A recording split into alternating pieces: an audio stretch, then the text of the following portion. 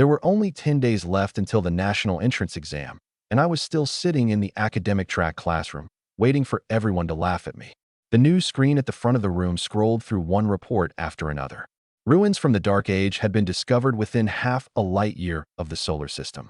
The Lunar Federation had recovered a stolen Soul Realm cultivation art. 3 more Free Spirit Realm powerhouses had emerged on Mars, each capable of crossing the sea of stars with nothing but the strength of his own body. But it was the final report that truly silenced the class. This year, the number of students in the Xia region who had registered for the Marshall exam had reached another record high, more than twice the number taking the academic exam. Even after being reincarnated into this world for more than a decade, news like that could still stun me. Technology here was at least 3 centuries ahead of the world from my previous life. Humanity had already colonized the solar system, and while exploring the stars, it had encountered its natural enemy, the star-born alien races. The Dark Age had lasted 100 years and nearly destroyed human civilization, but it had also forced humanity to master martial arts and supernatural abilities. Now the alien races had been driven more than 100 light years beyond the solar system, and martial artists had become the people who truly controlled their own destinies in this era. That status was not media hype. Martial artists guarded city defenses. They formed the core of every interstellar exploration team. Even senior positions in the Federation had legally mandated minimum cultivation levels. Ordinary people could earn stable lives through knowledge, but whenever aliens attacked, the survival of an entire region still depended on the people with the hardest fists. On Ability Awakening Day in our first year of high school, almost every student wanted to join the martial track. Some could harden their skin. Some could accelerate for a brief moment. Others could do nothing more than sharpen their eyesight a little, yet their families still took them for repeated testing. Once the ratings came back, reality ground away most of that enthusiasm. E-rank and F-rank abilities were not completely useless. They simply could not compensate for the enormous gap in martial resources. Cultivation arts, elixirs, training facilities, and weapons, every one of them cost money. Schools would not waste their limited places on students with almost no chance of success. I did not even qualify for the lowest F rank, so naturally, I had been assigned to the academic track, because the ability I had awakened could not even be rated F rank. So number 1, are you seriously planning to take the martial exam? Several students in the front row turned around to look at me. The martial track class refused to take you back then. That thing of yours only improves your study efficiency a little, and you still call it an ability. Another student laughed and joined in. So what if you rank first in every academic subject? Strength is still what matters in this world. Accept reality. At best, you'll end up behind a desk. I had heard the same kind of thing for 3 years. I had lost the energy to get angry long ago. I turned around and looked at them with complete sincerity. I understand how you feel. Their smiles froze at the same time. You worked yourselves to the bone for 3 years just to stay in the elite academic class. Meanwhile, I prepared for the martial exam and still kept every academic score at the top of the school, leaving all of you to fight over second place. On top of that, I'm taller than you and better looking. If I were in your position, I might have trouble not feeling jealous too. I nodded to them. So yes, I really do understand. Several faces flushed red. Someone was just about to explode when the familiar click of high heels sounded in the hallway. Ma Mingjia, who sat beside me, nudged me with his elbow. Ms. Zhou is here. Zhou Li, our short-haired homeroom teacher with glasses, walked into the classroom. The first thing she did was erase the second one from the words 11 days until the national entrance exam on the blackboard. Only 10 days remain. Are you truly ready? No one answered. Her eyes swept across the class before finally stopping on me. Sugu, have you still decided to take the martial exam? I stood. Yes, Ms. Zhou. She fell silent for a moment, then spoke more gravely than usual. Your ability has no combat function. On the A to F ranking scale, it cannot even qualify for F rank. With your academic scores, you could choose almost any prestigious university. Why are you so determined to gamble with your life? Stifled laughter rippled through the classroom. Mom Mingjia was about to defend me, but I pressed a hand onto his shoulder.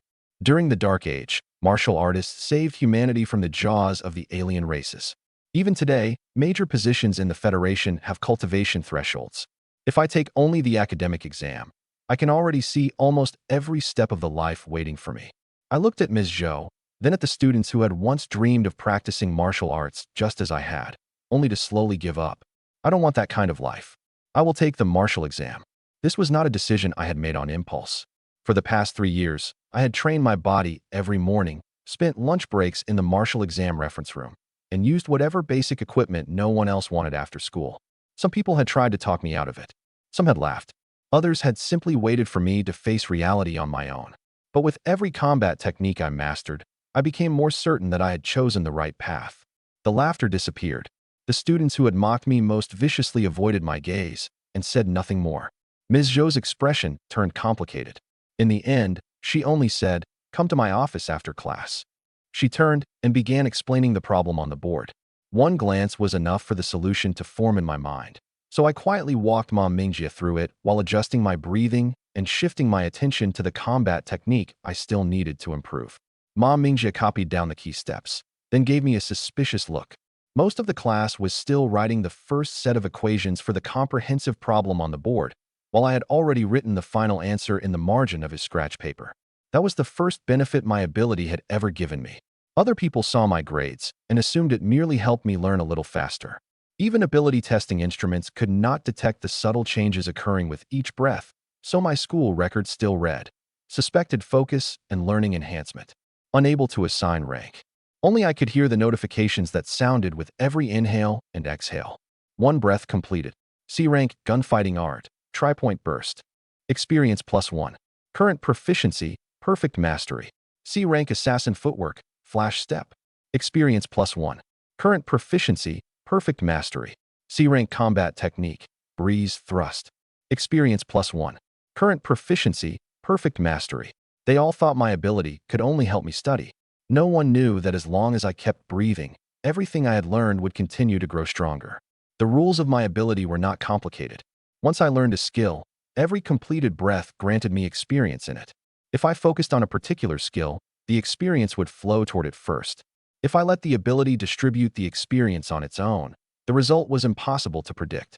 When my ability first awakened in my freshman year, I barely knew any combat techniques.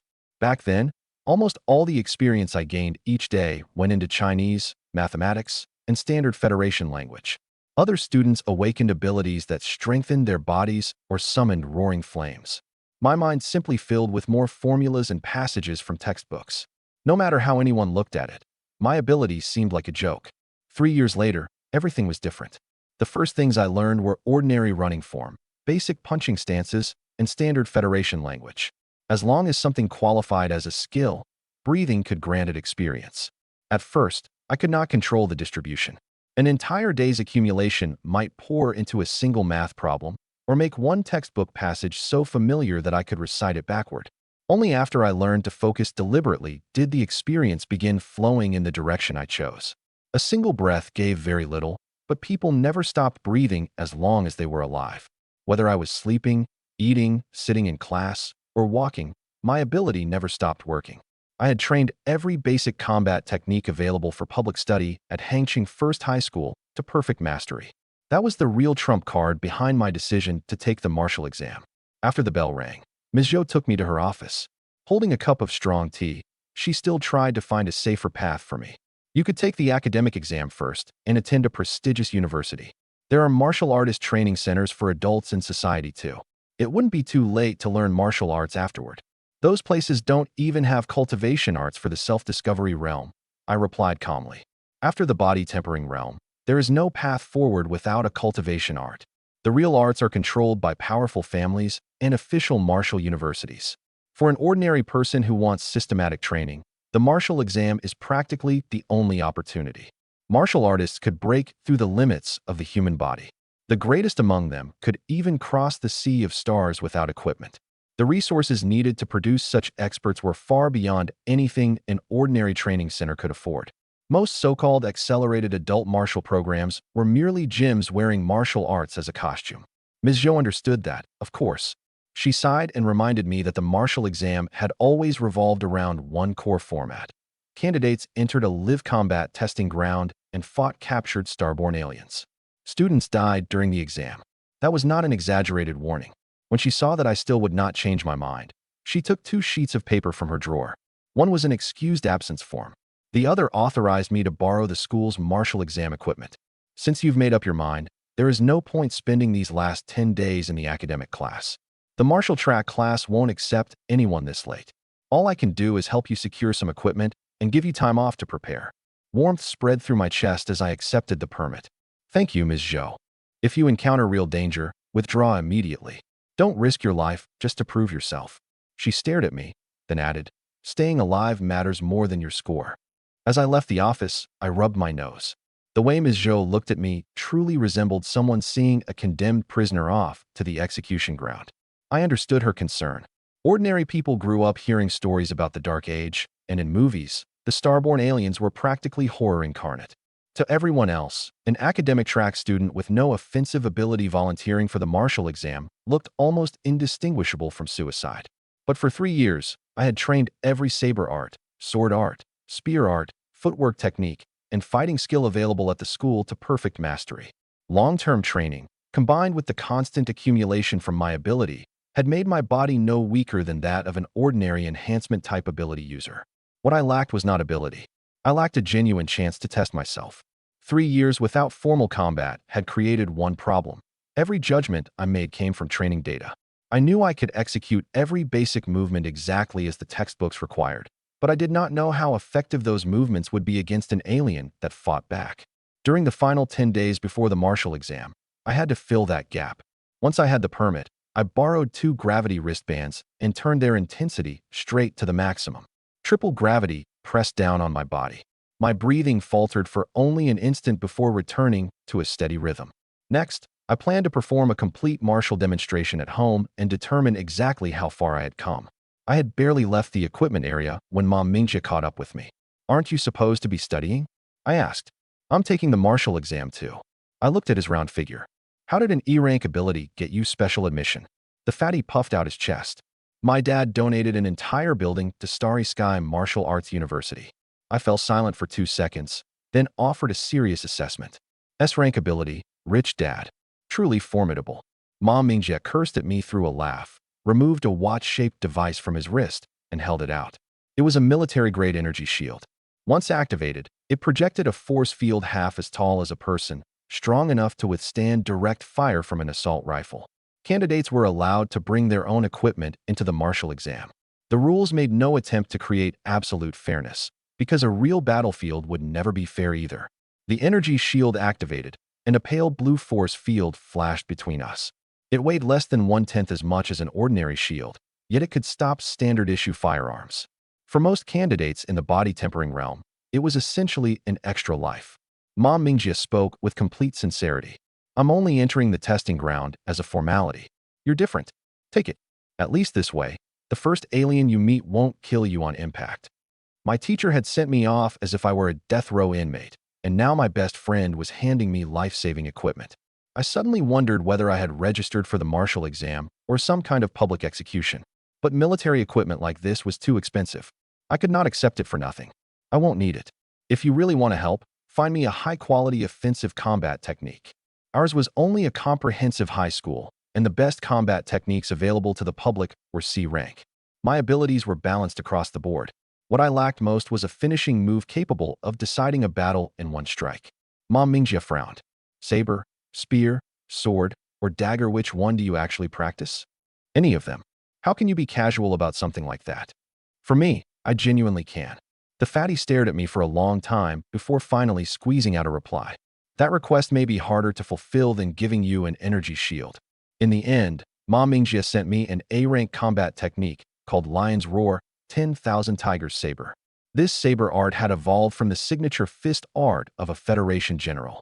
Its movements were fierce and overpowering. At high levels of mastery, every swing produced the roar of a lion and the howl of a tiger, enough to intimidate an enemy's mind. The fatty claimed he had practiced it relentlessly for 3 years, and had already reached perfect mastery. Then he used his palm as a saber and demonstrated a strike on the spot. Something did sound inside his body. It sounded like a cat meowing. That one didn't count. Mom Mingjia cleared his throat. You have 10 days left. Reaching the entry level will be enough. Even at beginner proficiency, an A-rank combat technique can save your life in the testing ground. I accepted the material without exposing his actual proficiency. He then explained the technique's requirements in detail. Lion's Roar 10,000 Tigers Saber demanded more than raw strength. When striking, the user also had to synchronize the vibrations of his soul force with his chest. The lion's roar oppressed the enemy's mind, while the tiger's howl drove the momentum of the saber. If either one fell out of alignment, the technique's power would drop dramatically. Ma Mingjie had trained for 3 years, and that cat-like sound had already said everything. I made sure not to laugh too openly in case he took the material back. Thanks. I'll see you at Starry Sky Martial Arts University. He assumed I was merely encouraging myself and waved goodbye with a smile. On the bus home, I watched the demonstration video and read the written instructions from beginning to end. The government-assigned apartment where I lived stood in a rundown residential complex far from the city center. The building had not been properly maintained in years. My place had no decoration, and aside from a meditation cushion and training weapons, there was almost no extra furniture. As an orphan, I spent most of my welfare payments and subsidies on training equipment and energy supplements. The school provided my meals for free. My life was far from comfortable, but it had been enough to keep me going until today. I sat cross-legged, holding a saber in one hand while continuing to read the material with the other. 3 years of accumulated experience in fundamental saber arts quickly broke down the force generation, foot placement, and circulation of blood and vital energy used in Lion's Roar, 10,000 Tigers Saber. Once I was certain I understood the complete technique, I closed my eyes and took one long, deep breath. In the demonstration video, the general first lowered his shoulder, then drove power upward from the soles of his feet, through his waist and back, and into the edge of the saber. I divided the movement into 17 stages and matched each one against the basic downward strikes I had mastered. Only the method of vibrating soul force was unfamiliar. Every other component had a foundation in my existing experience. During my first simulation, the lion's roar lagged half a beat behind the saber's momentum. On the second, the resonance in my chest was too powerful and disrupted my breathing instead. On the third, every point finally aligned. One breath completed. A-rank combat technique. Lion's Roar, 10,000 Tigers Saber. Experience +1. Current proficiency, beginner. I had crossed the threshold. I focused every breath that followed on this saber art. Understanding of the forms, the angle of each strike, and the connections between bursts of power flooded continuously into my mind. A technique that had been utterly unfamiliar rapidly became physical instinct. 10 minutes later, I rose and swung the saber. The blade tore through the air. A deep lion's roar and tiger's howl erupted through the apartment at the same time. A-rank combat technique. Lion's Roar, 10,000 Tigers Saber. Current proficiency, minor mastery. 10 minutes. Minor mastery. That meant this one combat technique alone qualified me to challenge the city's top 100 and the province's top 700. Combined with every foundational combat technique at perfect mastery, even I could not accurately judge how far I might go. I desperately needed a complete martial demonstration. I closed my eyes, and my mind quickly sank into a combat state. The long saber shifted through my hands as the fierce lion's roar, 10,000 Tigers Saber intertwined with the other saber arts I had mastered over the past 3 years. At times, my saber's momentum bore down from the front. At others, it vanished into complete silence. As the practice drew me in, I stomped my right foot down, leaving a clear shoe print in the concrete floor. Someone upstairs began hammering on a heating pipe, and a neighbor asked whether somebody was demolishing the building. I did not hear clearly. Still immersed in a state of flow, I continued my practice. The wind from my saber swept along the corners of the walls, making the old light fixture sway without stopping. Someone outside shouted my name. Another person guessed that a martial artist had broken into the apartment. When I took my next step, a deep tremor ran through the entire aging building. I was not deliberately ignoring them. Once I entered a state of flow, sounds from the outside world reached me as though through deep water. Only my saber path, breathing, and footing remained clear. That was precisely why I failed to notice that the room could no longer withstand my movements. When I delivered the final slash, the force of the strike left the blade, cut straight through the concrete wall and its inner reinforcing bars, and opened a gap that let daylight stream through. I snapped back to awareness. Looking down, I saw shoe prints across the floor, the walls, and even the ceiling. Steel reinforcement showed beneath the fractured concrete. My home looked as though a demolition crew had swept through it. That's not right. My control was precise enough to shave the wing off a fly with a saber without injuring its body. An ordinary martial demonstration should never have gotten this far out of control. Then I noticed the gravity wristbands on my arms. They were still maintaining triple gravity. I had worn them for hours from school to home and throughout my saber practice. The instructions clearly said to remove them after 10 minutes. yet my body felt no discomfort. I had apparently adapted to the added pressure on a subconscious level. When I struck, my body automatically compensated for the gravity, throwing off my judgment of the force I was using. Once I confirmed there was nothing wrong with my martial arts, I began calculating the repair costs. My heart ached a little more with every new item. Forget it. I'll consider this all my bad luck before the exam spent at once. The moment the words left my mouth, urgent knocking sounded outside the door. Police. Open the door. I looked at the wall I had cut open and suddenly felt that today's run of bad luck might not be over yet. The police spent half an hour verifying my identity and contacting the school to confirm that I was officially registered for the martial exam. Only then did they believe they had not walked into the aftermath of a home invasion by a martial artist. While inspecting the wall and floor, they checked my identification several times. Before leaving, one officer gave me his contact information. He said that if I was willing to apply to a police academy, they could write me a recommendation. Then, in a grave tone, he reminded me that all future training had to take place in a professional facility. One officer scanned the cut in the wall with a detector. It confirmed that the reinforcing bars had been severed cleanly by the same burst of saber force rather than by the building's deterioration. He then made me remove the gravity wristbands in front of him. Only after seeing that they were indeed set to triple gravity did he accept my explanation that I had lost control during training. 18 years old.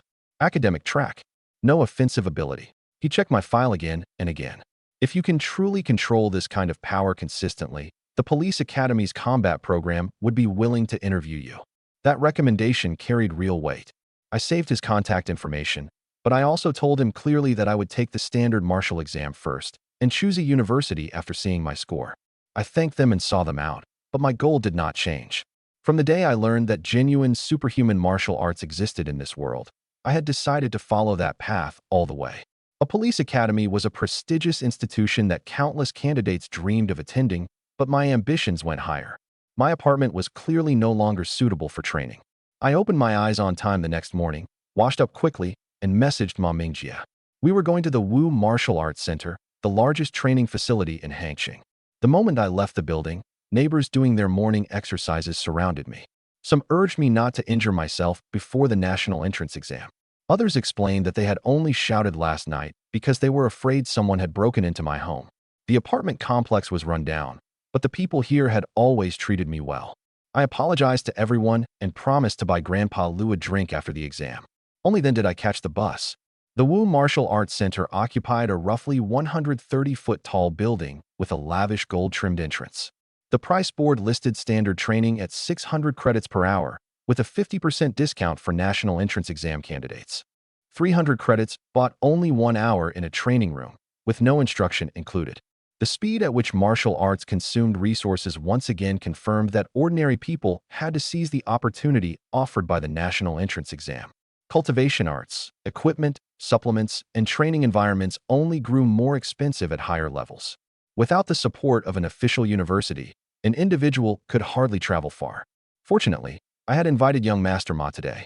You drag me out at dawn not to have fun, but to keep you company while you train and I still have to pay? Ma Mingjie glared at me while scanning the payment code. Do you have a conscience? I'll go crazy with you after the exam. Count today's fee as an investment in your martial exam. You can even ask Uncle Ma to reimburse you when you get home. The fatty considered it.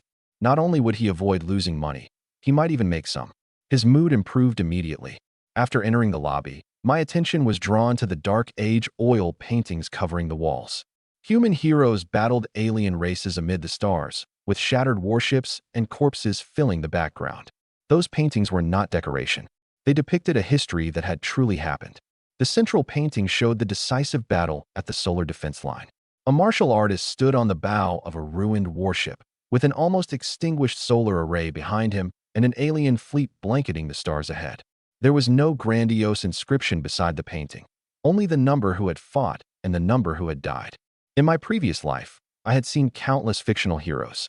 Only after coming to this world did I understand that martial artist was not a glamorous title. It meant someone who still dared to stand at the front after civilization had been forced to its very last step. I was absorbed in the painting when someone wearing the uniform of Hangqing First High School called to me. Sugu, you still haven't given up on the martial exam. I recognized him as Zheng Di, the top student in the school's martial track class. During my first and second years, I often visited the martial equipment area to borrow reference materials, and I had met him several times. Zhengdi advised me to choose the safer path based on my academic scores. I did not argue. I only said I wanted to try once. 9 days from now, every answer would appear in the testing ground. Explaining myself now was meaningless. But the slick-haired student beside him stepped in front of me and looked me up and down without the slightest courtesy. My name is Wu Yi, and my family owns this training center. Why are you taking the martial exam with that third-rate ability? Stop coming out here and wasting resources. He deliberately raised his voice, drawing looks from people throughout the lobby. I had just begun to frown when Mom Mingjie finished paying and hurried back. A customer paid to train here. Since when is it your place to drive him away? Should I repeat those exact words to Master Wu and let him personally teach you how to run a business? Wu Yi clearly recognized Mom Mingjie and understood the gap between their families. His expression changed several times, but in the end, he did not dare keep blocking our way. The lobby manager hurried over, first checking our payment record and then asking Wu Yi not to disturb paying guests. Zhengdi also told him to let it go. Wu Yi did not apologize. He merely shifted his gaze to the gravity wristbands on my arms and sneered that the martial exam was not something one could pass by using equipment to put on a show. I did not explain that I had already spent an entire night walking around under triple gravity. There was no reason to hand that information to a potential opponent before the exam. I pulled the fatty away. Ma Mingjie was still savoring his performance and asked whether he had looked cool. My boy is all grown up. You've finally learned to honor your father. Screw you. Get crawling, grandson. We traded insults through laughter as we entered the training area. I did not look back, nor did I care what Wu Yi thought of me. Whether I was strong enough would not be decided by a few words in the lobby. Martial artists did not casually reveal their combat techniques or hidden cards. Ma Mingjie and I each rented a private training room and agreed to meet for food in 1 hour. The walls of my room were reinforced with black alloy. Common cold weapons and firearms were arranged neatly beside the entrance. After changing out of my school uniform, I began with a physical test. I tapped the floor lightly with my toes and rose more than 3 feet into the air. Controlling every muscle in my body, I remained at the apex for nearly 30 seconds before descending slowly. I was in excellent condition. I picked up a pair of daggers, checked their length, center of gravity, and grip, then issued an order to the training system. 100 synthetic human targets. The system first warned me that the targets would move at the maximum sprinting speed of an ordinary adult and randomly attempt to surround, ram, or evade me. Their damage feedback closely resembled real muscle, but they would not use combat techniques of their own, making them ideal for testing basic killing efficiency. A hidden door opened, and 100 humanoid targets made from synthetic flesh slid rapidly into the arena. They could simulate charges and evasive movements, and they would stop only after the system registered a fatal injury. The leading target rushed me from a blind angle. I activated Flash Step. My figure vanished from where I stood and reappeared behind it, where the dagger in my reverse grip pierced the location of its heart. Fatal damage. Kill count 1. My footsteps sounded again.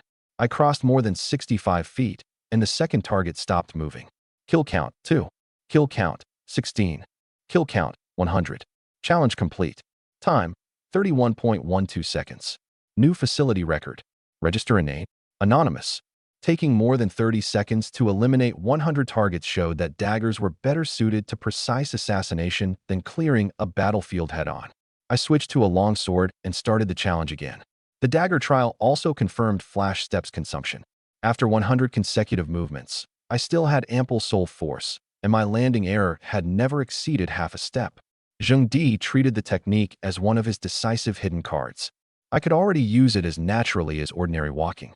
Breeze thrust pierced the first target, and the path of my sword changed continuously with my footwork. Challenge complete. Time 24.78 seconds. New record. Anonymous. Next came the staff. 20.11 seconds. A staff had no edge, so I had to shatter the cervical spine, sternum, or skull. Every hit required a more complete transmission of force, but the weapon was also better suited to charging directly through a formation. The spear. 16.14 seconds. The spearhead covered a wider area. While the front row of targets was being impaled, those behind them continued closing in. I swept the surrounding targets away with the shaft, then killed them one after another along the shortest possible route. The bow. 12.34 seconds. The training room's smart arrows automatically returned after striking a target. I reduced the interval between shots to the shortest the system allowed. Each arrow passed through 2 or 3 targets, and for the first time, my clearance time fell below 15 seconds. I tested one weapon after another in simulated combat, and my body became thoroughly warmed up. More importantly, the combat techniques that had been stalled at perfect mastery began to loosen. One breath completed. C-rank assassin footwork, flash step. Experience +5. One breath completed. C-rank combat technique, breeze thrust. Experience +3. Ordinarily, each breath granted only 1 experience point. In combat, the gain multiplied several times over. Synthetic targets were lifeless objects in the end. Against an enemy that could truly fight back, the increase might be even greater. I picked up the long saber, ready to test my only A-rank combat technique. Give me another 2,000. The system quickly replied that the facility had only 980 targets left in stock. My repeated trials had already destroyed most of the usable inventory. Then release all of them. The floor began to shake. Targets poured through the hidden doors like a tide, nearly filling the training room. I did not swing immediately. First, I brought my breathing, my mind, and the long saber into the same rhythm. The instant the targets entered my attack range, I unleashed Lion's Roar, 10,000 Tigers Saber. A thunderous roar exploded through the enclosed room. Saber light swept head-on through the massive targets. More than 900 bodies tore apart at once, while the remaining force continued forward and carved a crack into the black alloy wall. For less than a second after the saber light passed, the training room seemed frozen in a vacuum. The front row stopped first. Then the entire mass of targets split one after another through the middle, as though the same invisible line had cut through them all. Synthetic blood and filling material did not hit the floor until the announcement sounded. Challenge complete. Time, 1.21 seconds. I sheathed my saber and checked the time. The hour was almost over. The usage agreement clearly stated that the Martial Arts Center assumed responsibility for damage to a training room. I had registered none of my records, and I had no intention of revealing my hidden cards before the national entrance exam. As I left the room, the back-end alarm repeatedly warned that the synthetic target inventory was critically low. Staff members rushed toward the warehouse. No one connected the alarm to the academic track student in a school uniform standing before them. The elevator doors opened, and Ma Mingjie and I happened to run into Wu Yi and Zheng Di. Zheng Di stepped aside to let us pass. Just before the doors closed, he said, "Good luck on the martial exam." You too. The door slid shut. I did not know what the two of them would find in the training room next, but as I watched the inventory alarm continue flashing, I could already imagine Wu Yi's expression. Ma Mingjie had challenged only 10 synthetic human targets in his training room. He chased them for half an hour without catching a single one, then let them ram him until his whole body was covered in bruises.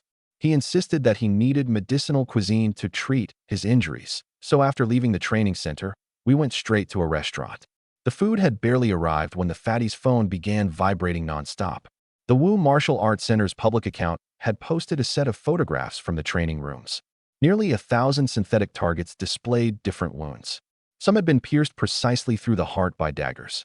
Others had been run through by a sword or crushed by a staff. Many had bullet holes or arrow wounds in their heads. In the final photograph, an entire reinforced black alloy wall had been split open by a single slash of saber light. The caption claimed that several mysterious professional martial artists had trained at the facility that day and anonymously broken multiple records. Martial artists throughout Hangzhou were invited to challenge them. These were probably the promotional photographs Wu Yi had just taken. None showed the users, and the specific rooms were not identified. Licensed training centers were bound by Federation privacy law. Unless a crime occurred, they could not publicly investigate a customer's identity or training activities. The Wu Martial Arts Center could display the resulting damage, but it could not pull up my registration information for publicity. That rule put me at ease and ensured that all the reasoning in the comments would never reach the correct answer. Several mysterious professional martial artists. Ma Mingjie enlarged the photographs, his eyes growing wider and wider. How many experts came here this morning? The comments were in an uproar as well. Based on the dagger wounds, some people concluded that the assassin ranked among the province's strongest candidates. Others insisted the final slash had come from a self-discovery realm expert. Still others guessed that a professional team had been conducting a comprehensive test. Only one person suggested that all the damage might have been caused by a single martial artist. Mockery immediately drowned that comment. The logic was simple. No high school student could master so many conflicting combat paths at the same time, much less destroy more than 1,000 synthetic targets within 1 hour. A verified professional assassin enlarged the dagger wounds and determined that all 100 moving targets had been struck through the heart instantaneously, without any sign of resistance. He estimated that the attacker could perform at least 100 consecutive short-range displacements. That achievement alone would place the person among the best assassins of the same age in the entire province. Another weapons instructor analyzed the cut in the black alloy wall. The edge had first been compressed by saber force and then fractured from within, proving that the attack had not been an explosion, but a highly concentrated slashing technique. 3 popular theories quickly emerged in the comments: a senior in the self-discovery realm, a professional team, or official testing personnel. No one was willing to believe that an academic track high school student who had just taken leave from class had completed that training session. I raised my tea and silently took a sip. Every step of their analysis was reasonable. They had simply eliminated the correct answer at the very beginning. Look at these dagger wounds. Ma Mingjia pointed at the photograph. 100 targets, every one pierced through the heart in a single strike. Zheng Di specializes in flash step, and even he couldn't activate it 100 times in a row. This person has to be a professional assassin. Maybe. And look at this wall. You were training on that floor. Did you hear an explosion? I did. What a shame. Regret filled the fatty's face. If I'd left a little earlier, I might have met that senior and asked him for a few pointers. He even opened his private messages and prepared to ask Wu Yi for an introduction. The training center's account replied with only, "We respect our customers' privacy," making the so-called mysterious expert seem even more credible. I looked at the bruises on his arm and offered a sincere suggestion. Next time, learn how to catch 10 synthetic targets before you worry about asking a senior for advice. You have the nerve to criticize me? He rolled his sleeve higher. I got battered like this in there, and you don't have a scratch. You didn't trick me into paying while you hid in your room and rested, did you? Of course not. I cut down almost 5,000 synthetic targets today. Ma Mingjia picked up a piece of abalone without even raising his head. Keep bragging. If you'd really cut down 5,000 of them, Wu Yi's family would be out of stock today. I glanced at the facility notice that still warned of insufficient inventory and decided not to explain further. After a few more bites, the fatty's tone suddenly turned serious. Brother Su, come work at my family's company after graduation. Any position I have the authority to offer is yours.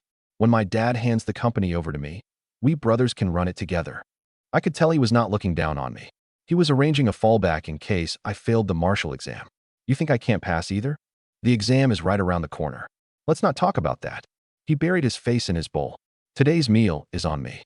The table fell quiet for several seconds, but the food continued disappearing at an astonishing rate. I came back to my senses and immediately grabbed my chopsticks. The restaurant's main medicinal dishes used meat from low-level alien creatures. The prices were outrageous, but the food truly contained much more energy than ordinary meals. Ma Mingjia claimed it was for his injuries, yet he had ordered 4 people's worth in one go. I had consumed plenty of energy that morning too, and between us, we soon cleared the entire table. Fatty, leave some for me. You're stealing food from your father's bowl? Have you no filial piety? I reached out to protect the final plate of meat, but I quietly remembered his kindness. Everyone was preparing a life for me after failure. 9 days from now, I would show them with my own hands that I did not need that fallback. After returning home, I began making my final adjustments for the martial exam. The tests at the Wu Martial Arts Center had already proven that my physical strength, foundational combat techniques, and Lion's Roar, 10,000 Tigers Saber all functioned normally. During the remaining 9 days, I stopped any extreme training that might cause injury. I only maintained my condition while registering my exam weapons with the Federation government. The training weapons in my home could not actually kill aliens, and I could not afford black alloy equipment.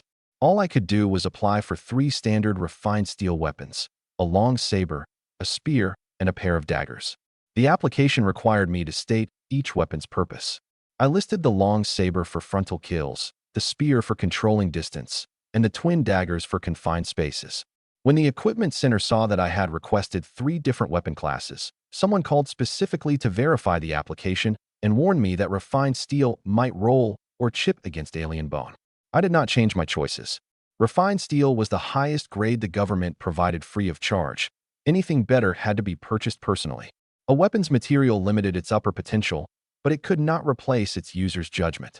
As long as I did not drive the edge straight into the hardest bone armor, these weapons would last through one exam. Although I had mastered many weapons, I could not carry an entire armory through the testing ground. This combination covered frontal bursts, mid-range attacks, and close-range assassination. It was enough for most situations. That evening, Ms. Zhou called me. She did not relay an order from the school telling me to withdraw. She only asked about my physical condition once more and warned me that the exam might be more difficult than in previous years. Before ending the call, she remained silent for a long time. Sugu, I've taught for many years, and I've rarely seen a student persist at the same thing for 3 straight years. I am still worried about you, but I don't want all your effort to go without even one chance to be tested. Thank you, Ms. Zhou. Promise me that if you can't win, you'll withdraw. There is no shame in failing. You have only one life. I gave her my solemn promise. After putting down the phone, I continued regulating my breathing, gradually bringing my mind and body toward their most stable state. The 9 days passed quickly. During that time, I woke and ate according to the exam schedule every day. I controlled my training intensity to avoid carrying muscle fatigue into the test. In the mornings, I reviewed the weaknesses of different awakening-level aliens. In the afternoons, I linked my footwork together using wooden weapons. At night, I concentrated every breath on stabilizing Lion's Roar, 10,000 Tiger's Saber at minor mastery. I also repeatedly checked the emergency rescue rules. The shield in my watch took only an instant to deploy, but even that might be too slow if an alien already had its jaws around me. It could serve only as a final safeguard, not an instant resurrection device. At dawn on the day of the martial exam, I opened my eyes on the meditation cushion. The long saber, spear, and daggers lay neatly beside me, every edge inspected. I planted my hands on the floor and exerted force through my feet, rising directly without pushing with my upper body. Every part of my body responded to my will. I was at my peak. When I left the apartment building, the neighbors were already waiting outside. Some told me not to get hurt. Others tried to pull me into their homes for breakfast. Children lined the roadside, shouting, "Good luck, Brother Sue." Grandpa Lu pressed a protective charm from a temple into my hand. "Your score doesn't matter. Come back safely." I tied the charm to the hilt of my saber and nodded firmly. "I will." An old red cord held the charm, and Grandpa Lu had squeezed creases into the corners of the paper. No one in this neighborhood understood high-level martial arts, but they all knew students could die during the exam. Behind every good luck, what they truly meant was, "Come back." When I reached Hangqing First High School, vehicles bringing candidates filled the area around the gates. More than 40 camouflage troop carriers stood in formation on the athletic field. The military would escort all martial exam candidates to the sealed testing site. Over here, Ma Mingjie stood among the students from our academic class, waving at me. Ms. Zhou was there too. Behind her were classmates whose academic exams had already ended and who had no reason to return to school. "Why are all of you here?" Our class monitor, Lu Jingjing, stepped in front of me. "Everyone used to laugh at you because we were just like you all, judged unsuitable for martial arts. You persisted for 3 years and still kept us beneath you by ranking first in the entire school. A lot of people refused to admit it out loud, but deep down, they always treated you as their goal." She apologized on behalf of the whole class. A jumble of sincere cheers immediately rose behind her. I recognized the first people who had mocked me. Instead of hiding at the back of the crowd, they raised signs bearing my name. One said that he had once wanted to take the martial exam too, but had failed to persist. Another asked me to at least leave one academic track student's name on the rankings. Who says academic students can't take the martial exam? Sugu, come back with an elite school score. Safety first. Don't force yourself. As I looked at one familiar face after another, something seemed to strike my chest softly. My 3 years of persistence had affected more than me. Even though no one believed I could create a miracle, they still hoped I could at least walk this path safely to its end. Why isn't anyone cheering for me? Ma Mingjie squeezed through, unconvinced, and patted his belly. "I've trained so hard these past few days that I've lost weight." I looked him up and down. "It would be more practical to cheer for your dad. He must have worked hard to get you into a university." The crowd burst into laughter. After completing registration, Ma Mingjie and I boarded a troop carrier. As its door closed, Ms. Zhou gestured once more for me to withdraw immediately if anything went wrong. I placed the long saber with its protective charm beside my leg and waved to everyone through the window. They hoped I would return safely. I intended to bring back a score no one had dared imagine. Only Ma Mingjie and I from Hangqing First High School's academic track were taking the martial exam. so we were assigned to the Martial Track class's troop carrier. The moment two unfamiliar faces boarded, whispers rose around us. Some recognized Ma Mingjie as the son of Hongqing's richest man. Others recognized me as the academic student with an unrankable ability who still insisted on taking the martial exam. What baffled them most was my equipment. A saber, a spear, and twin daggers. Does he think carrying more weapons automatically makes him stronger? 3 years isn't enough to perfect even one combat path, and an academic student wants to practice all of them. And they're all refined steel. Most serious candidates use black alloy at a minimum. Refined steel might lose its edge after cutting down only a few aliens. Their judgments match common sense. I did not argue. I merely checked the protective charm tied to my saber hilt.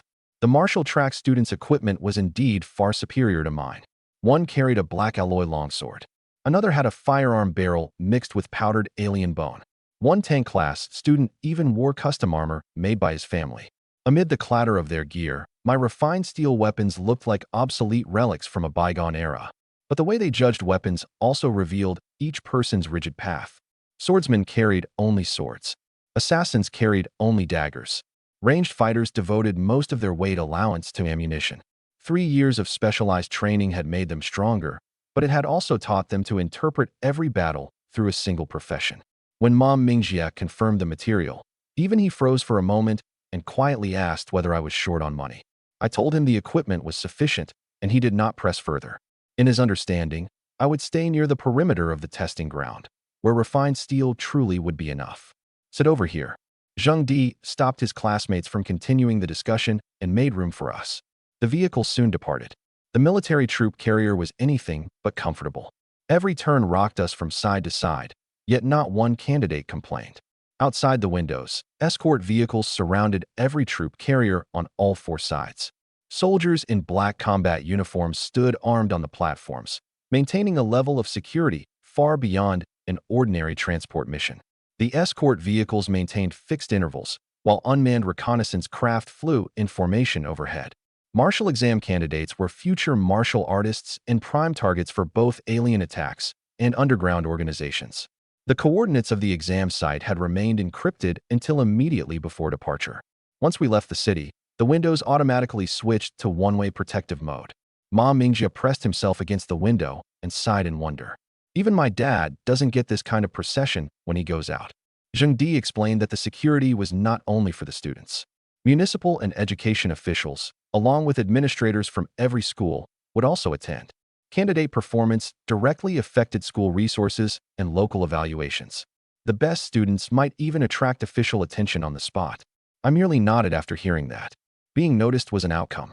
Producing a result inside the testing ground came first. The convoy entered a tunnel with an extremely steep grade. Everything outside the windows turned black. Only after a full half-hour did blinding daylight flood back into the cabin. Disembark, the driver ordered. We filed out of the vehicle and found an enormous basin before us. At its center, an entire city lay sunken in the earth like a corpse. Scorched high-rises leaned at crooked angles. Streets cracked apart by molten rock wound through the ruins, and the outlines of shop signs remained visible beneath scars left by powerful acid. Several beast-like shadows raced among the distant buildings. They were not projections. They were genuine starborn aliens. The ruins were far away, yet I could still see one building melted cleanly through the middle, its severed surface resembling solidified black glass. Another street had been eaten into a trench several yards deep by acid. Textbooks reduced the casualties of the Dark Age to numbers. Standing here gave those numbers their weight back. A broadcast sounded. A military examiner explained that this city had been left behind after Earth fell during the Dark Age.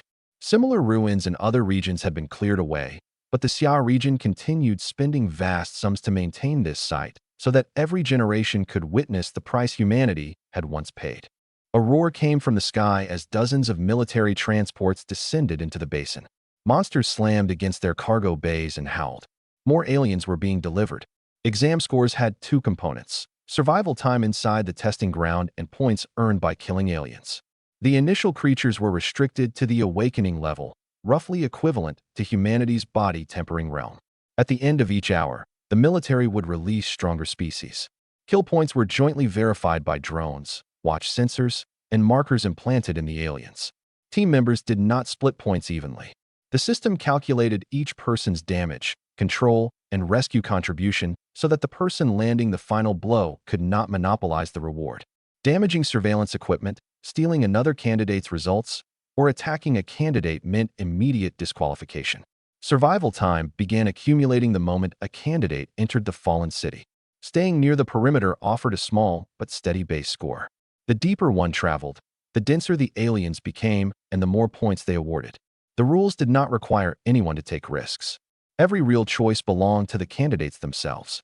Each candidate received a survival watch. If someone confirmed that they could not continue, pressing the distress control would deploy a 360-degree energy shield and immediately dispatch a rescue team. Even so, the examiner explicitly warned that safety could not be guaranteed 100%. Students began identifying monsters appearing in the ruins. Red skeletons, Ghostface, and other aliens that should have been released later were already present. This year's exam was clearly more difficult than previous years. I did not join the discussion. My gaze settled on a fully enclosed white transport. Every other cargo bay echoed with roars. Only this one was unnaturally quiet. Yet as I stared at its thick armor, a suffocating sensation suddenly gripped my chest, as though I were sinking into the deep sea. Whatever was inside seemed to lock onto me through the steel plating. I could hear my own breathing slow. The pressure did not resemble ordinary killing intent.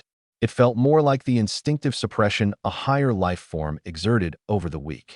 No alien-level marking appeared on the outside of the white transport, yet twice as many chains and guards surrounded it as any other cargo bay. It clearly did not belong to the first release. I was about to move closer and verify it when an undisguised sneer sounded behind me. If a few low-level aliens scare you, why bother taking the martial exam? Go back and take your academic tests. The speaker stood almost 6.5 feet tall, with a shaved head and an exaggerated battle axe resting on one shoulder. The candidates nearby clearly resented his words, but not one stepped forward to argue. Mom Mingjia whispered, "Is this guy really a high school student? How many years has he repeated?" Zhengdi immediately told him to shut up, then explained that the man's name was Zhong Pojian. He came from Hangqing No. 1 Martial High School and followed the path of an offensive tank. With the B-rank ability power multiplication and a battle axe infused with powdered star titan bone, he was one of this year's seeded candidates for the province's top 20. His ability and equipment alone placed him beyond the reach of most people. Zhong Pojian slammed his battle axe into the ground, cracking the stone around its blade. He was not intimidating people with his voice alone. His B-rank power multiplication made every movement visibly threatening. The candidates he had mocked eventually scattered. No one wanted to be injured before the exam even began. I looked away, collected my survival watch, and began checking the straps securing my weapons. Teams were permitted, and the intelligence system would distribute kill points according to each person's actual contribution in battle.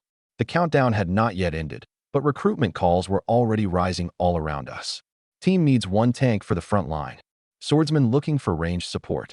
We're aiming for an elite university. Pushing for the top 100. Weaklings, don't waste our time. Many people changed direction the moment they saw my refined steel weapons. The martial exam decided their futures. No one wanted to reserve a place for an unranked academic student with no defined combat profession. After listening to several recruitment pitches, I quickly realized that candidates considered more than raw combat power.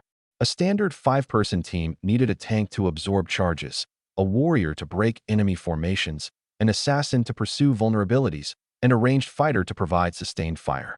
The final position went to reconnaissance or healing. Every member whose role could not be defined forced the captain to improvise new tactics during battle. To them, the 3 weapon classes on my back did not mean I could fill multiple positions. They meant I had failed to train any single path to a trustworthy level. Before seeing me fight, that conclusion was not unreasonable. 2 teams originally walked toward me, only to stop after reading the file tags on my watch. The labels "Ability Cannot Be Ranked" and "Academic Track" communicated more effectively than any introduction. The system permitted free team formation, and it allowed every candidate to reject teammates based on risk. Zhengdi's teammates were nearby, including Wu Yi. Zhengdi started to leave, took 2 steps, then turned back. His team already had a tank, a spear-wielding warrior, an assassin, and a ranged fighter. Wu Yi filled the final position. His ability could disrupt the senses of low-level aliens, perfectly covering their reconnaissance gap. If I joined, I could not simply follow behind.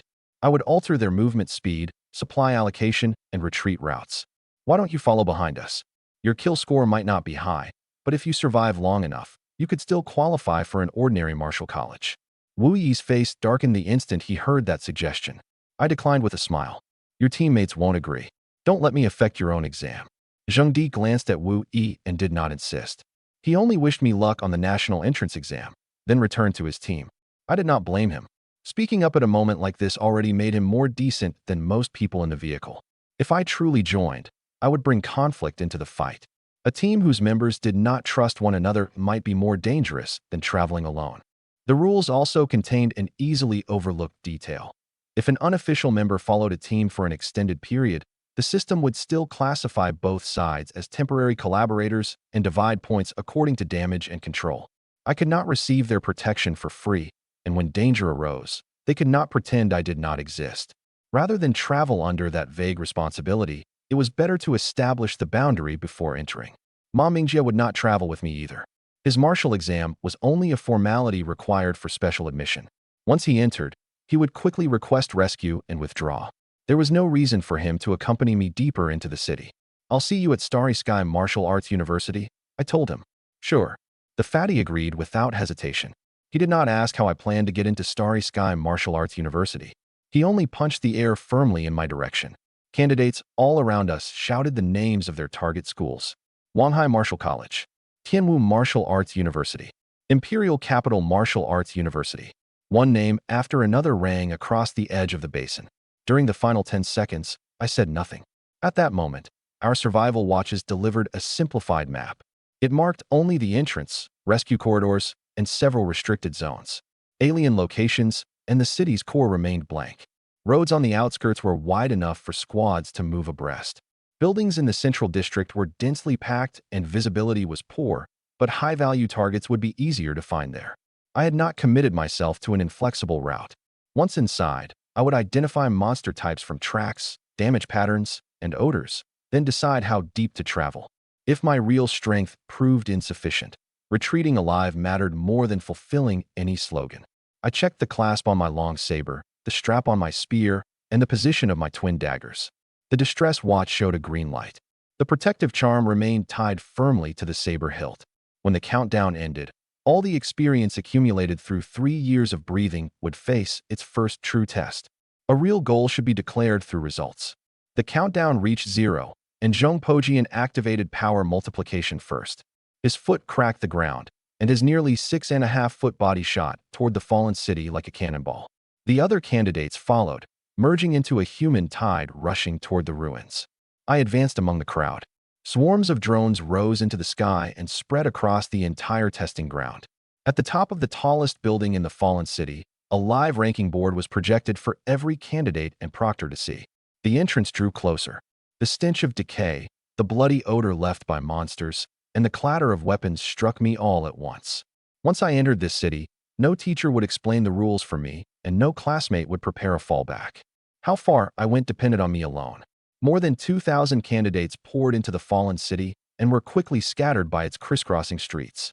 Battle cries rose continuously around me as teams began competing for prey along the perimeter. I did not linger.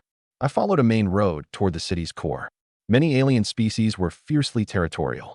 The better the environment and resources in a district, the stronger the monsters occupying it usually were and the more points they awarded. A deep purple wolf-like creature suddenly blocked the road ahead. Heat rose through its fur, and the teeth protruding from the corners of its mouth looked capable of crushing metal and stone. A spirit-eating wolf. According to general alien studies, its body temperature rose throughout a fight, while its purple fur dispersed the impact of ordinary blades. Its teeth and forelimbs were the most dangerous parts. However, a flaw in its alien evolutionary path had left its lumbar spine structurally weak. After spotting prey, it first injured the legs, then used its endurance to harry the target until blood loss finished the job. This alien possessed a durable body and astonishing stamina. Once it selected prey, it pursued relentlessly. Because the creatures were common and awarded relatively few points, most candidates preferred to avoid them. But across both of my lives, this was the first time I had faced a living creature that genuinely wanted to kill me. My heartbeat accelerated, yet the hand around my weapon remained unnaturally steady. I felt no fear. The battle hunger I had suppressed for 3 years had finally found an outlet. The spirit-eating wolf growled and lunged for my calf. I remained where I stood, activating flash step only when its teeth were about to close. It lowered its right shoulder before jumping, which meant it would land toward my left leg. I did not evade early, because moving too soon would only let it adjust in midair. Not until its front paws passed my knee did it truly lose the ability to change direction. Its jaws snapped shut on empty air. I had already appeared above it, my elbow wrapped in the power of 1,000-pound drop as it smashed into the wolf's lumbar spine. Bone cracked, and the spirit-eating wolf died instantly. The textbook had been correct. Its waist was both the coolest and the most structurally fragile part of its body. Awakening level starborn alien killed, spirit-eating wolf. Martial exam points +3. Current total score, 8. Live rank, 1,823. Current first place, Zhongpojian, 76 points. I glanced at the score only once before another set of notifications seized my attention. 1 breath completed. C-rank tank combat technique, 1,000-pound drop. Experience +15. On the next breath, the experience increased by 30. 1,000-pound drop proficiency breakthrough. Current stage, integrated mastery. Over the past 3 years, I had raised every foundational combat technique at the school to perfect mastery. After that, their growth had slowed noticeably. I had assumed I would need to enter a university and gain access to a more advanced training environment before I could break through. Perfect mastery meant I could execute the textbook requirements to their absolute limit. It did not mean a combat technique had no higher stage. Integrated mastery required turning fixed movements into tools for solving problems facing enemies with different sizes, speeds, and attack habits, yet still selecting the correct variation in an instant.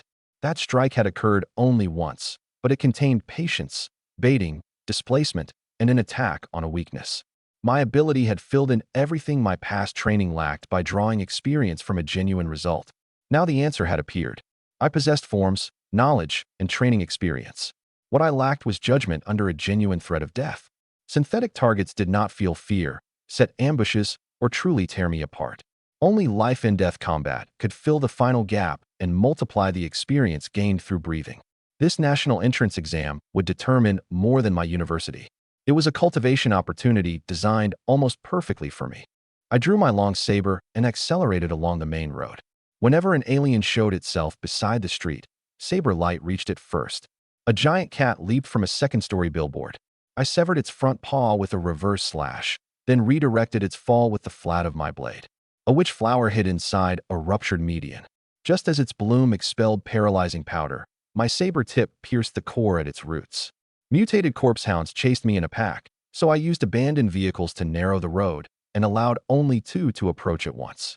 Every species had a different structure, but all fell quickly beneath the momentum of an A-rank saber art. Giant cat killed. Points +1. Witch flower killed. Points +7. Mutated corpse hound killed. Points +3.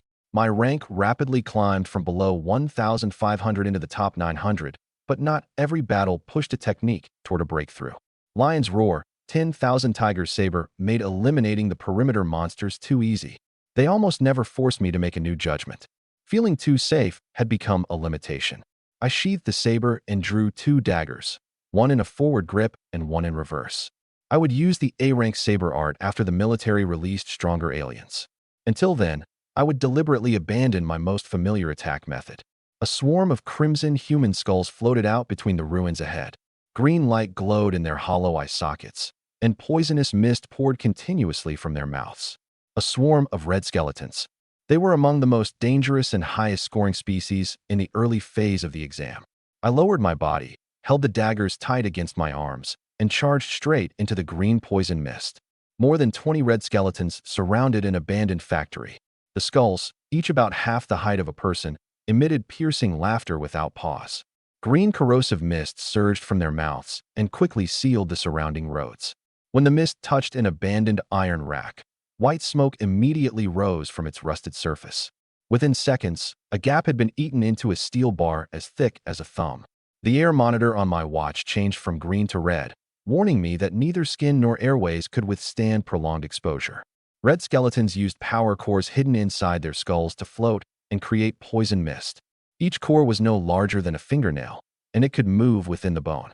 Standard tactics called for a ranged martial artist to crack the shell and then find an opportunity to destroy the core. An assassin fighting alone suffered an extreme disadvantage. I still did not draw my long saber. The greater the pressure, the faster a combat technique broke through. Since I had chosen the daggers deliberately, I could not retreat to my most familiar fighting style the moment I encountered difficulty. The first red skeleton dived at me through the mist. Instead of tracking its core with my eyes, I closed them for an instant and separated a softer, steadier vibration from the chaotic laughter. The laughter came from the resonance of the skull and scattered in every direction. The hum produced by the power core as it maintained flight had a fixed frequency. Whenever the core moved, the sound created an extremely brief echo inside the bone cavity. The textbook had mentioned the theory, but isolating it amid more than 20 layers of noise was harder than I had expected. I deliberately stepped left first, drawing the 3 nearest skeletons into turning at the same time. Their mist shifted with them, creating a thin edge. Only then did the first strike have a path. The core was behind the left eye socket. My twin daggers crossed. The airflow raised by their edges briefly tore open a narrow corridor. I activated Flash Step, passed through the gap in the mist, and drove my right-hand dagger precisely into the eye socket. A crisp crack sounded. The red skeleton lost power, and its green mist dispersed. The second core was behind the lower jaw. The third was near the ear opening.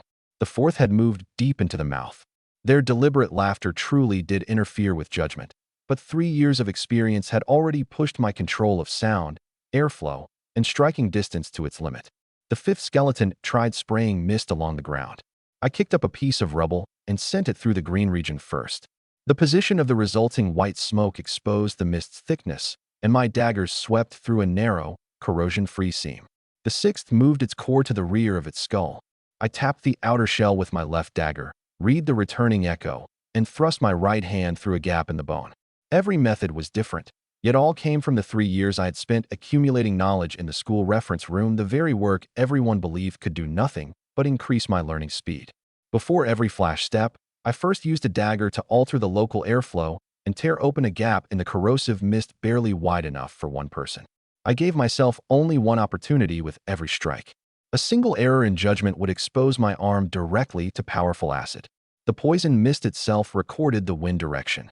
The pale green cloud leaned continuously toward a gap in the factory, showing that air was flowing from behind me toward the front. I needed only a momentary corridor for rapid movement. There was no reason to waste soul force fighting the entire cloud. Each red skeleton I killed removed one source of mist, slowly shifting the battlefield in my favor. I also changed my breathing pattern to deep inhale at the windward opening, short exhale inside the mist. My ability still activated after every complete inhale and exhale, but gaining one more burst of experience was not worth drawing corrosive gas into my lungs. This kind of precise, kill or be killed attack made my experience surge instead. One breath completed. C-rank assassin combat technique, wind dance slash. Experience plus 200. The remaining red skeletons stopped spreading out. More than a dozen pressed toward me at once. Their green clouds joined together, and the small openings in the wind rapidly disappeared. They tightened in from above, below, left, and right, while their shrieks merged into the same rhythm. There was no longer time to create individual gaps in the mist. Breaking outward would expose my back to every other target. The corrosion alarm on my watch vibrated continuously, while a countdown showed that the surface of my protective clothing could withstand only a few more seconds of splashing. I stopped where I was without rushing to retreat. At perfect mastery, wind dance slash merely used the dagger blades to create strange sounds and interfere with an enemy's judgment. As new combat experience flooded into my mind, however, the wind, the momentum of my blades, and my footwork began merging naturally. Wind dance slash proficiency breakthrough. Current stage, integrated mastery. I lowered my center of gravity and pivoted on both feet. My body spun in place with the twin daggers. The blades no longer merely produced sound. They whipped up a genuine wind whose direction I could control. The corrosive mist tore open from the center. The instant the red skeletons entered my attack range, I stabbed repeatedly with the rotation. Eye sockets, lower jaws, ear openings, and cranial seams shattered in succession. Every thrust struck a moving core. At integrated mastery, the technique was no longer bound to the fixed turns in a textbook. A dagger could become the center of the wind or exploit an enemy's dive to alter the airflow. The first circle tore apart the poison mist. The second disrupted their flight altitudes. Only the third harvested the cores. I did not force myself to complete all 3 circles merely to keep the movement attractive. 2 red skeletons were pushed onto the same route during the second turn. I immediately stopped my rotation with a reverse step and drove the daggers through their eye sockets one after the other. The value of integrated mastery was that the technique served the objective, not that the objective waited for me to complete a prescribed sequence. One red skeleton expelled an entire mass of acid as it died. I blocked it with another falling skull and shifted half a step with the momentum, preventing a single drop from touching my skin. The final red skeleton pressed down from overhead. I swept upward in a reverse grip, driving the dagger through its mouth. Its power core shattered, and more than 20 crimson skulls fell to the ground one after another. Red skeleton swarm eliminated. Combat contribution 100%. Points settled. My watch announced more than 20 kills in a single stream. My score climbed rapidly, and my ranking passed hundreds of names. Outside the factory, only the clatter of skulls striking the ground and the pale green mist dispersing in the wind remained. The system did not award only one score because the creatures belonged to the same swarm. Every power core carried an independent release marker, and the drones and watch verified each kill by time. When the final settlement completed, my score stopped at 345 and my live rank entered Hongqing's top 200. Both daggers remained usable, but the edge of the right-hand blade now had a tiny nick almost invisible to the naked eye. Refined steel did not possess unlimited durability. During several attempts to catch moving cores, the point had scraped the inner wall of a skull. I noted the damaged area and decided to let my left hand absorb most collisions in the next fight. I regulated my breathing and confirmed that no corrosive liquid had touched my skin. Throughout the fight, someone inside the distant factory had been watching. When I looked over afterward, I saw Zheng Di, Wu Yi, and a girl holding a laser rifle behind a broken wall. Each expression was stiffer than the last. They had probably been tracking this red skeleton swarm too. I nodded once to Zheng Di without going over to exchange pleasantries. New aliens could appear every minute. Continuing to fight mattered more than explaining myself. The blood had not finished dripping from my twin daggers before I was already racing toward the next district. The ability I had hidden for 3 years was finally beginning to prove its worth in a real testing ground. After clearing the red skeleton swarm, my score rose to 345 and my citywide rank reached 187. The first hour benchmark for elite universities was around 300 points. An ordinary team often had to surround and attack a high-value alien through multiple rounds, then divide the contribution among its members. I had eliminated an entire red skeleton swarm alone, which was why my score had jumped so sharply in one settlement. My position was already sufficient for admission to an elite martial university, but this was only the beginning. A little time remained before the first hour ended, so I continued searching for targets capable of pressuring my combat techniques.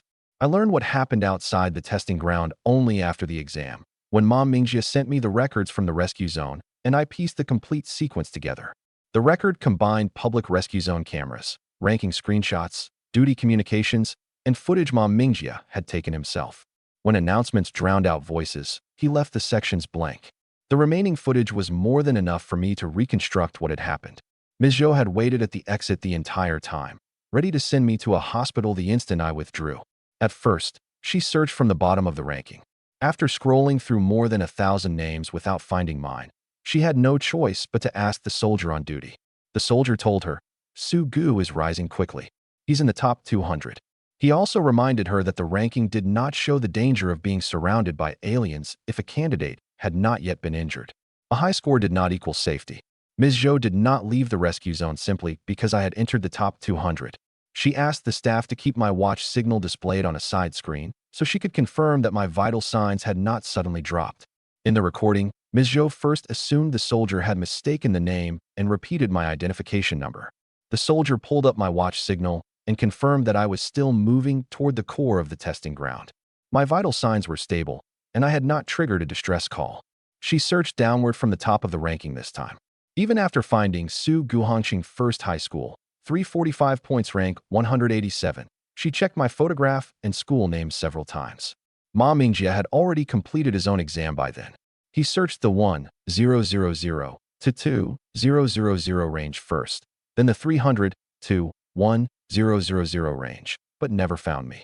Believing I had been injured and transported away directly, he sprinted all the way to Ms. Zhou in a panic. When Ms. Zhou showed him the ranking, the fatty's eyes opened wider than I had ever seen them. He refreshed the board from top to bottom 3 times and sent me more than a dozen messages. Terminal communication was blocked during the exam, so messages like, "You're not dead, are you? And did you really earn those points?" all arrived together only after I left the field. Top 200 in the city? If he holds that rank, an elite university is guaranteed. Principal Liu Yuanmin and Sun Chiwen, the martial track instructor, soon arrived at the exit. Mr. Sun was introducing Zheng Di to the principal. He believed his personally trained student could enter the top 300, perhaps even the top 200 if he remained in excellent condition. Zheng Di was ranked 378 at the time, already an unusually strong result in the recent history of Hangxing First High. Ms. Zhou handed him her phone. "Someone from our school is already in the top 200. Mr. Sun's first reaction was that she had mistaken the school. He had personally coached every elite student in the martial track, and none possessed that kind of strength. The school's terminal immediately displayed the current class list. Zheng Di, ranked below me, came from the martial track and had access to instructors, teammates, and weapons. Even his score had already broken the school's recent records. My file contained only an academic track schedule, records of borrowing, an ordinary gym, and an unrankable ability assessment. Seeing the 2 files side by side made my ranking contradict everything in their past experience. Ms. Zhou only answered, "This student isn't in the martial track. He's Su Gu from my academic class. He taught himself martial arts for 3 years." Mr. Sun immediately pulled the school's equipment logs. My name had indeed appeared many times, but the type of combat technique I borrowed was completely different on every visit. Daggers one day, a spear the next, then tank footwork. Any ordinary instructor would have judged this as a lack of direction. No one imagined that I had trained every technique to perfect mastery. The records held another easily missed detail. I rarely spent long periods waiting for one specific piece of equipment, but I visited the reference room or general training area almost every day. Any single week looked like a student without a specialty. Combined across 3 years, it formed an accumulation curve that had never been interrupted. In the video, the principal and Mr. Sun fell silent for several seconds. "The #1 martial exam student at Hangxing First High this year is an academic student?" Principal Liu finally asked. Mr. Sun still refused to reach a conclusion too soon. He reminded everyone that the first hour was about to end. Once intermediate awakening level aliens were released, the exam's intensity would rise sharply. A single monster would be worth at least 15 points, and the true elite candidates would begin exerting themselves during that phase. Mom Mingjia laughed and said those words sounded familiar. For 3 years, someone in the academic class had always claimed I was merely lucky and would lose first place next time. Yet I had never once surrendered the school's top academic rank. "Mr. Sun, right now you look exactly like those classmates who talked for 3 years and lost for 3 years." Ms. Zhou suppressed a laugh, while Sun Chuan began arguing with the fatty on the spot. After watching the recording, I did not mock anyone. Mr. Sun's judgment based on common sense had not been wrong. An academic student with a third-rate ability who had never received systematic martial track training had no business appearing at this rank. The only problem was that their standards for measuring me had never included accumulating experience with every breath. What interested me most in the footage was not their astonishment, but the kill timeline beside the ranking. At the time, I had been focused entirely on finding enemies and had not noticed that after clearing the red skeletons, the interval between my kills had fallen by nearly half compared with the start of the exam. Real combat was rearranging 3 years of static experience into genuine fighting ability. The roar of new transports sounded above the testing ground. The first hour ended, and intermediate awakening level aliens began to deploy. Rank 187 was about to become history. It had become difficult to find low-level aliens along the perimeter that could pressure me. After searching the city for 5 minutes and finding only the remains of earlier battles in the streets, I decided to climb to higher ground and observe the transport's deployment directions. A man's voice suddenly came from a roadside trash can. "Brother, why are you still walking around out there?" The lid opened, and a filthy head emerged. I stared for several seconds, almost believing I had encountered an alien capable of imitating a human. The man's name was Gung Yeshan. His plan was to farm survival points by hiding. He used rotting garbage to mask his scent and had opened a peephole through the label on the can. If danger appeared, 2 legs could extend from the bottom and let him run away while carrying the can. He had even lined the interior with thermal insulation and claimed it could fool most low-level aliens that hunted by temperature. To prove how thorough his plan was, he showed me his water pouch, compressed food, and portable filter. He clearly intended to endure the entire exam in there. His plan was not completely useless. Garbage could mask a human scent, and the metal could block one bite or swipe from a small low-level alien. Against only spirit-eating wolves and mutated corpse hounds, hiding there truly might earn him a longer survival time. The problem was that he had mistaken effective against several targets for effective against every alien. The peephole was only 2 fingers wide, but it broke the entire ring of thermal insulation. Whenever he spoke, warm air flowed out through the gap. To a creature with thermal vision, that was not a tiny opening. It was a marker flashing continuously in the dark. The insulation also did not cover his peephole, and warm air leaked from beneath the lid every time he spoke. Intermediate aliens are about to enter. Candidates outside the city's top 300 have almost no chance of killing one alone. He glanced at my refined steel daggers. You've been lucky to last this long. Hurry up and find somewhere to hide. I asked him, so your strategy is to hide in a trash can? It's called adapting to local conditions. He proudly displayed the peephole, then suddenly grew vigilant. Let's make one thing clear. Candidates aren't allowed to fight each other. Don't steal my can. I promised I would not, replaced the lid for him, and continued forward. I had not gone far when metal scraped against pavement behind me. Turning around, I saw a giant dark red scorpion approaching the trash can. Its claws and stinger were so deeply crimson they looked almost black. Its compound eyes possessed thermal vision, and the smell of garbage could not deceive it. A blood scorpion demon, a powerful enemy, even among intermediate awakening level aliens. Its frontal shell approached the hardness of black alloy. Its claws could snap an ordinary tank's shield, while its stinger carried a neurotoxin. Despite its enormous body, its only true weaknesses were the soft membranes at its joints and the narrow ring of connective tissue beneath its head armor. Gung Yeshan's garbage could hide his scent, but the blood scorpion demon's thermal eyes could see his outline through the can. As it approached, its stinger was already aimed at the lid. The stinger did not strike immediately. It swayed left and right over the lid, judging which direction the heat source inside would use to escape. Its claws had already opened. The moment Gung Yeshan carried the can on his legs, they would seize the metal shell first. The escape mechanism he considered so clever had already been incorporated into the monster's attack. Gung Yeshan extended his legs and prepared to flee with the can. The blood scorpion demon noticed me first. It turned, shielding its front with both claws while raising its stinger from behind. "Sugu, don't come back," a shout came from inside the trash can. "Even together, we can't beat it." I did not answer.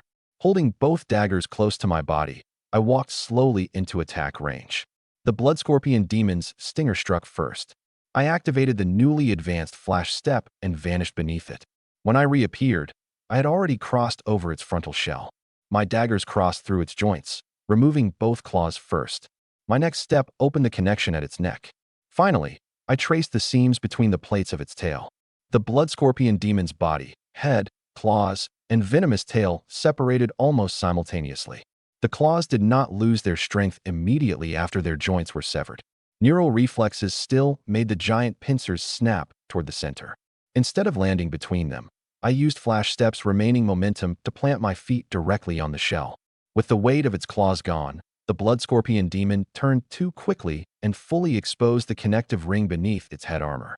Its stinger descended at the same time. I did not use a dagger to block the poison point. I merely turned aside, then swept my left hand upward along the tail.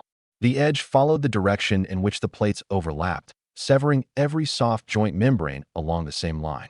My first dagger used flash steps residual momentum to cut into the membrane of the left claw.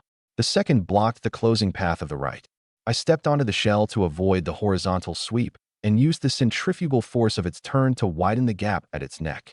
Before the stinger returned, I was already behind it, letting the refined steel edge slide in the natural direction of the plates. A head-on collision would have ruined my blades instantly. Dismantling the creature along its structure did not require a material harder than its shell. Intermediate awakening level alien killed, blood scorpion demon. Points plus 21. The trash can remain silent for several seconds before Gung Yeshan lifted the lid. Expert, thank you. Now I can scrape together survival points for a while longer. I waved and immediately pursued the next deployment site. Intermediate spirit-eating wolf killed. Points plus 17. Intermediate Wasteland Beast killed. Points plus 20. Ironstone Wolf killed. Points plus 19. Intermediate Spirit Eating Wolves knew how to feint. 2 pressured me from the front, while a third hid beneath a vehicle and lunged. I deliberately let the front pair approach, then stepped on the car door and flipped overhead. The 3 wolves exposed their waists along the same narrow route. A Wasteland Beast used thick hide to absorb the first round of attacks, so I left 1 dagger embedded in the wound and widened the cut on my second turn. An Ironstone Wolf had the hardest skin. A single thrust left only a white mark, forcing me to strike the exact same point repeatedly. Find the enemy. Judge. Strike. Settle the points. The speed, strength, and defenses of intermediate aliens were all significantly greater. I had to alter my footing and attack angles constantly, causing the experience from my breathing to continue increasing. I began deliberately counting the complete breaths required for every battle. The intermediate spirit-eating wolves took 11. The Wasteland Beast took 9. The first Ironstone Wolf took 14, but the second required only 10. I had not reduced the number of weapon movements. I had reduced the time needed to identify the weakness and choose where to strike. Those numbers confirmed that my techniques were approaching breakthroughs in more than the feeling of a status panel. I was solving problems at the same level with fewer steps. My rank passed 150 and surged toward the top 100. My survival watch announced results without pause, but I had no time to stop and look. Every battle shortened the time required for the next kill. Flash Step, stalled at perfect mastery, finally reached its critical point. An Ironstone Wolf lunged head-on, its gray-black skin nearly as hard as metal. I shifted beside its claws and cut repeatedly into the same location until its armored hide, defensive muscle, and carotid artery ruptured one after another. As the monster collapsed, a new notification sounded in my mind. C-rank Assassin Footwork, Flash Step. Proficiency Breakthrough. Current stage, Integrated Mastery. The world beneath my feet suddenly seemed lighter. The next intermediate alien had only shown its head at the intersection when I was already standing behind it. At Integrated Mastery, Flash Step was no longer fixed to a 65-foot distance. I could shorten or extend my landing point according to the terrain and conceal the activation inside an ordinary step. Its soul force consumption had not decreased, but its efficiency had transformed completely. By the time the alien turned to search for me, I had already delivered the fatal blow. The watch settled the points, and my ranking entered double digits for the first time. Score: 634. Live rank: 100. When my survival watch announced the new rank, I was pulling a dagger from the corpse of an intermediate alien. Fewer and fewer students remained in the testing ground, and most of those still active had formed stable teams. I advanced alone along a main road, rushing toward the next sign of activity the moment I eliminated a target. My rank continued changing. Rank 96. Rank 87. Rank 79. Rank 70. Rank 61. A kill did not necessarily raise me by only 1 place. Sometimes a 20-point intermediate alien let me pass 7 candidates at once. Other times, I completed 2 settlements in succession while the teams ahead of me finished their own encirclements, and my rank moved only 1 or 2 positions. The closer I came to the top 50, the wider the score gap between each name became. Clearing easy targets alone would no longer let me catch up. I did not use the ranking to decide whether to attack. I used it to judge the killing speed across the entire testing ground. If the ranks stopped moving collectively for a short period, the newly released targets probably had not been located. If several names jumped at once, a group battle was likely occurring somewhere. The board could not provide coordinates, but it helped me avoid moving endlessly through districts that had already been cleared. The rank itself did not slow me. Compared with low-level aliens, intermediate monsters forced out more details in my techniques, but they still did not require Lion's Roar, 10,000 Tigers Saber. I continued fighting with my twin daggers and deliberately chose more complicated routes so that every breath could turn into as much new experience as possible. Against aliens that relied on hard armor, I attacked joints and sensory organs. Against ambushers, I read their positions from sounds reflected off walls. When facing swarms, I used the width of the streets, abandoned vehicles, and collapsed buildings to split their formations. More than 50 Fong rats poured from an underground pipe. Instead of fighting them on the open road, I kicked open the rear door of an overturned bus, turning the exit into a narrow opening that allowed only 2 through side by side. Each dagger moved only the shortest necessary distance. The bodies soon began blocking the swarm behind them. An individual Fong rat awarded few points. Their danger came from their numbers, which exposed my back whenever any one of them attacked. A collapsed wall had crushed the bus's front door, while 2 rows of seats inside the rear entrance restricted turning. I first confirmed that there was no second opening beneath the bus. Only then did I attack from outside the rear door, forcibly compressing their numerical advantage into 2 frontal targets. After the first bodies piled up, the rats behind began climbing over their own kind. I did not defend at the original height. I stepped back half a pace, so the first Fong rat to leap struck the door frame in midair. My daggers targeted only the connection between skull and spine, avoiding pointless where over more than 50 attacks. Elsewhere, a bone-winged beast hid in the shadow of a damaged high-rise and dived almost without sound. I spotted the dark shape behind me in a shard of glass, used flash step off the wall, and let the creature crash into the ambush point it had prepared for me. Tiny chips began appearing along the edges of my refined steel daggers. This was exactly the material problem the other candidates had worried about. As long as I controlled my angles and avoided the hardest bone armor, the blades could continue, but my margin for error was shrinking. After every battle, I checked each damaged area with my thumb. The point of the left-hand dagger handled most penetrations and had suffered heavier wear. The right primarily cut soft tissue and remained sharp. I had to change their roles next, or one blade would fail early. A small drone followed high above me for a long time. At first, I assumed it was ordinary proctoring equipment. Only later did I learn that candidates near the top of the ranking received special attention in the observation room. Ordinary proctor drones maintained greater altitude and covered several candidates at once. This one kept a fixed diagonal angle to me. Whenever I turned, it moved in advance toward the opposite rooftop so buildings could not block the lens. I had no way to know who was watching at the other end, but I could tell that I had gone from an ordinary candidate to a priority subject. After the exam, officials released the proctoring footage. By the time I crossed into the top 100, principals from comprehensive high schools were already discussing the unfamiliar name. Principal Liu Yuanmin of Hangqing First High was invited into the central viewing area for the first time. Faced with congratulations from other schools, he could only admit that he, too, had just learned my true strength. The chief military examiner in the footage did not praise me immediately. He watched my score changes until he confirmed that almost none of my point gains were separated by a rest period. Only then did he make his judgment. He is killing intermediate aliens consistently. The current intensity has not forced him to his limit. Someone asked where I might finish. The chief examiner answered, top 10. That prediction never reached the testing ground. At the time, I knew only that my rank was still rising and that another monster's roar had sounded in the next district. I crossed a fallen road sign, ran up an exterior wall to the second story, then leaped through a window toward the rooftop across the street. Flash step at integrated mastery improved my movement efficiency again, rapidly compressing a distance of several hundred yards. When I landed, a 6-legged alien had cornered another candidate team. 3 students had already raised their survival shields, and a rescue drone was approaching. I dropped onto the monster from above and drove both daggers into weak points on either side of its neck. When it turned to retaliate, I pulled the blades free, planted a foot on its back armor, vaulted over its tail, and severed its spine with my second attack. I had not stolen the team's points. Once they activated their shields, the system ruled their battle over and the monster became unclaimed. Before landing, I had also received clearance from the drone confirming that my attack would not block the rescue corridor. The 6-legged alien's 4 front limbs clawed upward. I remained on its back armor for only half a step. My first strike severed the muscle bundle that turned its head. Only the second entered the spine through the exposed bone seam.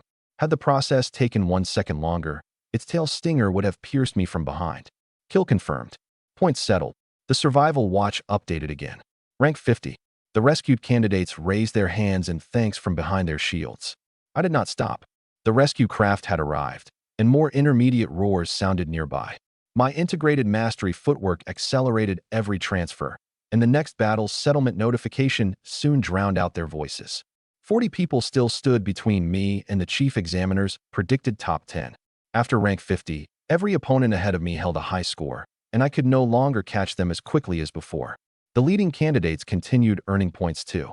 Whenever my number jumped, the names ahead also changed. To reach the top 10, I could not merely maintain my current efficiency. I had to move faster than people with high-rank abilities, professional equipment, and mature teams.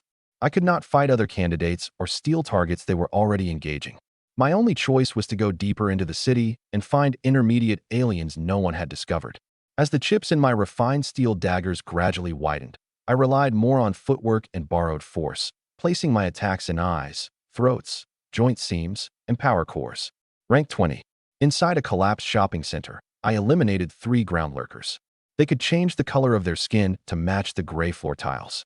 I deliberately stepped on broken glass to draw them up at the same time, then used the mall's support columns to prevent them from surrounding me. Rank 17.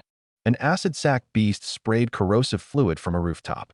I used my spear sheath to redirect the liquid and triggered flash step twice against the walls to reach the top. The instant my twin daggers entered its sac, my body was already outside the blast radius. Rank 14. After that battle, the first clearly visible piece broke from one refined steel edge. I rotated the damaged section away from the main cutting surface and did not change weapons. The top 10 was within reach, and the remaining edges were still enough for several precise attacks. When my watch displayed rank 10, a hovercraft that had been cruising high overhead rapidly descended, its camera fixed on me. Under the rules, the top 10 received live video coverage. From this moment onward, every battle I fought would be shown publicly in the observation room. The post-exam public footage also recorded the outside world's process of confirming my identity. Mayor Liu Chenghui asked Principal Liu for my training records, intending to promote the city's newly emerged dark horse. Principal Liu could not produce any footage from the martial track. He could only admit that I had spent all 3 years in the academic track and that my ability assessment showed no combat function. The proctoring system displayed basic records but could not reveal detailed ability data. My page held only one gray note: focus or learning enhancement. Does not meet F-rank standard. The statement directly contradicted the live footage of me killing intermediate aliens one after another. He's in the city's top 10, and you're telling me he spent 3 years in the academic track. One principal demanded on the spot.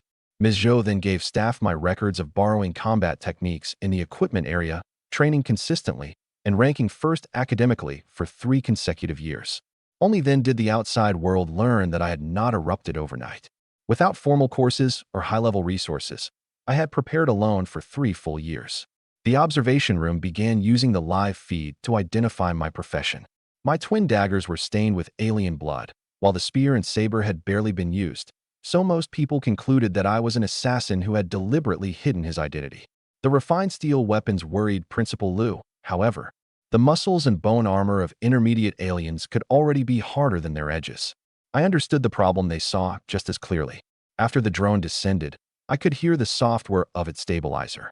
The live feed meant that schools, parents, and every prospective university were watching, but it also meant hostile candidates could learn my position and weapon condition. I changed my route, avoiding main roads whose course would be easiest for viewers to predict. Both daggers were nearing their limit. I sheathed them and was about to change weapons when the street ahead suddenly shook. An abandoned transport truck was struck from the side, sent tumbling into a building. Behind the dust, a giant bear with shoulders more than 10 feet high slowly rose. It had no fur. Its skin gleamed with a cold metallic luster, and when it stood upright, it reached nearly 13 feet. A Vajra terror bear. Its skin was not true metal, but a combination of dense keratin and mineral deposits. Ordinary blades left only shallow marks, while its frontal strength could overturn a heavy vehicle. Its most dangerous trait was short-range acceleration. Its huge body did not slow it down. Instead, it generated a shock wave when it launched. The Vajra terror bear lowered its head and sniffed the overturned vehicle, then locked onto me. As its front paws struck the ground, the fractured road continued collapsing outward. It did not charge immediately. Instead, it used its body to block the intersection behind it, forcing me to remain in front. Although it was only an intermediate awakening-level alien, its strength and defenses far exceeded others at the same level. Most teams could only have a tank restrain it while ranged fighters wore it down. Zhong Pojian had held first place for so long because his B-rank power multiplication and Star Titan battle axe let him eliminate one in a frontal blow. All I held was a pair of refined steel daggers whose edges were nearly ruined. The live camera zoomed in while my watch displayed a risk warning. Solo engagement not advised. Distress shield standing by. I closed the recommendation and checked the chips in my daggers again. If the material was not hard enough, I would not compete with its skin and hardness. No matter how large a body grew, its muscles still exerted force along fixed lines. As long as I saw those lines, refined steel could cut them. The Vajra terror bear caught my scent and drove all four limbs against the ground. The pavement collapsed, and it charged head-on like a moving wall. I did not retreat, and I did not draw my saber. If the entire city was watching, I would first show them whether refined steel daggers were enough. The Vajra terror bear roared, shattering the glass remaining in nearby buildings. It lowered its legs and suddenly drove its enormous body forward. Though not as fast as an assassin, it was nowhere near as clumsy as it appeared. My watch measured a charging speed greater than that of an ordinary vehicle. Every impact of its four paws sank the road. A frontal encounter meant more than being struck by its claws. The rubble and shock waves swirling around its body were also enough to disrupt footwork. I steadied my breathing as much as possible.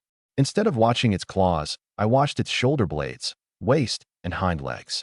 An attack could be disguised, but the muscles responsible for generating force always had to contract first. I charged straight toward it. When the distance between us fell to 3 feet, I activated Flash Step at Integrated Mastery and shifted past its paw to its back. My dagger entered along the grain of the muscles beside its spine, leaving a cut nearly 8 inches long. The terror bear turned and swept an arm. I did not greedily chase a second strike. Instead, I stepped onto the incoming forearm and used its force to vault back toward the front. My other dagger passed along the side of its neck, again falling where muscle and fascia separated most easily. As the forearm rose, a soft area beneath the armpit appeared for less than half a second. I opened the first wound with my left dagger, but did not wedge the edge into thick flesh. My body continued rising with the paw. At the apex, I triggered a short flash step and landed behind the shoulder, outside its field of vision. The terror bear tried to crush me against a wall with its back. I slid to the space between its ribs in advance. Brick and concrete exploded behind me, fragments scraping my protective suit, while my right-hand dagger severed a muscle bundle through a gap opened by its breathing. Its skin and muscles were indeed harder than refined steel. Hardness did not mean the absence of structural weaknesses. During the early Dark Age, humanity had neither black alloy weapons nor equipment forged from alien materials. Our predecessors survived by studying anatomy, locating muscle lines, bone seams, and organs, then killing aliens far stronger than themselves little by little with ordinary weapons. My ability had passively accumulated 3 years of experience in both general alien studies and elective anatomy materials. The knowledge my classmates mocked as only useful for learning faster had become direct killing power. Calf, intercostals, side of the neck, eyes. None of the wounds was fatal alone, but together they steadily weakened its movements. The calf injury slowed its turns. The cut between its ribs disrupted its breathing. Blood loss from the neck drained its strength. By the time it tried to flee, the muscles supporting its body could no longer coordinate. Every counterattack from the terror bear carried overwhelming force. I struck only in moments of absolute safety. Even when I could have widened a wound, I did not force the opportunity. One hit would instantly turn my advantage into mortal danger. 30 seconds later, multiple muscle groups throughout its body had stopped functioning, and it could no longer support its 13-foot frame. I avoided one final wild swipe and drove a dagger through its wounded eye, completely destroying the brain. Intermediate awakening level alien killed, Vajra terror bear. Points plus 23. Current score, 789. Live rank, 10. After pulling out the dagger, I checked its edge first. The small chips had not spread, proving the attack route effective. As long as I avoided bone and hard lateral cuts, refined steel could still handle intermediate aliens. I also inspected every cut on the corpse. The muscle diagrams in theory varied between individuals, but the actual angles largely matched my judgments. This battle earned points and verified a set of attack principles I could reproduce against other hard-skinned aliens. The chief examiner's commentary, released after the event, reached the same conclusion.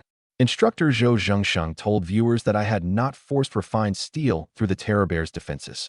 While evading its attacks, I had cut along every muscle fiber, dismantling the target with the precision of a master butcher. This method comes from the Dark Age, he said. Weapons were far inferior then.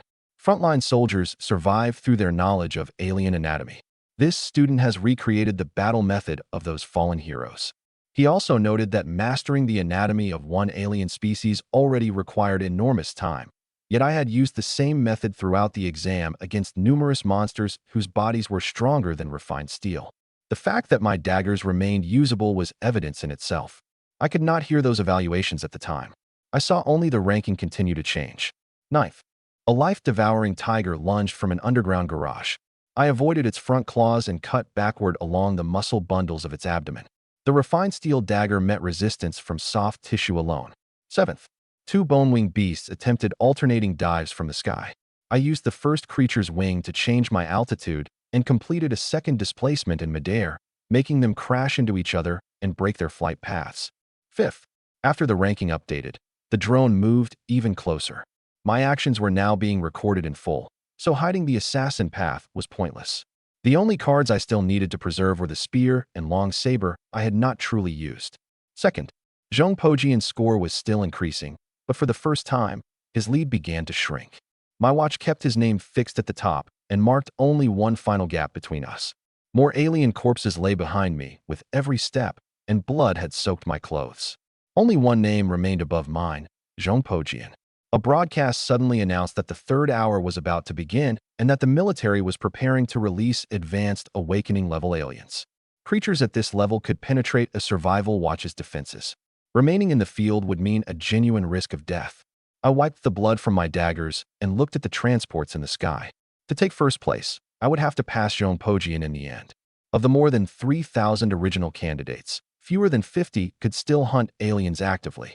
Almost every student ranked below 200 had withdrawn. The fallen city was quieter than it had been at the start of the exam. The empty streets did not mean the danger had diminished. Pale blue afterglows from distress shields could be seen everywhere, and rescue craft carried injured candidates out of the basin.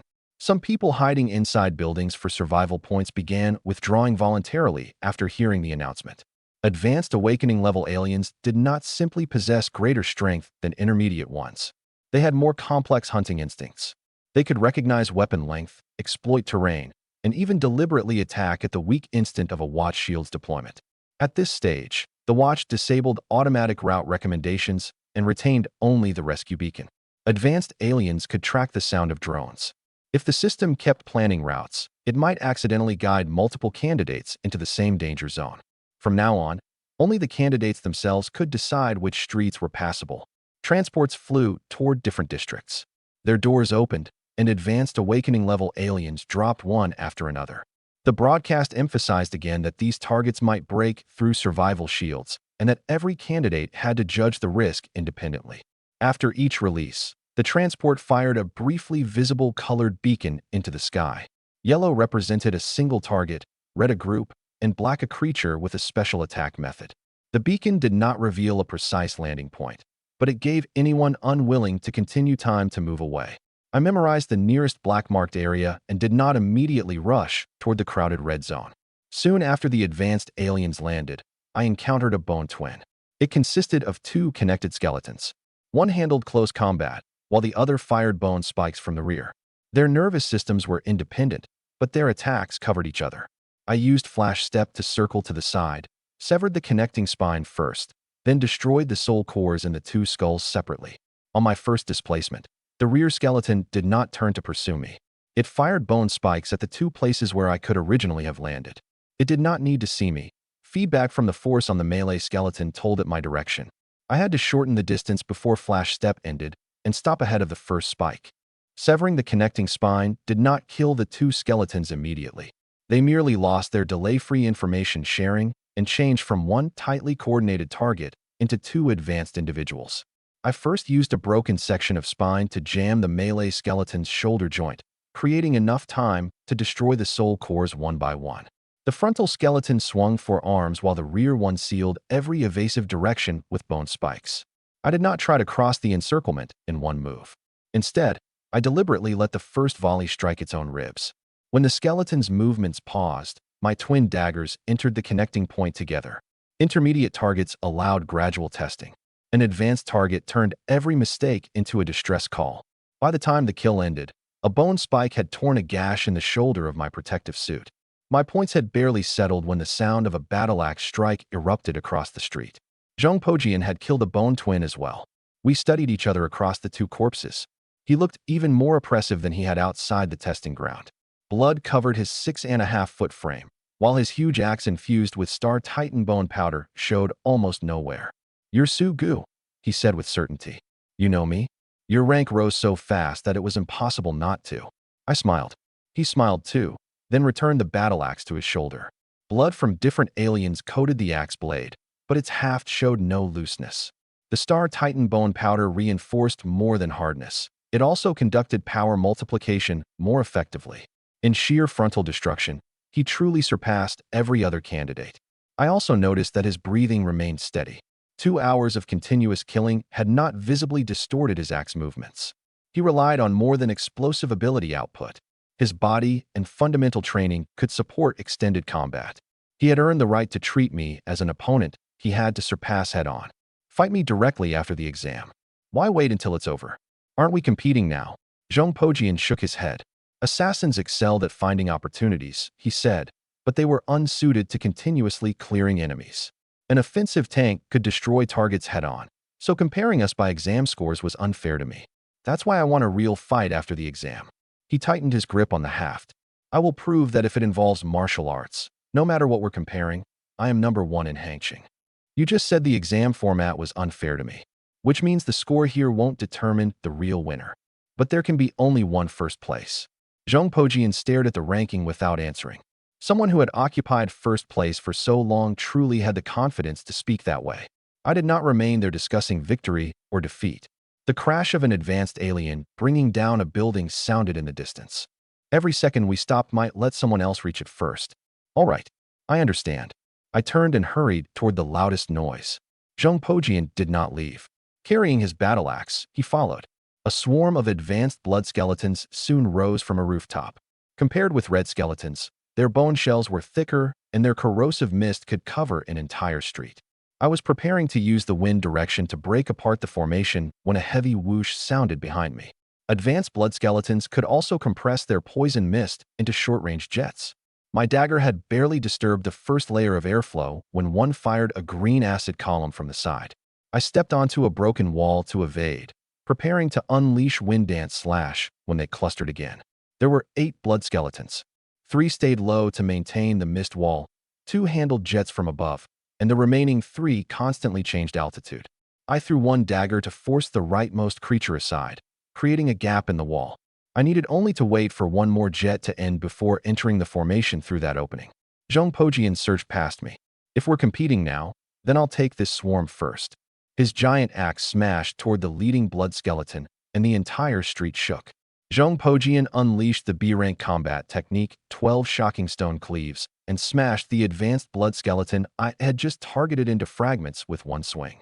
Advanced blood skeleton eliminated through joint action. Primary killer, Zhong Pojian. Points plus 27. Assist, Sugu. Points plus 18. The system had clear grounds for that division. I had disrupted the mist wall, forced the target lower, and accepted the risk of its jets, so I received control and damage points. Zhong Pojian's final axe destroyed the soul core, and his total output exceeded mine, so he received the primary kill. He had not violated the rules. He had simply used the opportunity one created. That also meant a verbal protest would not redistribute the points. If I wanted to end his tactic, I did not need to persuade him. I needed to kill the alien before he could swing. I frowned. Losing points was not the most irritating part. What truly bothered me was that I had intended to use that monster to test Wind Dance Slash's control against an advanced target. Zhong Pojian showed a row of white teeth. This is tactics 2. From now on, I'll follow you. You find the monsters, and I'll land the final blow. First place will never be yours. He did exactly that. I forced a second advanced blood skeleton into low altitude, only for an arc of axe force to smash its core first from the side. Then came a boneblade beast, a demon flame hound, and an injured terror bear. Zhong Pojian stopped searching for targets independently.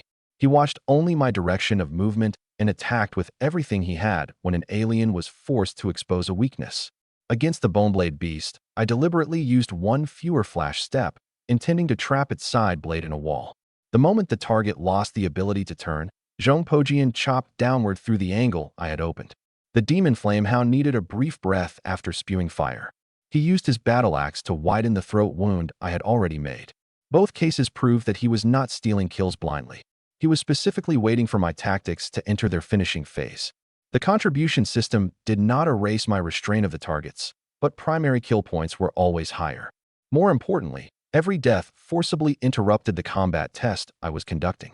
With power multiplication and his battle axe's frontal destructive force, Zhong Pojian did not need to locate exact weaknesses as I did. He only had to wait for me to restrain the target, then finish it by force from the side. After several settlements, the gap between our scores widened again. Official footage showed that Chief Examiner Zhou Zhengsheng had originally judged Zhong Pojian better suited to this exam. In a one-on-one battle to the death, my technique stages and combat details gave me an advantage. But against awakening-level aliens of limited intelligence, an offensive tank's clearing efficiency could erase those differences. That judgment was not wrong. It merely assumed that I was already giving everything I had. The gap on our watches expanded from dozens of points to more than 100. Whenever Zhong Pojian received a primary kill, he deliberately announced the current difference. Rather than trying to anger me, he seemed to need the numbers to confirm that first place still belonged to him. I yielded 3 times in succession and observed his rhythm.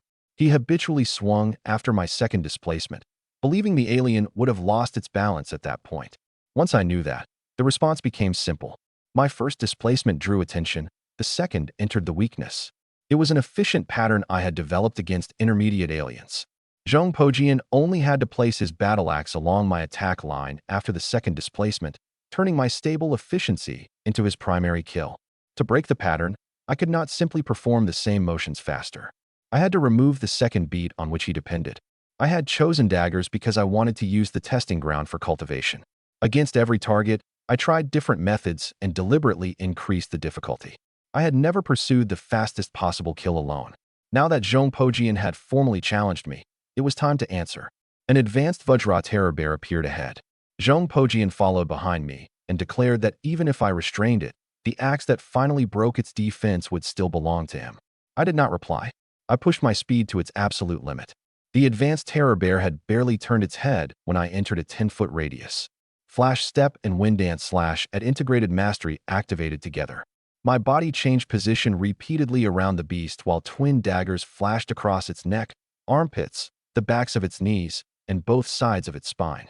Strictly speaking, I was no longer performing 2 separate techniques. Before Flash Step reached its first landing point, it transferred its remaining soul force into Wind Dance Slash. As the daggers left each wound, the cutting wind propelled the next short displacement. Both techniques shared the same breath and rhythm. By the time Zhong Pojian waited for the so-called second displacement, my attack had already entered its final phase. This time, I preserved no step for training. The first Flash Step crossed its vision while Wind Dance Slash severed the muscles driving both legs. The second displacement landed on its back, and Blade Wind traveled upward along its spine. The third attack pierced the brain directly from behind the eye. Following his habit, Zhong Pojian raised his axe after the second displacement, only to discover that the terror bear had already lost support. Before the blade could fall, my third strike completed the kill. The wind lasted only 1 breath. Before the terror bear could finish its roar, its enormous body split successively at its weakest structural points and crashed to the ground. By the time Zhong Pojian reached us, the points had already settled. He looked at the corpse, and for the first time, his smile disappeared. From that moment on, our roles reversed completely. Whenever he prepared to attack an alien, my superior movement let me arrive first. Flash Step seized position. Wind Dance Slash broke open the defense in the shortest possible time. Forget completing a kill. Zhong Pojian struggled even to receive assist points. 200 points. I took a Bonewing Beast first. It had just left the transport deployment zone, and its spear-shaped tailbone had not fully extended. 150 points. Zhong Pojian chased a Demon Flame Beast. I crossed a collapsed floor in a straight line and severed the combustion sac in its throat before it could breathe fire. 100 points. 2 bone twins appeared together. I did not dismantle them individually. I made their bone spikes crossfire, then destroyed all 4 soul cores in succession. I passed between the 2 twins first, making both melee skeletons turn toward the center. The rear skeletons used their companions' postures to aim, causing their bone spikes to converge on the same position. At the final instant, I shortened Flash Step. 2 volleys crossed behind me and buried themselves in the opposite connecting spines. Their own formation completed the first stage of dismantling for me. 50 points. Zhong Pojian began concentrating more of power multiplication into his legs. His movement speed rose, but the power of his axe fell accordingly. Even when he arrived, he could not land a fatal attack before me. The gap on our watches shrank continuously until our scores became identical. When scores were tied, The system temporarily ranked whichever candidate had reached that total first, so Zhong Pojian's name remained on the first line. First place had not truly changed. If he earned even the smallest assist on the next settlement, he could hold the lead. The next target could not merely be a victory. I had to prevent him from participating. An advanced demon flame beast lunged from a ruined building. I rebounded off a wall, landed on its back beyond the reach of its flames, and crossed my daggers through its cervical spine. Advanced demon flame beast killed. Live ranking updated.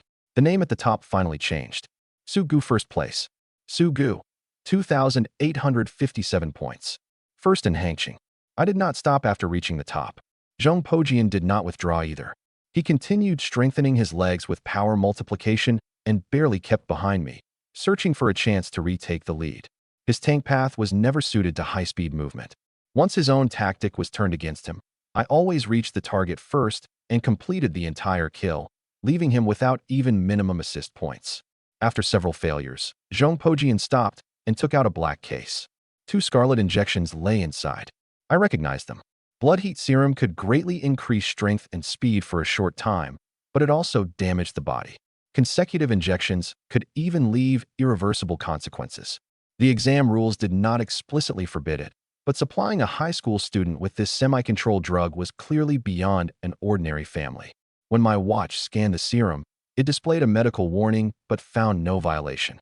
The martial exam allowed battlefield-approved single-use consumables, and candidates bore the physical cost themselves. That rule was designed to recreate a real battlefield.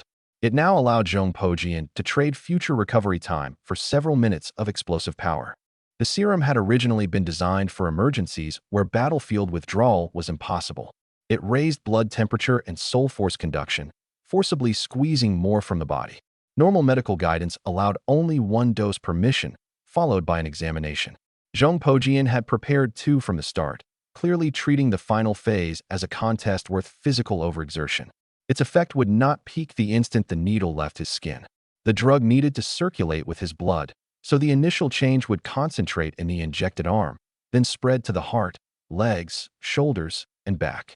I could not judge his final limit from his first acceleration.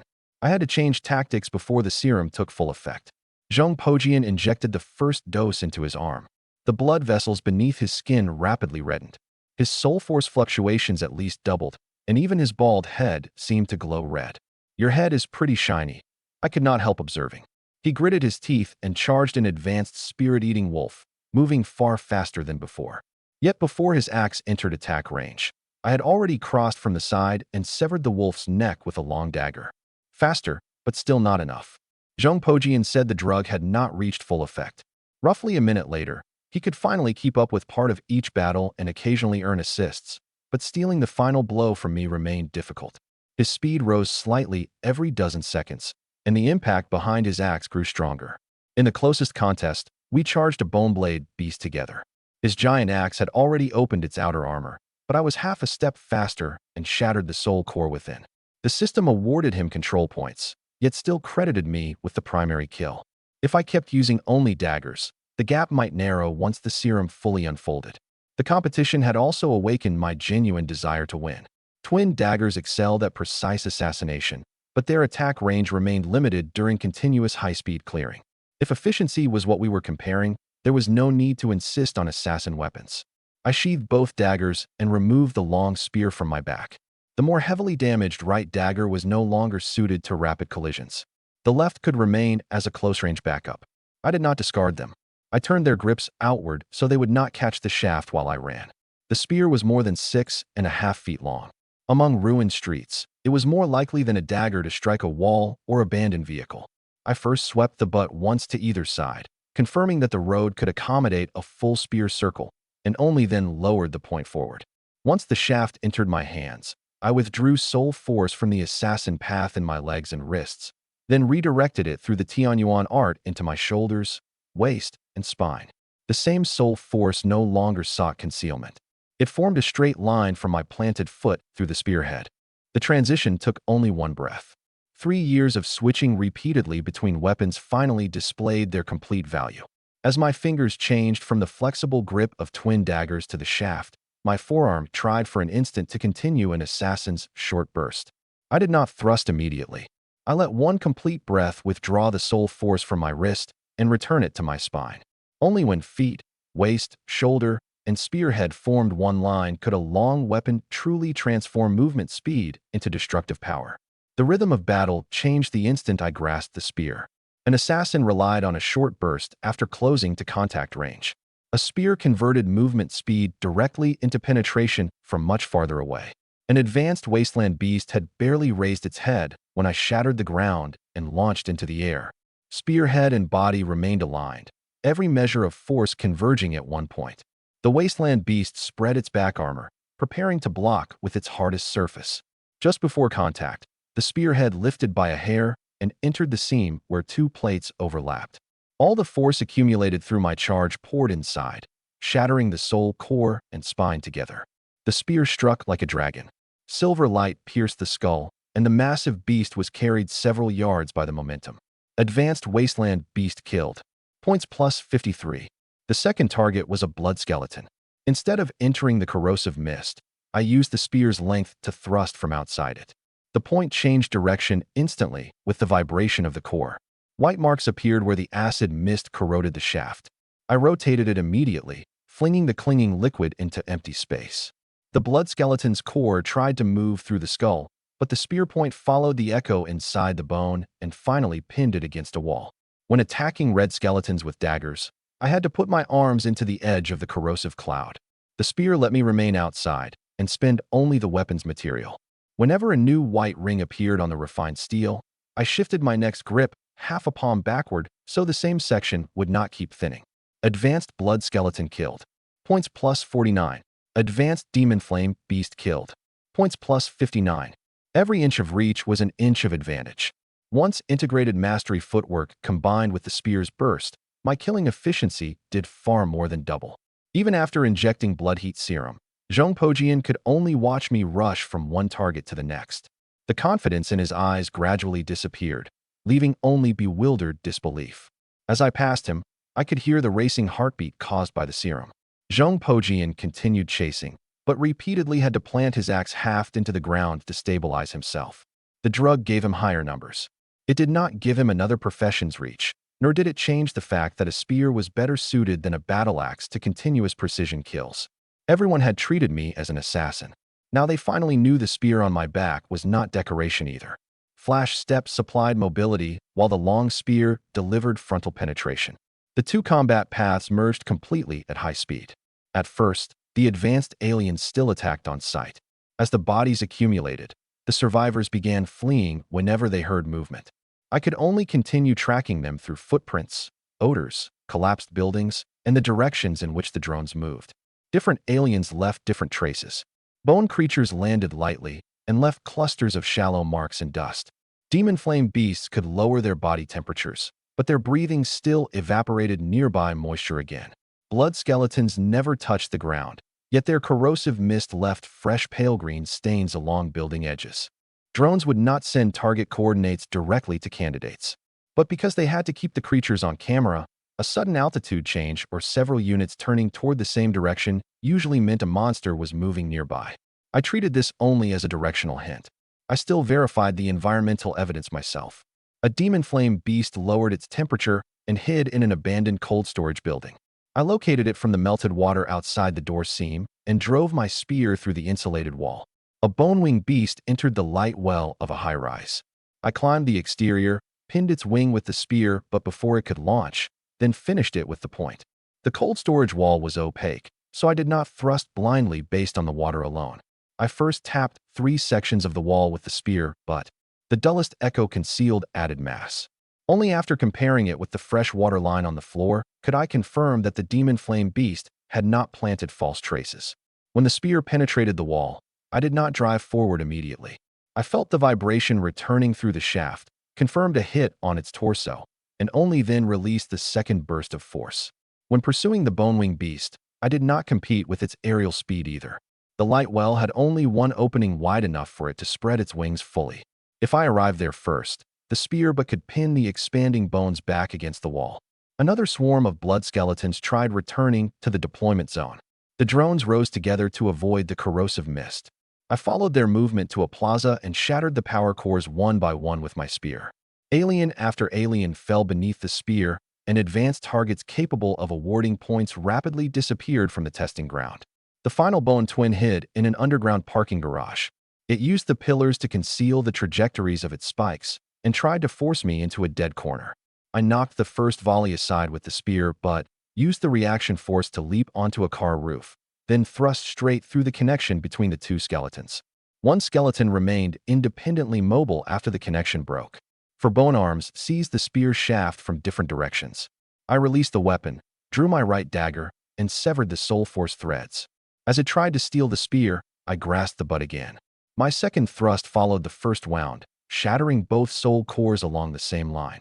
The soul cores broke, and the entire parking garage finally fell silent. I waited at the exit for another disturbance, but only my breathing and the engines of distant rescue craft remained. The advanced testing ground had been cleared.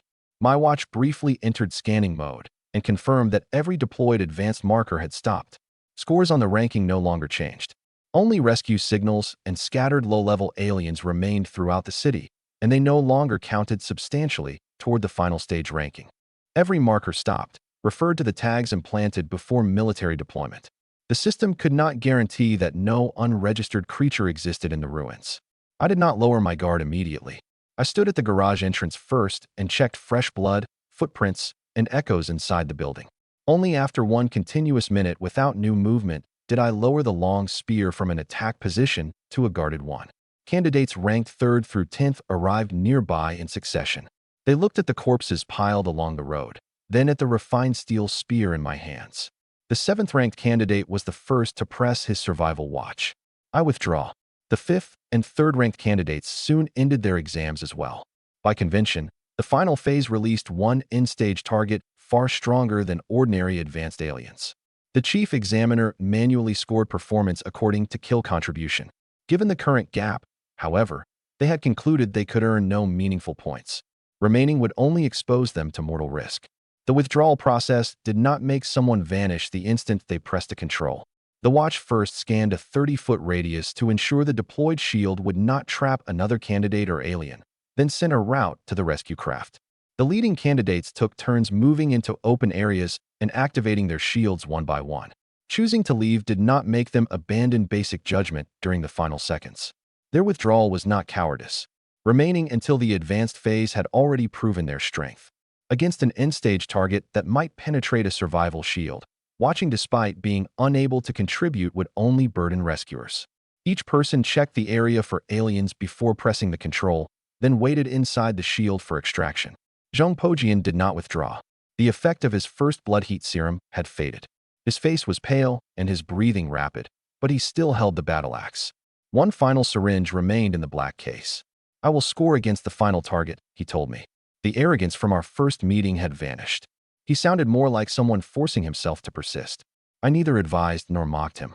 If a method was permitted by the martial exam, then any candidate willing to accept its consequences could choose it. In the live footage released afterward, the outside of the testing ground had erupted because of my score.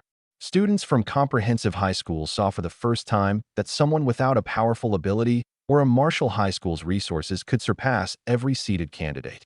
Ma Mingjie announced to the cameras that once I became champion, he would host the most extravagant college admission banquet in the city. In the observation room, instructor Zhou Zhengsheng confirmed that I had mastered more than the assassin path. My twin daggers and spear were at least at perfect mastery, with several techniques already reaching integrated mastery. Mayor Lu Chenghui then reminded everyone that a saber I had never truly used still hung at my waist. But whether I could challenge for provincial champion still depended on the final question. City scores could be compared only within the same testing ground. Dozens of sites across the province had different environments and alien distributions. The final ranking also incorporated end-stage performance, combat footage, and manual assessment. Clearing the field secured first place in Hangcheng, but it did not mean I had already taken first in the province. The roar of a transport sounded overhead again. Unlike previous releases, no colored beacon appeared in the sky, and the map displayed no safe withdrawal circle.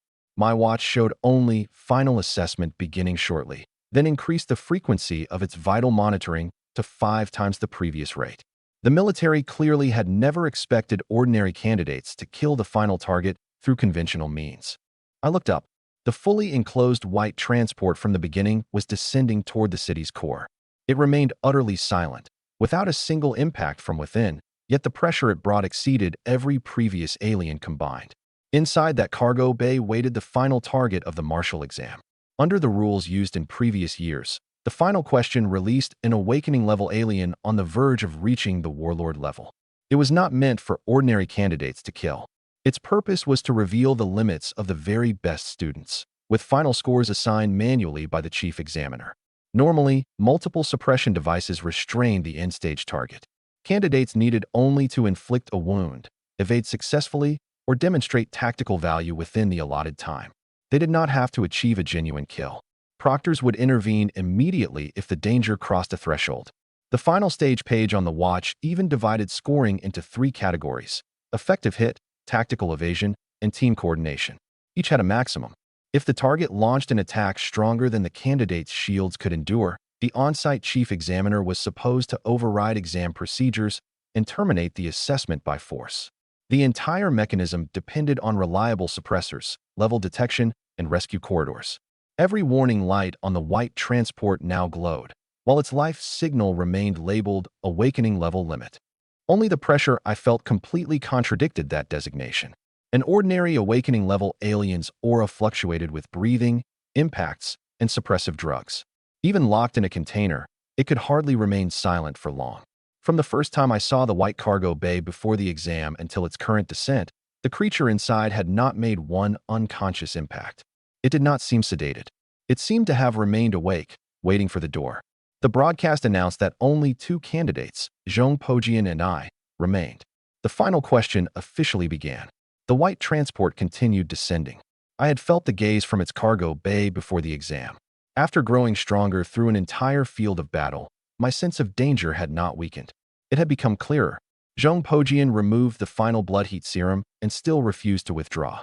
The heat left by his first dose had not completely faded, yet the veins in his arm had changed from bright red to a darker shade. His survival watch repeatedly warned that a second injection risked damage to his heart muscle and meridians and advised immediate withdrawal. Closing the warning did not make those dangers disappear with the interface. I have one A-rank combat technique I haven't fully mastered. He stared at me. With the second dose, the final kill may not belong to you. Press your watch. Leave this place. My tone was serious. The power inside the transport differed from every advanced alien before it. Even through the armor, it made me tighten my grip on the spear by instinct. Zhong Pojian assumed I was trying to deceive him. He snorted and drove the syringe into his arm. The instant the second dose entered, his skin turned an unnatural dark red. The fatigue from the first injection remained, but new power forcibly covered it. His watch displayed heart rate alerts one after another. He closed them all. "If you can stay, so can I," he said. "Don't try to scare me with danger. I'm not afraid you'll steal my points. Then prove it with the result." I had given my warning and would waste no more time. The transport dropped a gray metal container wrapped in yellow caution bands. It struck the street, and the walls folded outward with the sound of mechanical locks disengaging. A humanoid creature rose from within.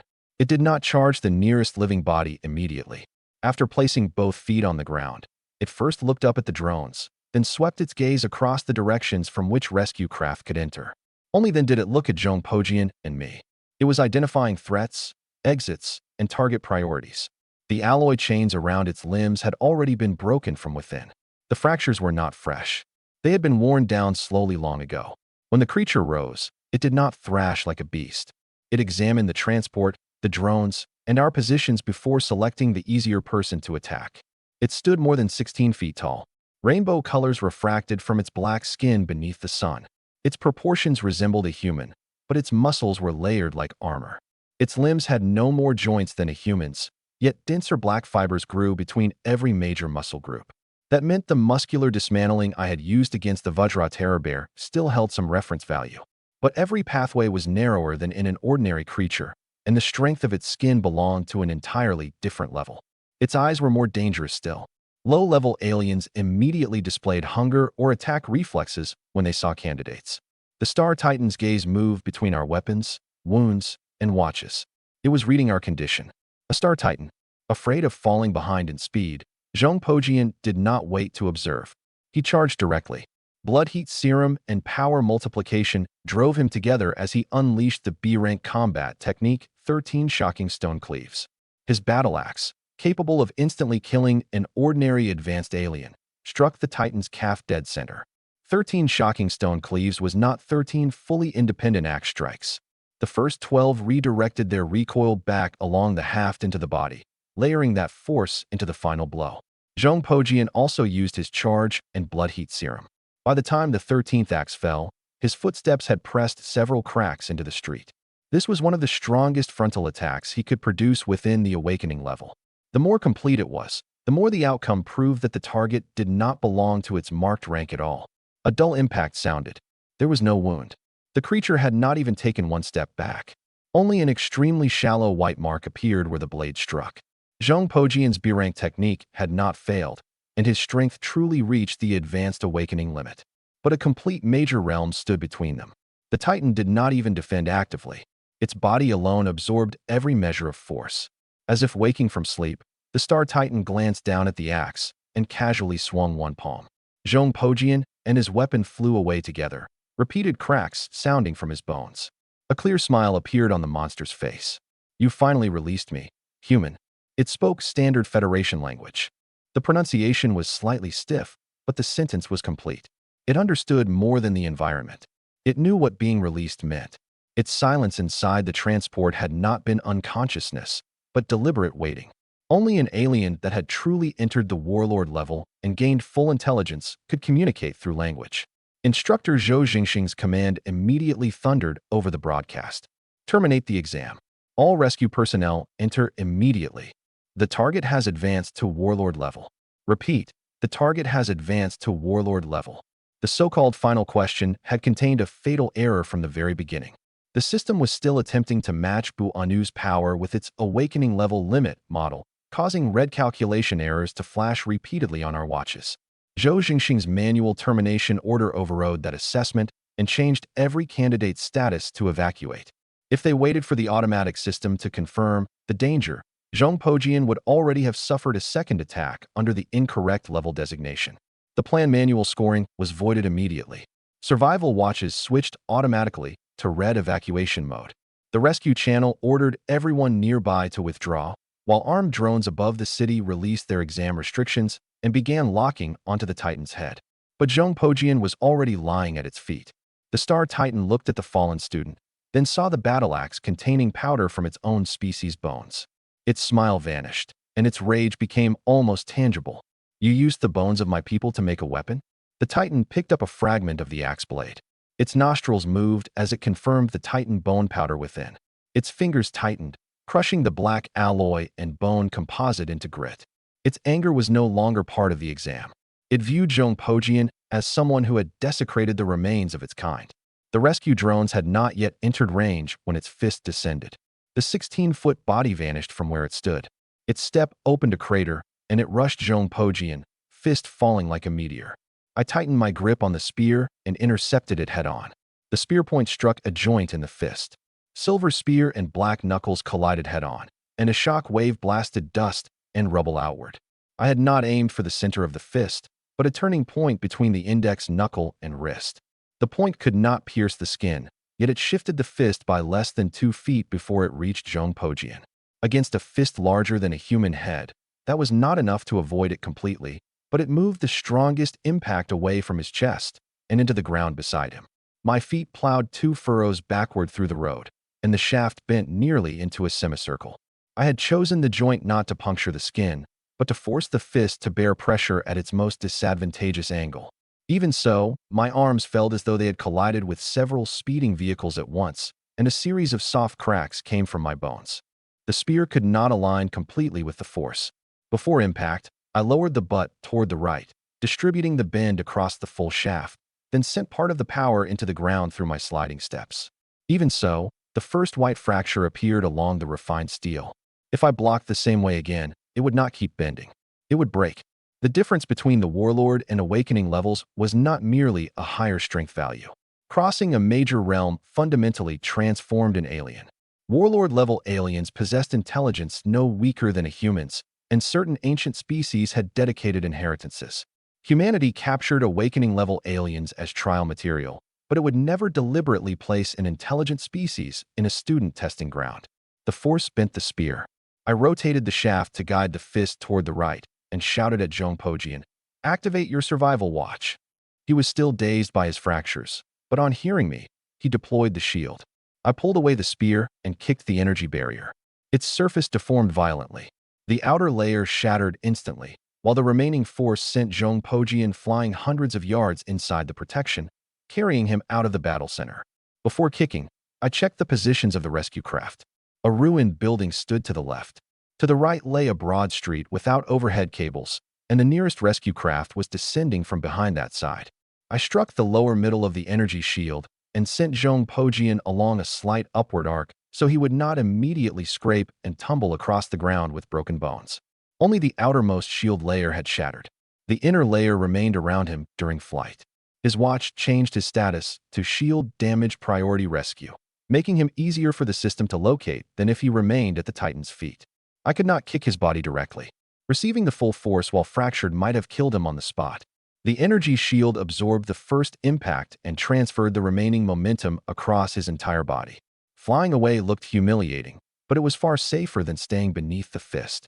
His watch transmitted a positioning signal in midair, and the rescue craft immediately calculated his landing point. Only after confirming the route was locked did I return my attention to the Titan. "Sugu," I dash. His curse flew into the distance with one of his teeth. The nearby rescue craft had already turned. As long as the Star Titan did not pursue him, he would survive. "When you were stealing my targets, I did think about kicking you like that." I lowered my foot. I finally got the chance. The Star Titan did not pursue him. It looked at me, first surprised and then smiling with excitement. "My name is Buanu. After you humans captured me, I damaged my own source with a secret art and suppressed my aura so I could infiltrate this trial. It made no attempt to hide its purpose. If I can kill a young human like you before I die, the exchange will be worth it." Buanu explained that a source secret art could deceive the detection boundary between the Awakening and Warlord levels. It deliberately damaged its body and kept its aura beneath the threshold, releasing the suppression only when the container opened. The plan had begun at the moment of capture. Its goal was not escape, but to trade its life for as many of humanity's next generation of geniuses as possible. Its words also explained the condition of the broken chains. It had not snapped them in one burst after recovering its warlord power. It had worn them thinner little by little throughout the long suppression period. If it erupted too early, screening or transportation would expose it. Its disguise completed the mission only after the container had landed before the candidates. I did not ask whether a human had helped. Buanu admitted only to using its secret art and offered no other evidence. Whether someone deliberately waved it through the transport chain or the disguise had simply deceived the system would require an investigation after the battle. I could not reach that conclusion from one statement while fighting. Its voluntary confession proved the transportation failure had not been a simple detection mistake. It had concealed itself the entire time, waiting to be delivered before humanity's finest high school students. I snapped the spear out, and Buanu and I charged together. Our figures crossed at high speed, sonic cracks erupting continuously. I did not oppose its full strength directly. The spear point altered the path of its fists, while Flash Step carried me through gaps between attacks. On our third collision, the spear finally pierced its right shoulder blade. In the first exchange, the spear point slid along the side of its fist, and I rotated away from the strike to my chest. In the second, Buanu deliberately exposed its left ribs, intending to trap me with a knee when I approached. I ignored the false weakness and stepped on the outside of its calf to change my height instead. On the third, it saw me lower the spear point again and pressed its fist downward in advance to block the joint. But the spear lifted midway, passed over the arm, and pierced through the only angle between shoulder blade and collarbone. At that same instant, the refined steel shaft failed under warlord-level force and began breaking apart from the middle. We separated. Buanu pulled the remaining spearhead from its body, and the hole in its shoulder healed visibly. I could already see instructor Zhou Zhengxing running through the air toward us. Buanu saw him too. It took out 3 strangely shaped flags and threw them in different directions. The poles struck the ground, and black curtains rose instantly, forming a sealed triangular pyramid domain around us. The 3 landing points were deliberate. One occupied the retreat behind me, One cut off the direction of the incoming rescue craft, and the final one landed behind Buanu. When the curtains closed, both of us stood inside a space whose three sides were nearly equal. Neither combatant could delay by hiding in a dead corner of the domain. Zhou Zhengsheng punched the black curtain. The air was emptied in an instant, but the domain did not move. The curtain isolated outside sound. I could only see Zhou Zhengsheng attacking repeatedly. No cracks appeared on the surface, while the three flags remained linked separately to Buanu's soul force. As long as both of us lived, energy would circulate through the sealed structure. My survival watch still transmitted a rescue signal, but the shield control turned gray. The domain suppressed even exam equipment. Delaying would never bring ordinary rescue. Buanu's smile became crueler. A treasure of my race, the deathmatch dread flags. Creatures entering this domain must fight until one dies. Unless the outside possesses commander-level power, no one can break it. A commander-level alien corresponded to humanity's soul-shaping realm. Few experts of that level existed in all Hangqing, much less someone who could arrive within seconds. The hole in Buanu's shoulder had vanished completely. I tested the distance again with the remaining half of the shaft. The broken spear had lost the reach advantage of a long weapon, and fractures ran through its grip. My twin daggers could search for weaknesses, but closing on a warlord-level titan no slower than me meant willingly entering the reach of its arms. Only one weapon remained capable of posing a sufficient threat from a controllable distance. The spear was ruined, and the daggers could not oppose its strength head-on. I threw aside the broken shaft and removed both daggers, leaving only the final weapon at my waist. From the start of the exam until now, this saber had never truly left its sheath. I gripped the hilt and drew it slowly. The protective charm remained tied to the end. Its red cord was soaked with blood from the entire exam, but had not slipped free of the clasp. I pushed it aside with my thumb so it would not interfere with my grip, then let the Tianyuan art establish the shortest output path through shoulder, elbow, and wrist. This was not a high-grade weapon capable of withstanding warlord force. It was only a refined steel long saber that had endured the entire martial exam. I could not depend on a miracle of materials. Before the blade collapsed, I had to make every measure of force pass through at once, and only in the correct direction. My opponent wanted my life as a companion in death. I wanted to use a warlord-level alien to discover just how far Lion's Roar, 10,000 Tigers saber could go. The black domain closed completely. Instructor Zhou Zhengxing's attacks raised only rings of ripples along its outer wall. Running was meaningless. Buanu was no slower than me, and the three flags locked down the space. There was only one way to leave alive: kill it. I regulated my breathing and focused all my attention on Lion's Roar, 10,000 Tigers saber. The pressure of life and death became a furnace. The A-rank technique, whose progress had slowed suddenly, began leaping forward. One breath completed. A-rank combat technique. Lion's Roar, 10,000 Tigers saber. Experience plus 200. Current proficiency, minor mastery. The next breath granted another 200. Vast amounts of saber experience flooded my mind. Buanu did not wait for me to gather power. Its fists hammered forward in succession. I met them with my saber, touching the striking surface with the spine, then moving in the direction of impact and shedding in layers the force that had shattered my spear. The spear had broken because its shaft had to endure bending across a long distance. The saber was shorter. I could make contact with the spine, then transfer force successively through wrist, elbow, shoulder, and footwork. Every redirection still made the refined steel scream, but the full impact no longer remained at one point. Buanu's first punch targeted my head. I slid the flat down the back of its fist. The second attacked my abdomen, and I used my retreat to send the edge toward its wrist. On the third, both arms closed together. I entered between the fists and forced it to withdraw first to protect its throat. On the first collision, it failed to break my saber. On the second, my saber momentum began pressing back. Buanu's fist art possessed astonishing strength, but far fewer variations than the foundational techniques I had mastered. When it tried to tear open my defense from the side, I changed the angle with footwork. When it tried to suppress me through realm alone, I linked my saber momentum into waves and denied it a complete opportunity to exert force. After more than a dozen exchanges, the 16-foot Star Titan was actually forced backward. The ground inside the black curtain had been shattered. Cracks opened in my palms, and blood ran down the hilt. Several shallow marks also appeared on Buanu's skin.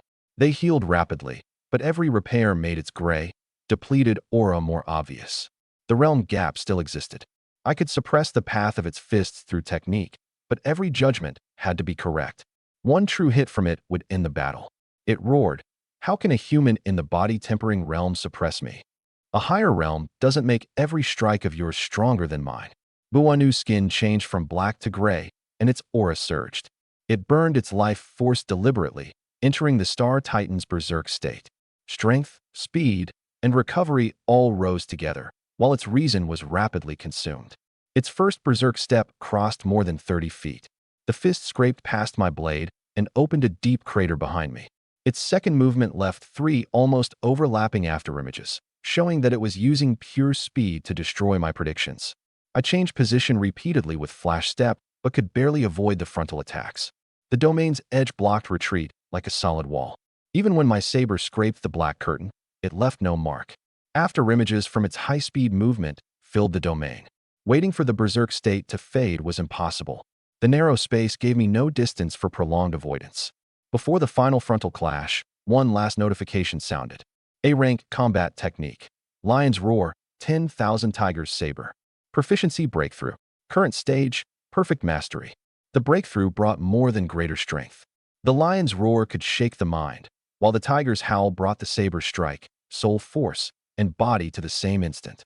Details that had once taken 10 minutes to understand became instinct under mortal pressure. The cost appeared immediately, as soul force gathered into the blade. Tearing pain ran through my arm and meridians. The body-tempering realm could unleash this strike only once, and afterward, I would struggle even to remain standing. I sheathed the saber and planted both feet firmly. Buanu's afterimages approached from 3 directions. I stopped tracking them with my eyes and listened only for the change in air pressure produced by its true body. Left front. It abandoned defense. Its 16-foot body pressed down head-on like a mountain. This was its final strike, fueled by a life burned to nothing. My hand drew the saber at the same instant. The lion's roar and tiger's howl exploded together inside the black curtain. The refined steel blade could not bear the power of an A-rank technique at perfect mastery and began shattering from the guard. But saber light condensed into substance had already left the edge. White light crossed the domain. Buanu's fists met it first. The berserk soul force split down the center, followed by the black skin, bones, and organs covering its chest and abdomen. The solid saber light did not pause. It passed through the 16-foot body like a straight horizon. The lion's roar froze its movement for the briefest instant. In that same instant, the tiger's howl delivered every measure of force. Had either component fallen half a step short, the strike could never have crossed an entire major realm. Buanu still held its forward-charging posture, but its upper and lower body separated completely. The remaining saber light continued onward and severed all 3 deathmatch dread flags at once. The black curtain began to disperse, and sunlight entered from above again. The 2 halves of Buanu's body crashed to the ground and did not recover. I stood beside the corpse with only a broken hilt remaining in my hand. That strike had nearly emptied every trace of strength, and for the first time, my breathing grew heavy. System notifications continued appearing, but they seemed far away. The saber art experience stopped surging, and my soul force fell back to the body-tempering level. Before my legs could fail, I braced myself with the hilt and refused to collapse beside an alien corpse. Zhou Zhengxing rushed into the dissolving domain. His first action was not to inspect the result, but to check the pulse at my neck. Only after I said I could still stand did he turn toward Buanu. But the domain was already gone. Body-tempering realm against the warlord level. I was the one who survived. I set down the broken hilt. My body felt completely hollowed out. An A-rank combat technique at perfect mastery clearly exceeded what the body-tempering realm could carry reliably. I had released the move successfully, but all 3 refined steel weapons were ruined, and I had temporarily lost the strength to continue fighting. The twin daggers had suffered severe edge damage during the advanced phase. The spear shattered beneath a warlord fist, and the long saber failed under the final saber light. All 3 weapon classes had completed their missions. Not one could leave the testing ground intact. Medical drones scanned my bones and organs. They found no fatal injury, only depleted soul force, strained muscles, and cuts across my palms. The real danger was overloaded meridians. I could not use a technique of the same level again for some time. The scan marked my right arm and back dark red. My legs showed mild strains from repeated flash steps. My organs had not ruptured, but my heart rate remained elevated after the overdraw. The medical system imposed a mandatory 12-hour ban on high-intensity training. Any new Soul Force surge during that period would directly alert the military medical station. I did not disable the monitoring because I had won. That final slash emptied nearly all my Soul Force. Had Bu Anu possessed a second method, I would not even have had enough strength for one complete flash step. Winning the final exchange did not mean the tactic had carried no cost. My cultivation still isn't high enough. Instructor Zhou Zhengsheng landed before me. He first confirmed that Bu Anu was dead, then checked my condition. He stared at the Warlord Titan cut in two for a long time before his expression regained any calm. "This is my first time serving as chief examiner for the martial exam," he said. "I doubt I'll ever see another candidate like you. You wielded power beyond your current realm while still in body tempering and killed across a major realm. Remarkable." I cupped one fist in the Xia region's martial salute. "Thank you for coming to the rescue, Senior. Would you consider a military academy? I can write you a recommendation. You could choose any top military academy in the Xia region. Military academies shared armed forces resources directly and possessed foundations no weaker than any top martial university. But I was accustomed to arranging my own cultivation, and strict military management might not suit me. I'm grateful for your regard, but I would prefer a civilian martial university." Zhou Zhengxing was disappointed but did not pressure me. He opened the public testing ground channel and formally announced the handling of the final question. The intended target should have been a near-warlord creature. In reality, it had already advanced to the warlord level and deliberately concealed its power. A major failure had occurred in organizing the exam.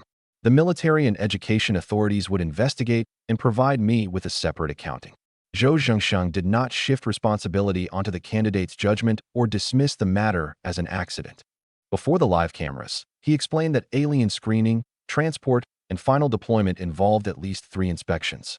Investigators would identify which stage had failed.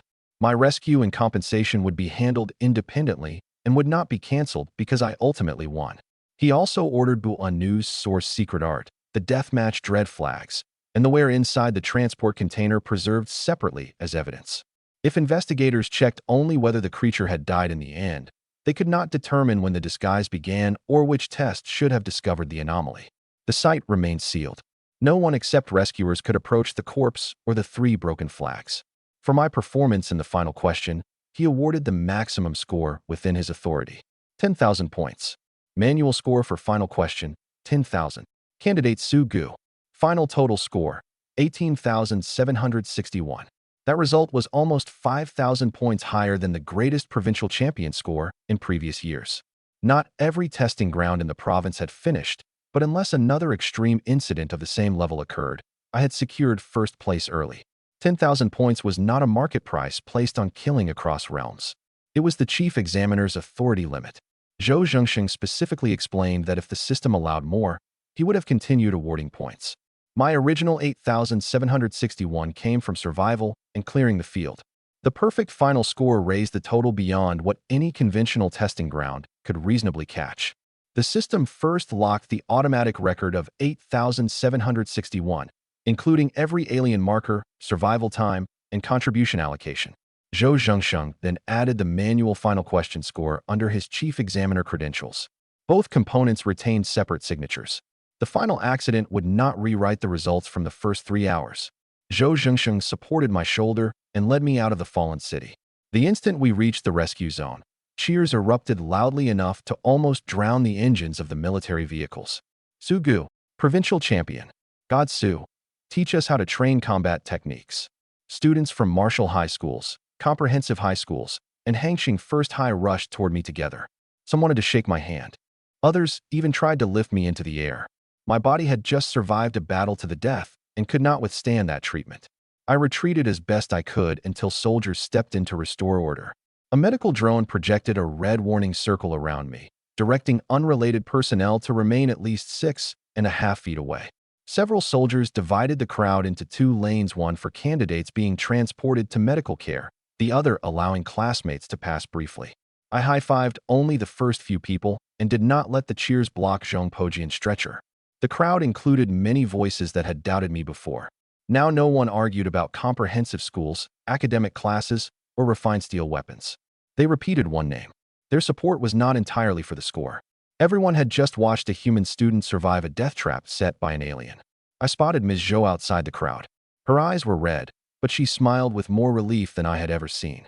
Ma Mingjie shouted that he had already booked the entire Soaring Dragon Grand Hotel and would hold a college admission banquet for the whole city the next day. Zhong Pojian received treatment on a stretcher. I had kicked him out of the battlefield. His fractures and concussion were serious, but at least he was alive. When we assembled for the return trip, Mayor Lu Chenghui stopped me personally. "Student Sugu, don't squeeze into an ordinary troop carrier. Ride with me and Instructor Zhou." I recognized his identity from the looks exchanged by Ms. Zhou and Principal Lu, so I did not refuse. On the way here, I had been an academic student everyone treated as a burden. On the way back, the mayor and chief examiner waited beside their vehicle for me. This exam had truly rewritten my life. The inside of the mayor's troop carrier looked more like a mobile home. It had leather seats, a refrigerator, and a rest area completely unlike the hard-seated military vehicle from the morning. Mayor Lu Chenghui opened a bottle of champagne and poured a glass for both Zhou Zhengxing and me. "Congratulations to you and to Hangxing for finally producing another provincial champion after so many years." After the brief celebration, I used the opportunity to ask about university choices and the next martial realm. I did not relax because I was champion. The body tempering realm was ultimately only the stage of refining the body. Killing across realms had depended on a breakthrough in battle and the prior damage to Buanu's source. Against an undamaged warlord next time, the same slash alone might not give me another opportunity. The vehicle happened to contain a mayor familiar with university resources and a true expert who had walked the battlefield. Their knowledge was more valuable than any public admissions brochure. Mayor Lu told me that with a score of 18,761, top universities would certainly recruit me proactively. I did not need to worry about admission. I only needed to compare their schools, programs, and resources against my needs. The real complication was the cultivation art. Zhou Zhengsheng explained that after body tempering, a martial artist had to use a cultivation art to guide the body and soul force and formally enter the self-discovery realm. Different arts corresponded to different paths. Archers, tanks, assassins, and warriors emphasized radically different things. Abilities, weapons, and physical traits also had to be considered. Warrior arts reinforced explosive power and frontal circulation. Assassin arts pursued concealment and short-range delivery. Tank arts emphasized pressure-bearing. Archer arts required stability after soul force left the body. The more advanced the cultivation art, the more specific its direction usually became, because only extreme specialization could push one advantage to its peak.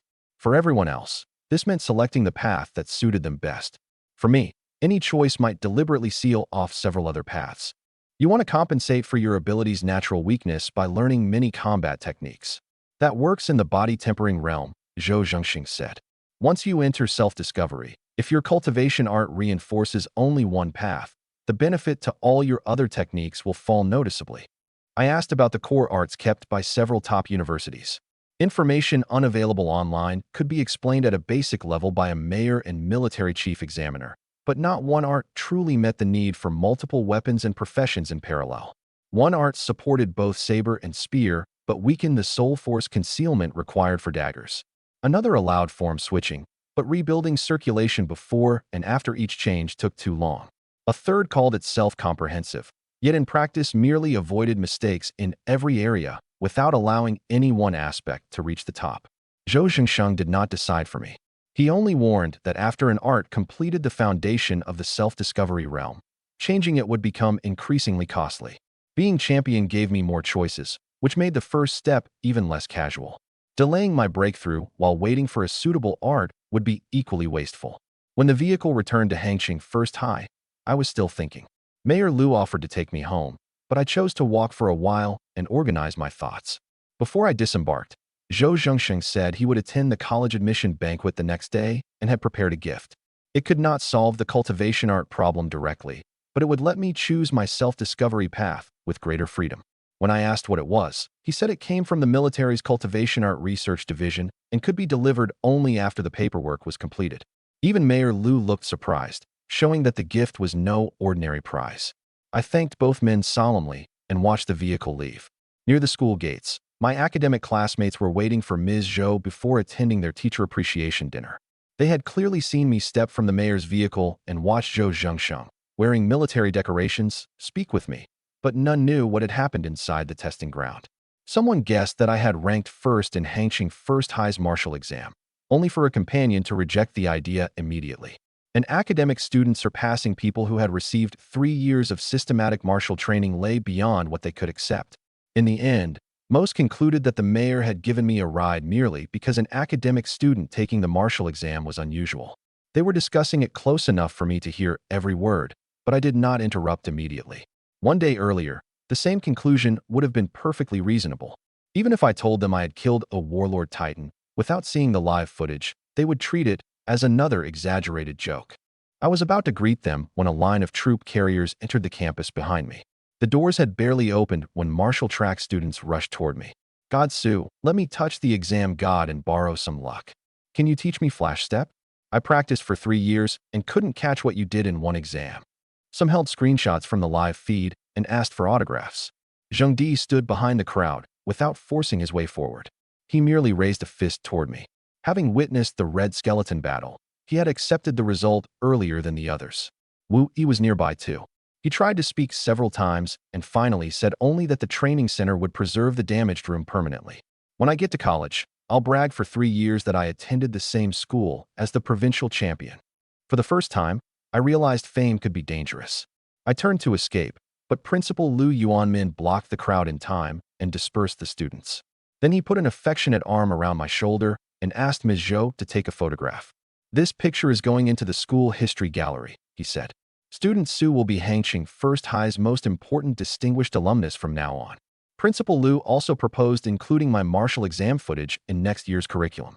I agreed to the use of public combat scenes, but required them to conceal my neighbor's address, personal file, and original ability test data.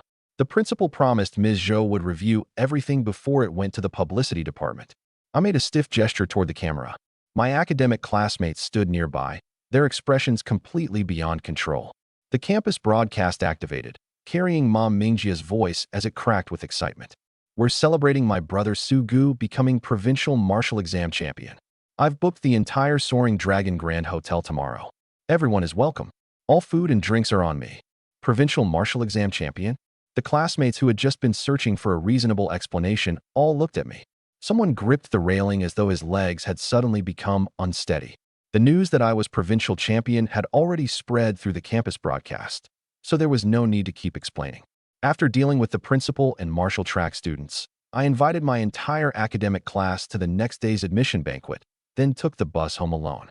On the way, I called every neighbor who had cared for me over the years. "Grandpa Lu, I got into college. I'm holding an admission banquet tomorrow. You have to come." "Wonderful. That protective charm I asked the temple for really worked. Aunt Son, thank you for the chicken soup before the exam. Bring Pei Pei with you tomorrow. You really got into a martial university? Good child. We'll definitely be there." As an orphan, these people were the closest thing I had to family. When I was young, some had given me food. Some had repaired my leaking window. Others had quietly slipped me living expenses when my subsidy was delayed. Now that my life had finally taken a great step forward, of course I wanted to share it with them. I did not say provincial champion on the phone.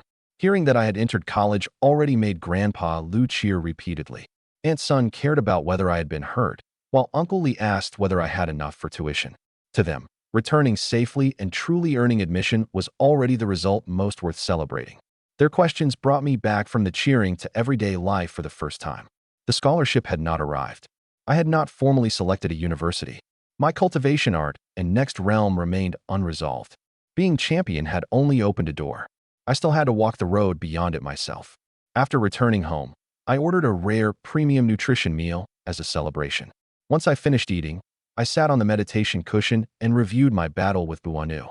I slowed the live footage to 1% speed and examined every spear-fist collision, the deathmatch domain, and the final draw. The spear's first fracture had actually appeared during the second exchange, showing that I had underestimated lateral stress. After the saber art breakthrough, my soul force had become too concentrated. The refined steel's disintegration was inevitable. I included my body scan in the review. Multiple muscle groups in my right arm were strained, but my meridians had suffered no permanent damage. Today, I could only study the battle mentally. I could not verify anything with real movement. The end of the martial exam did not mean the end of martial arts. That slash had won, but it exposed weaknesses in my cultivation, my weapons load capacity, and my ability to continue fighting.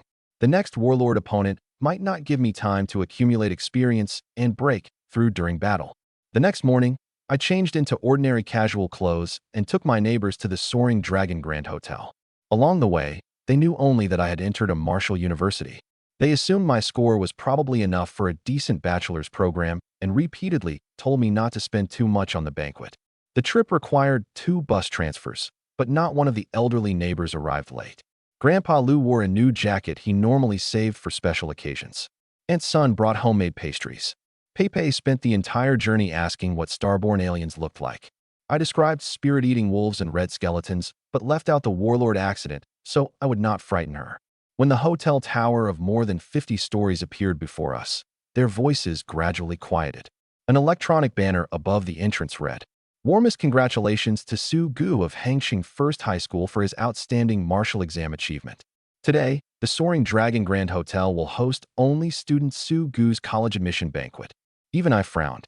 Reserving the entire hotel exceeded what I could casually accept between friends, so I called Mom Mingjia to the entrance. After hearing my concern, the fatty smiled smugly. "You didn't pay, and neither did I.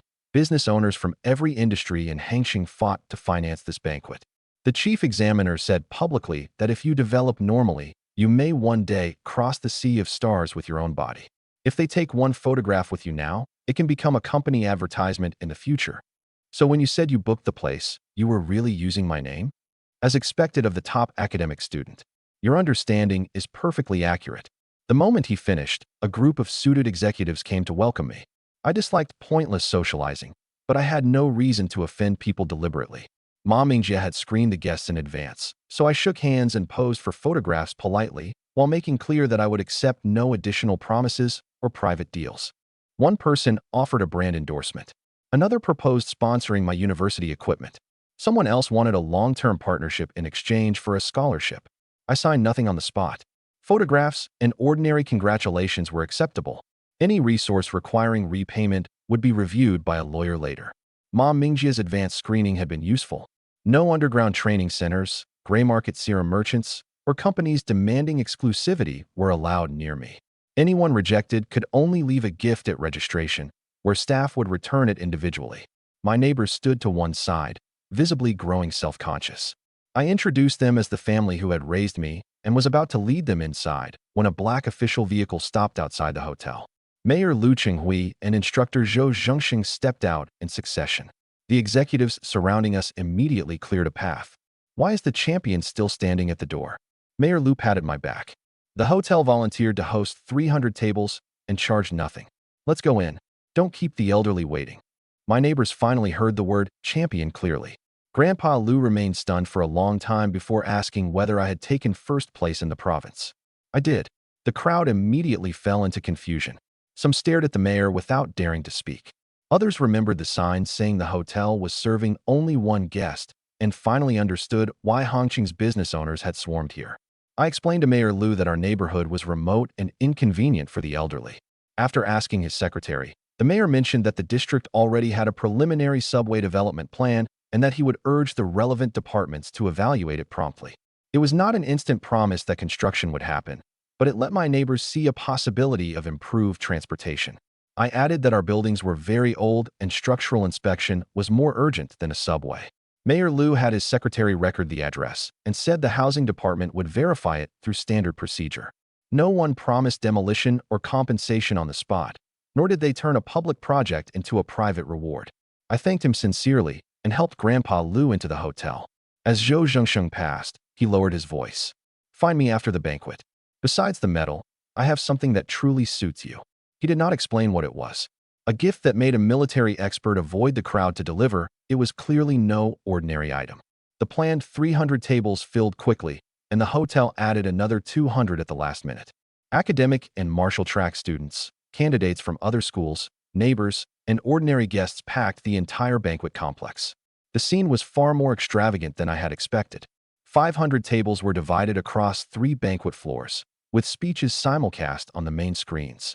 The hotel registered the added seating as a public service reception and prohibited anyone from charging admission in my name.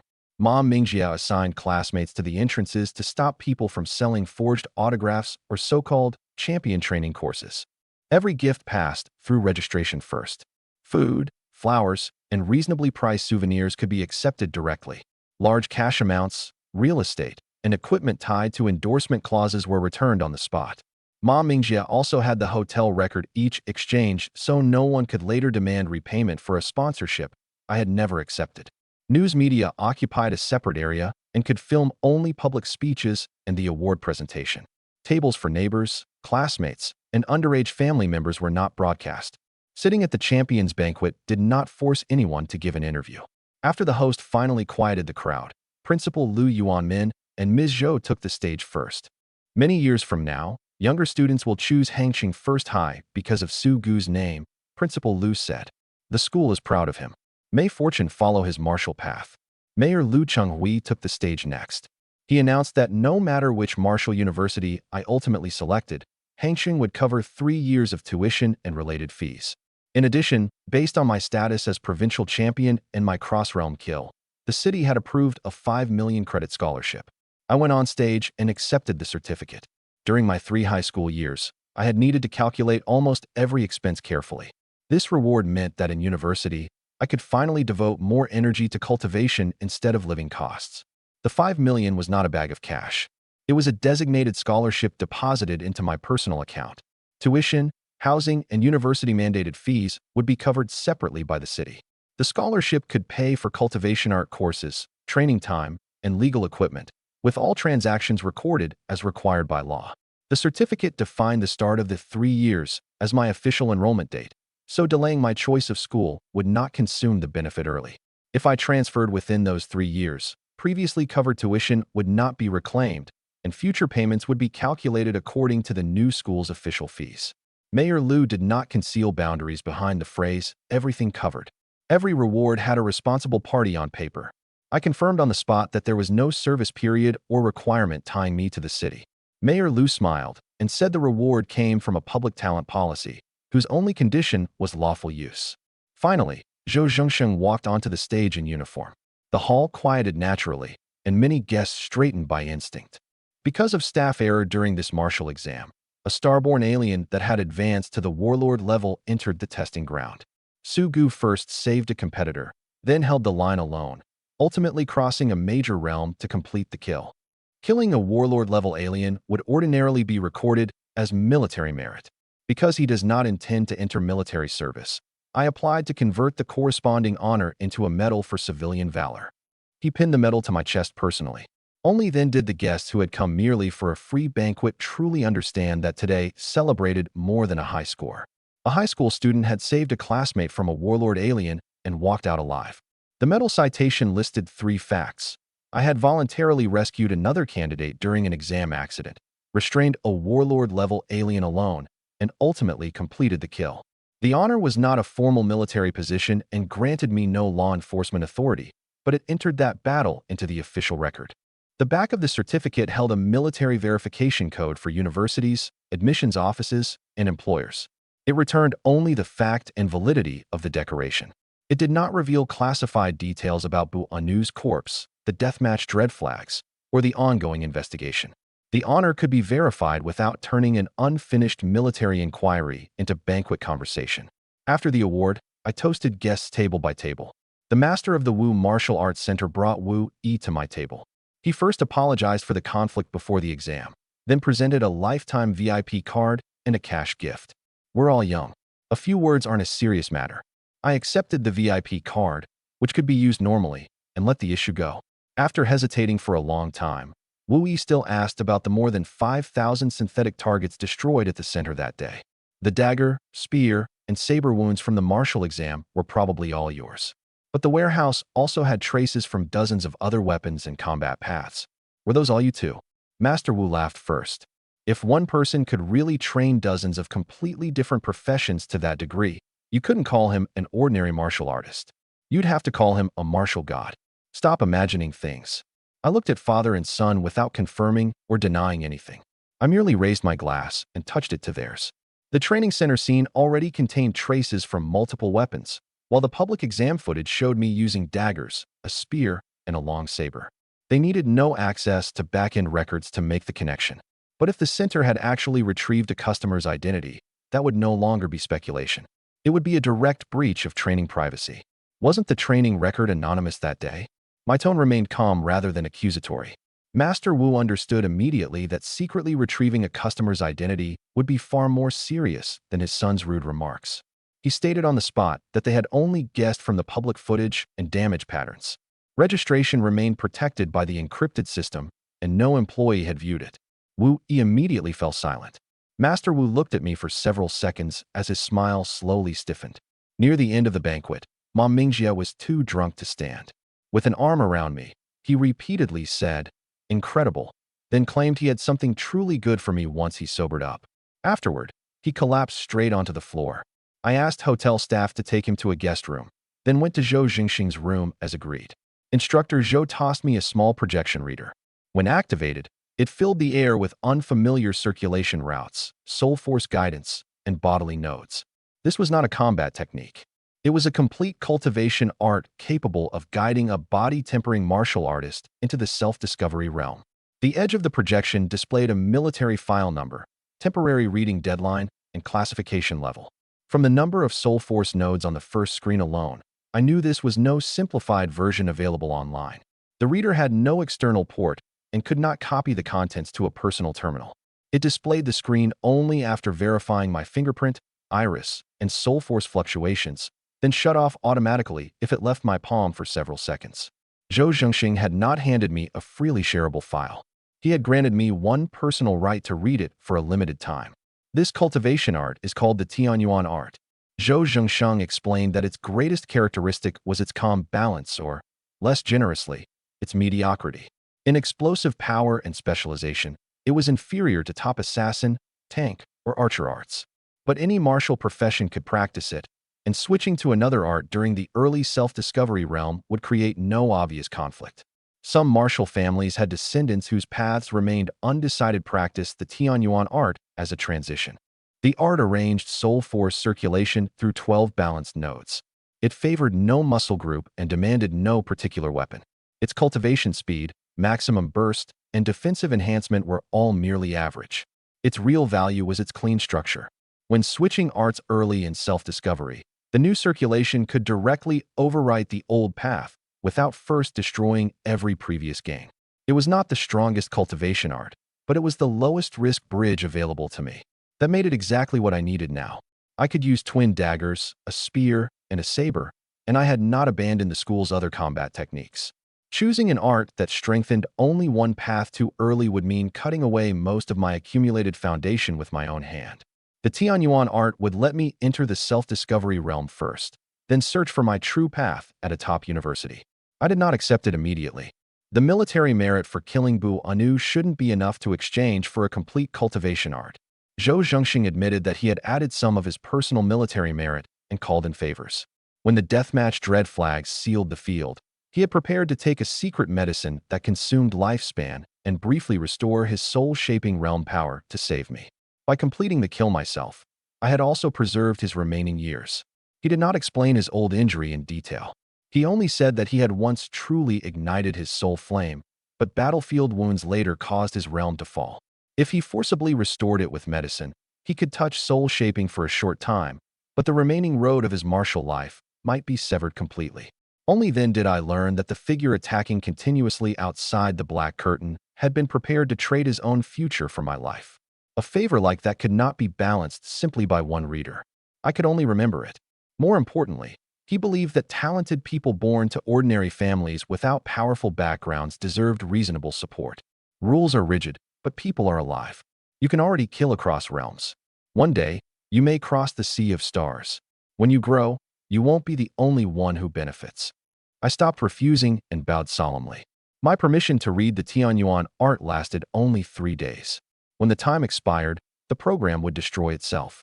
Sharing the contents was forbidden under the Federation Cultivation Art Administration Act. I memorized every requirement and prepared to master it completely before the deadline. The reader recorded every access and blocked screenshots, external projection, and mental copying. Each opening required my biometrics. After 3 days, a remote key would erase all data whether or not I had learned the art. For an ordinary person, 3 days might be enough only to memorize the outline. For me, Once I completed the first correct circulation, every later breath could continue adding experience. After I left the room, Mom Mingjie had sobered up. He asked the staff to leave, then pulled an elegantly wrapped gift box from beneath the bed. Guess what it is? An A-rank combat technique or a new weapon? Think bigger. Inside lay an unusual helmet. White contact points covered the inner surface, while a black X formed the visor. An X device. Before the Dark Age, humanity had already attempted to digitize consciousness. After war erupted, many martial experts facing death uploaded portions of their consciousness and martial will to preserve their legacies.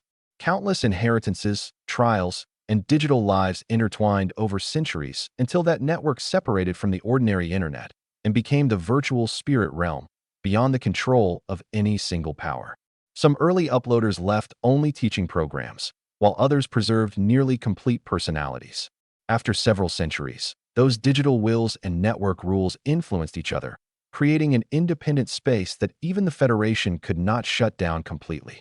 Modern humanity could build entrances and divide safe zones, but no one could claim ownership of the entire spirit realm. The X device was therefore no ordinary gaming helmet. It mapped consciousness inside, so the physical body had to remain safe. Illegal regions could even cause mental damage. Only official martial arenas protected by human heroic spirit rules permitted participants to release lethal force freely. The X device was the fundamental equipment used to enter. I had little interest in searching for ancient digital ghosts. What truly attracted me was the virtual spirit realm's martial arena. Conscious bodies could fight with everything they had under the heroic spirit's protection. Defeat did not mean true death. Young experts from Earth, the Moon, Mars, and other colonies entered matchmaking, and even heirs of ancient families could appear. The minimum requirement for the martial arena was the self-discovery realm. One X device cost enough to buy a home in Hangqing. I had never been able to afford one. Ma Mingjie said this was more than a gift. It was an investment. The Ma family's business had made them the richest in Hangqing. To expand across cities, they needed powerful martial artists to provide safety and credibility.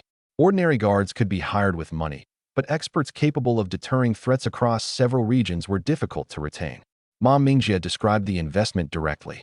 He did not require a binding contract or fixed return now. He only hoped that if the Ma family faced a martial threat beyond commercial solutions in the future, I would provide lawful support. The X device represented both friendship and a stake binding our futures more closely. I had him put that into a simple agreement. No interference with my cultivation, no required participation in business disputes, and no protection for illegal conduct. If help was truly needed, we would decide according to the facts. When my martial path reaches its peak, I'll protect you, I said with a smile. The day my strength dominates the stars, you can become the richest man in the universe. Deal. I'll wait. We bumped fists. It sounded like the fantasy of two new graduates, but neither of us treated it as a pure joke. The Tianyuan art would carry me through the breakthrough. The X device would provide opponents. The road ahead was already open. The martial exam results were formally announced soon afterward. First place in the Xia region provincial martial exam, Sugu. Final score, 18,761 points. Only when my name truly appeared at the top did my friends, teachers, and neighbors fully accept that I had not merely had a chance to become champion, I already was. Hangqing first high raised banners overnight. Local media placed academic students come back, comprehensive high defeats martial schools, and student kills warlord across realms on their front pages. But my score exceeded the previous champions by almost 5,000 points, and the chief examiner had manually awarded the theoretical maximum of 10,000 for the final question. Doubts appeared with it.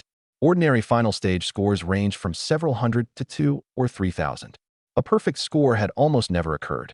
Looking only at the ranking without the accident, 18,761 did seem detached from common sense. Questioning the score itself was not strange. The problem was that some people deliberately removed the words warlord level and circulated only the screenshot of the manual perfect score. The earliest screenshot retained the complete heading. Later versions showed only manual score, 10,000, and my name. The original final stage anomaly label, chief examiner's signature, and automatic score of 8,761 had all been cropped away. To someone unfamiliar with the exam, it looked as though a chief examiner had invented 10,000 points from nothing. A perfect manual score? Who can prove there wasn't corruption? One person scored almost 5,000 more than last year's record. Is that normal? If the exam was fair, release the evidence from the final question. Hangshan candidates defended me, but personal recordings were prohibited at the site, so they could not produce complete footage. Their claims that I carried 3 refined steel weapons, overwhelmed the entire field through different combat paths, and finally killed a titan across realms sounded even more like an exaggerated legend. The controversy spread rapidly. Several top universities that had planned special admission evaluations publicly stated they would wait for the official investigation. Some outlets portrayed me as a promotional figure packaged by local education authorities and used my status as an orphan and academic student to argue backward that I could not possess combat strength. Other accounts targeted Zhou Zhengxing, insinuating that a military chief examiner had used manual scoring to install a personal connection. The same talking points appeared simultaneously in different cities, with identical punctuation and image order. It did not resemble natural discussion. It looked like someone had purchased coordinated distribution channels. I compared the publication times of several popular articles. The accounts posted only seconds apart and used the same image encodings and typographical errors. In the comments, batches of new accounts repeatedly demanded cancel the result and hold a retest, while refusing to answer questions about the Warlord corpse or complete footage.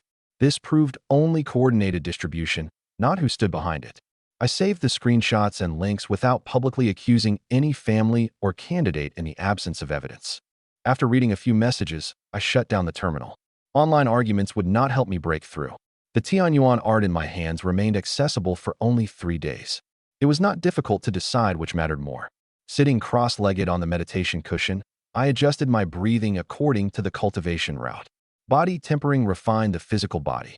The self-discovery realm used a cultivation art to excavate the soul force hidden within flesh and cells and establish a stable internal cycle. The first complete circuit was slower than any combat technique. My soul force had not truly awakened, so I could only use breathing and physical sensation to confirm each node. The path grew faintly warm as it crossed my chest, then felt like fine needles moving through my arms. One error in sequence dispersed the entire cycle. Before beginning, I lowered my heart rate to a stable range, then breathed through the reader's 12 nodes in order.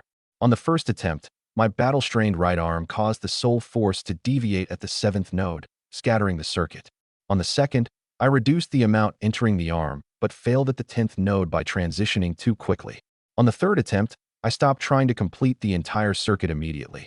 I opened the path between each pair of nodes separately.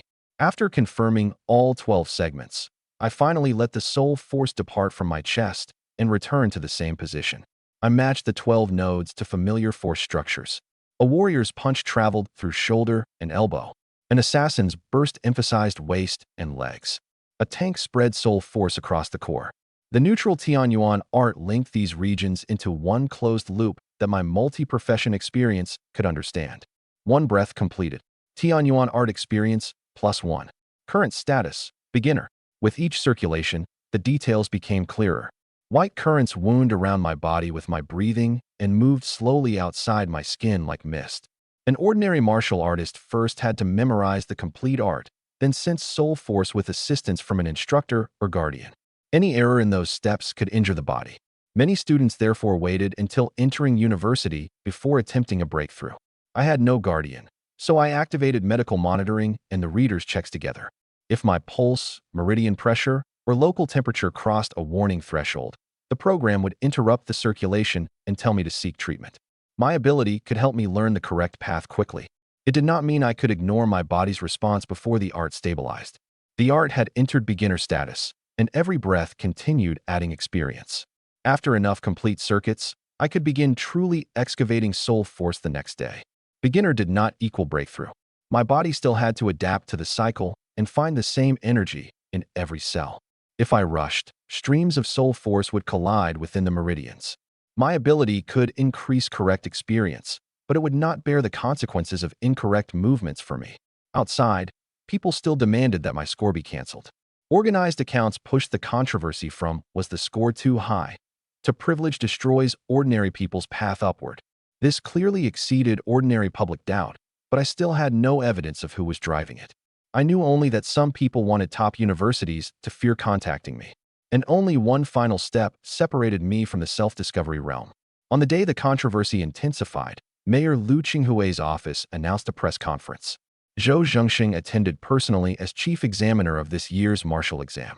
I paused one circuit and watched the live broadcast on my terminal. Reporters filled the venue. Zhou Zhengxing did not answer with a lengthy statement. He addressed the core issue immediately. He first released his appointment as chief examiner, his scoring authority, and the verification code for the complete footage, proving it had not been edited. The Liu municipal government simultaneously projected the final stage scoring rules. Any reporter could confirm that 10,000 was truly the maximum for one category, not a number added afterward. The verification code corresponded not merely to an edited conference video, but to 4 sets of raw data: the testing ground's main camera, my survival watch, high-altitude drones, and rescue craft. Their time codes remained consistent from the container's landing to Bu Anu's death. No single angle could be altered without leaving a discontinuity. The rules also showed that the chief examiner had discretion over the final category, but could not alter earlier automatic kill points, survival points, or other candidates' rankings. My 8,761 points were corroborated by the synchronized board on every other watch in Hangxing. They had not been inserted before the press conference. I awarded Su Gu the 10,000 points for his final question. Since the dispute centers on that score, we will watch the complete exam footage. The projection first showed the white transport releasing the Star Titan. The instant Bu Anu spoke standard Federation language, discussion in the room surged. Anyone familiar with Alien Level's new and awakening target did not possess that intelligence. The creature in the testing ground had been a genuine warlord-level alien. The footage continued. The public version concealed the minimum necessary candidate identity and medical data, but it did not hide key times, attack trajectories, or system alarms. Zhong Pojian's name was replaced with another candidate to prove the rescue had occurred, not to make a hospitalized high school student another target of public opinion.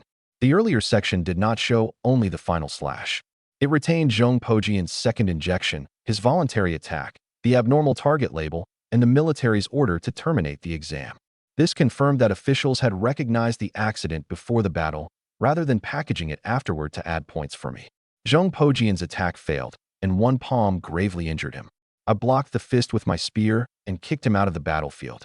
Bu Anu publicly admitted damaging its own source and concealing its realm in preparation to hunt humanity's young geniuses. Then the spear broke and the deathmatch dread flag sealed off rescue. In the final footage, I drew a refined steel saber, faced the berserk Bu Anu head-on, and split both the Warlord Titan and its domain with one slash. Someone asked for confirmation that Bu Anu was truly dead. The military produced the autopsy, Warlord's soul core fluctuations, and records of the broken deathmatch flags. Another reporter asked whether I had caused Zhong Pojian's injuries. Zhou Zhengsheng explained that kicking the shield was an emergency rescue, and the medical trajectory proved it had sent the student into extraction range. The important evidence in the autopsy was not merely that the corpse had been cut in two, but its bone age, soul core strength, and damaged source. The data showed that Bu Anu had used a secret art to suppress its energy before entering the field and recovered warlord fluctuations only after deployment. This proved both the level I faced and that the accident originated from deceived detection, not from a chief examiner renaming the target to award points. Only the portions of Zhong Pojian's medical record relevant to the rescue judgment were released. The Titan strike had already caused multiple fractures. The energy shield deployed fully before I kicked it, and the flight path matched the rescue craft's lock.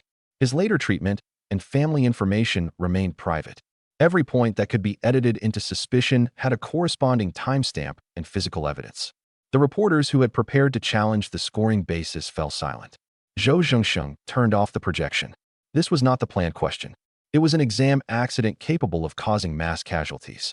Su Gu saved a person first, then resolved the crisis alone.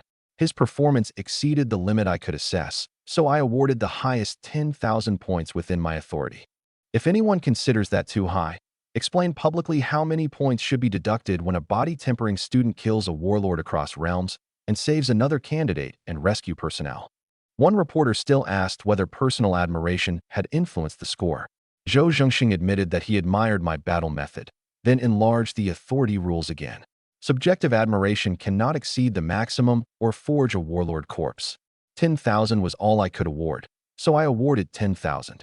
Another asked why the accident had not been disclosed earlier. The military answered that it first had to preserve evidence and investigate the transport chain without affecting other testing grounds. Now that rumors were harming a candidate, releasing the complete sequence had become necessary. My survival would not erase accountability for the failure. The Lu municipal government also published milestones for the independent investigation. The transport container and fragments had been sealed as evidence. Staff associated with the local testing ground had temporarily recused themselves, and the Provincial Education Authority and Military Security Agency were conducting a joint review. The conference released confirmed facts. It did not claim that every responsibility had already been determined. No one answered. He then pointed out clear, organized manipulation in the online discussion. Doubts could be based on facts. Competition could be settled by peers in the martial arena. But rumors could not be used to destroy a student without a powerful background. I publicly guarantee Su Gu from this moment on. Anyone dissatisfied can have someone his age challenge him directly. Use contemptible methods again, and I will investigate to the end. As he finished, pale blue soul flame rose from Zhou Zhengsheng. The air in the conference room seemed to freeze. The soul flame lasted only seconds and attacked no one. But the blue light proved he had once reached the soul-shaping realm and showed that his guarantee was more than empty toughness. The reporter's terminals recorded genuine soul force fluctuations that could not be explained as stage effects. The soul-shaping realm. That also explained why he had the authority to make a promise for the military. Once the complete footage and chief examiner's guarantee were released, public opinion rapidly reversed. Universities that had paused their evaluations began contacting Hangqing First High again. Within an hour of the conference, several outlets corrected their headlines from suspected corruption to body-tempering student kills above his realm. Accounts that had removed the warlord information began deleting posts, while platforms preserved distribution records for investigation. Doubt would not vanish instantly, but at least the facts were available to anyone. I closed the broadcast and returned to my meditation cushion. Zhou Zhengsheng had done more than stand beside me. Publicly exposing the exam accident would affect the military, education, and transport departments and alert whoever had driven the rumors that the plan was exposed. That risk was far heavier than the conference itself. I sent him one message of thanks. He replied only, "Breakthrough first. Don't waste the cultivation art." Zhou Zhengsheng had shielded me from the filth outside. The best answer I could give was to master the Tianyuan art quickly and enter the self-discovery realm. After the complete exam footage was released, major outlets shifted almost at once. Many accounts that had questioned the 10,000-point score deleted their content. Hangqing officials published a restrained 3-minute video reviewing my experience from the beginning. This report was unusually measured. It listed the transport record, realm confirmation, rescue order, and kill result by time. It did not casually assign responsibility to any department. The military and education systems were still investigating internally, and unsupported conclusions could interfere with real accountability. The people of Hangqing no longer needed to hold back. Candidates who had defended me and been cursed as local shills posted the official link, telling skeptics to watch the complete footage. The most common reply was, if 10,000 isn't enough, how much more should they add? No martial family background. No place in the martial track. An ability that could not even qualify for F rank.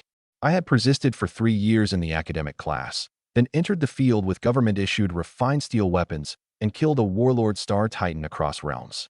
On the day of release, the video exceeded 300,000 likes and 100,000 shares. Many people turned the final slash into a screen background. Students in situations similar to mine commented that, for the first time, they believed a low starting point did not mean they would never have a chance. Some had been assigned to academic classes because of low-ranked abilities. Some planned to quit because their families could not afford black alloy weapons.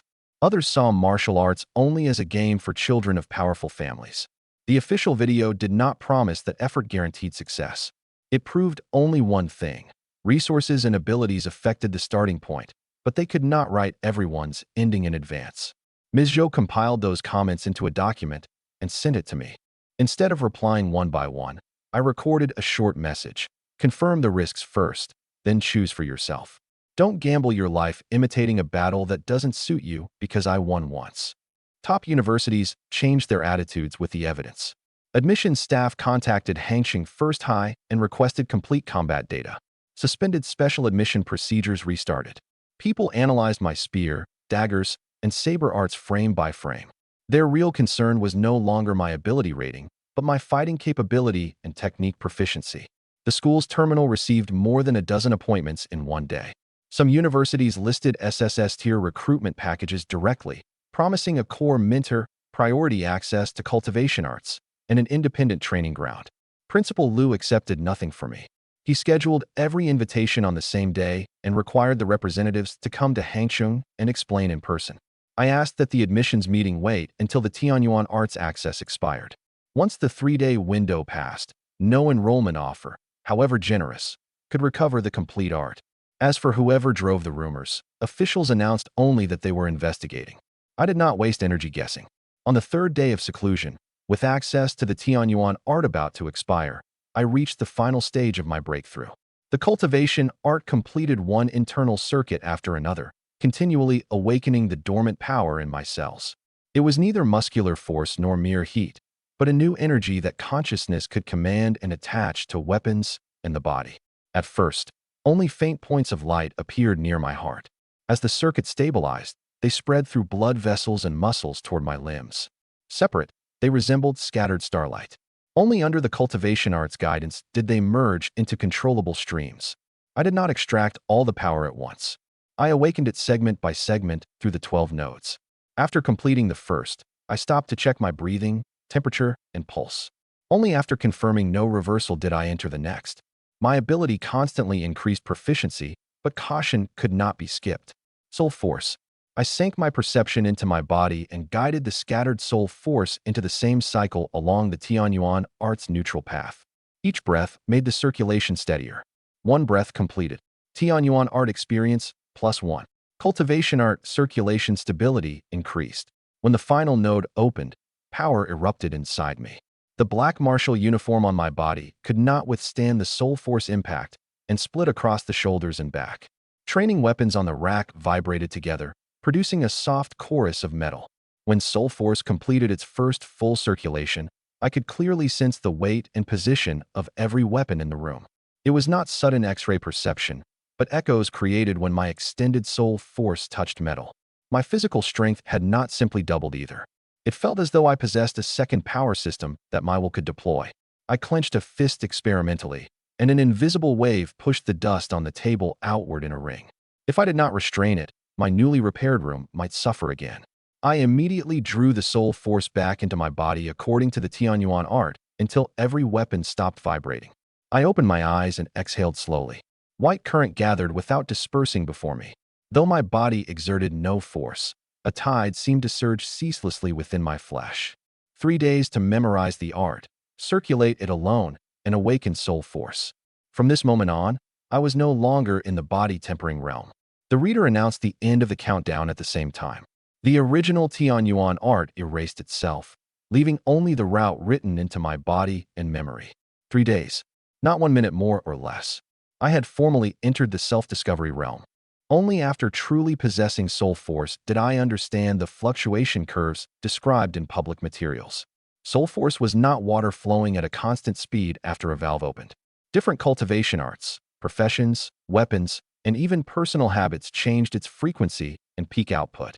A warrior's fluctuations were the most balanced, suitable for sustained output. An assassin might suppress his aura for a long time, then erupt in an instant. A ranged martial artist layered soul force onto a weapon at high frequency and therefore switched between peaks and valleys fastest. A tank usually produced the highest peak, but with relatively simple variation. The Tianyuan art favored no profession. I simulated all 4 fluctuation patterns, and every one circulated normally.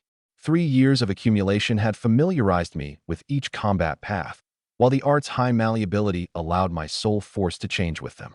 I began with daggers. For most of the time, I pressed my soul force beneath the skin. Only when Flash Step activated did it surge into both legs, making the curve resemble a spike rising suddenly from flat ground. After switching to a spear, soul force flowed continuously from the soles of my feet, along my spine, and into both arms. Its peak was lower than an assassin's, but the output remained stable. When simulating a tank, soul force covered my torso, shoulders, and arms. The single peak was highest and hardest to redirect quickly. Ranged mode required layering energy onto ammunition that was not there, and even practicing empty-handed produced high-frequency vibration. All four modes passed through the same main cycle of the Tianyuan art. It resembled soft metal without a predetermined shape, temporarily pressed into any tool. Its weakness was equally obvious. It could do everything, but nothing at the highest level. Compared with a genuine core cultivation art, the Tianyuan art was like using a ladder to chase a spacecraft. It was excellent for instruction and transition, but not for supporting my entire journey. If the same soul force entered a spear through a top warrior art, its penetration might multiply several times. A top tank art could also transform recoil into defense. The Tianyuan art only ensured the path was correct. It provided no exclusive amplification. My skill could compensate partly, but as realms rose, this foundational gap would become increasingly difficult to cross through technique. There was no need to choose urgently yet. After entering the self-discovery realm, I finally met the minimum threshold for the virtual spirit realm's martial arena. I called Ma Mingjie. The moment I told him about the breakthrough, I heard him spit out a drink. 3 days? What normal person breaks through alone in 3 days? Are you the secret son some free spirit realm expert left in Hangqing? Cut the nonsense. We agreed to enter the virtual spirit realm together. I've already toured it once. You're too slow. I cursed him, found a safe position, and put on the X device. After the equipment verified my identity and vital condition, the real room rapidly disappeared. Before login, the system required me to lie securely, clear dangerous objects from the area, and bind an emergency wake-up. While my consciousness entered the spirit realm, my real body would continue breathing and metabolizing. The device monitored my heart rate and abnormal soul force activity. A power loss or excessive mental fluctuation would force the account offline. I connected the backup battery for network failure and locked my door in training mode before confirming the upload. When my consciousness cleared again, I floated inside a cube whose upper half was black and lower half white. This body had no physical weight, yet movement and cultivation art circulation felt almost identical to reality. The system first asked whether I wanted to conceal my face. I chose yes, and the mirror immediately generated an expressionless face without obvious ethnic features. Next came my spirit realm name. I thought for only several seconds before entering it. All-around martial god. The name was eye-catching enough to attract people who objected to it. The more seriously an opponent wanted to fight me, the more training value I gained. Gravity returned after I left the login space. Gothic spires, Xia-style temples, modern skyscrapers, and fantasy castles crowded the same street. People from Earth, the Moon, and Mars crossed paths. Civilizations separated by hundreds of millions of miles in reality shared one sky here. I did not stop to sightsee. I found Ma Mingjie through the friend system. His spirit realm name was Cosmic Tycoon, which invited a beating even more openly than mine. All-around martial god. He circled me once. You really are afraid people won't challenge you. That's exactly what I want. The martial arena allowed direct teleportation. Its entrance resembled an endless open-air coliseum. The system divided participants into 4 major tiers: Cannon Fodder, Brave, Elite, and Hall of Fame. Every newcomer began in Cannon Fodder, with matchmaking based on hidden combat power and win streaks. Brave matches often drew tens of thousands of viewers. Elite fighters could fill the entire stands. Most Hall of Fame experts knew one another, so public matches were rarer. I had no record, and initially, Ma Mingjie was my only spectator. Before running into the stands, he reassured me. Your first match won't have a real opponent. Just fight casually. The system completed matchmaking, and the viewer count suddenly leaped from 1 to tens of thousands. A man with a mohawk appeared across from me. Reflective sequins covered his martial uniform, and he posed as though walking onto the stage of his own concert. Opponent, flamboyant assassin. Apparently, my first match was not as ordinary as Ma Mingjie had claimed. Flamboyant assassin did not look at me immediately. He first blew kisses toward the audience. My beloved family, did you miss me? He received no applause, only a familiar chorus of boos and laughing curses delivered with near-perfect coordination. His public profile quickly explained everything. He was a streamer who made his living from combat videos. He had once entered the Brave tier, then declined in strength. To create entertaining content, he had deliberately tanked his record back to Cannon Fodder and specialized in matching against newcomers. He surrendered when he met someone strong and showed off repeatedly against the weak. His actual level far exceeded his current tier. The most viewed video on his profile showed him chasing a ranged fighter and slicing the man's clothes even though he could have ended the battle. He ultimately cut more than a dozen hearts into the opponent's martial uniform. The ranged fighter was forced to destroy his own consciousness body voluntarily, earning the video more than 600,000 views. His profile also showed a recent streak of voluntary defeats that lowered his hidden matchmaking score into the newcomer bracket. The system did not erase his past experience, but it selected a first-match opponent based on his current record. In other words, I had not encountered ordinary cannon fodder. I had encountered a former brave who used the lowest tier as a filming set. That suited me perfectly. The system opened the armory. Equipment too expensive to touch in reality could be generated for free. A dragon heat-line floating laser cannon for ranged tanks, snakebite daggers made from the fangs of a warlord-level venomroar serpent, and an alien blood black alloy sword forged with alien flesh. I opened their structural parameters one by one. One shot from the dragon heat-line cannon could penetrate an advanced alien, but its user needed both tank strength and ranged soul force control. Snakebite amplified the user's poison ability. Without one, it remained merely a top dagger. The alien blood black alloy sword could briefly store soul force from an enemy's blood. Farther down were a war hammer made from star titan bone, a miniature floating gun array, a liquid spear capable of changing length, and several weapons still experimental in reality. The system could load operating instructions instantly, but I did not want my first battle to become a menu study.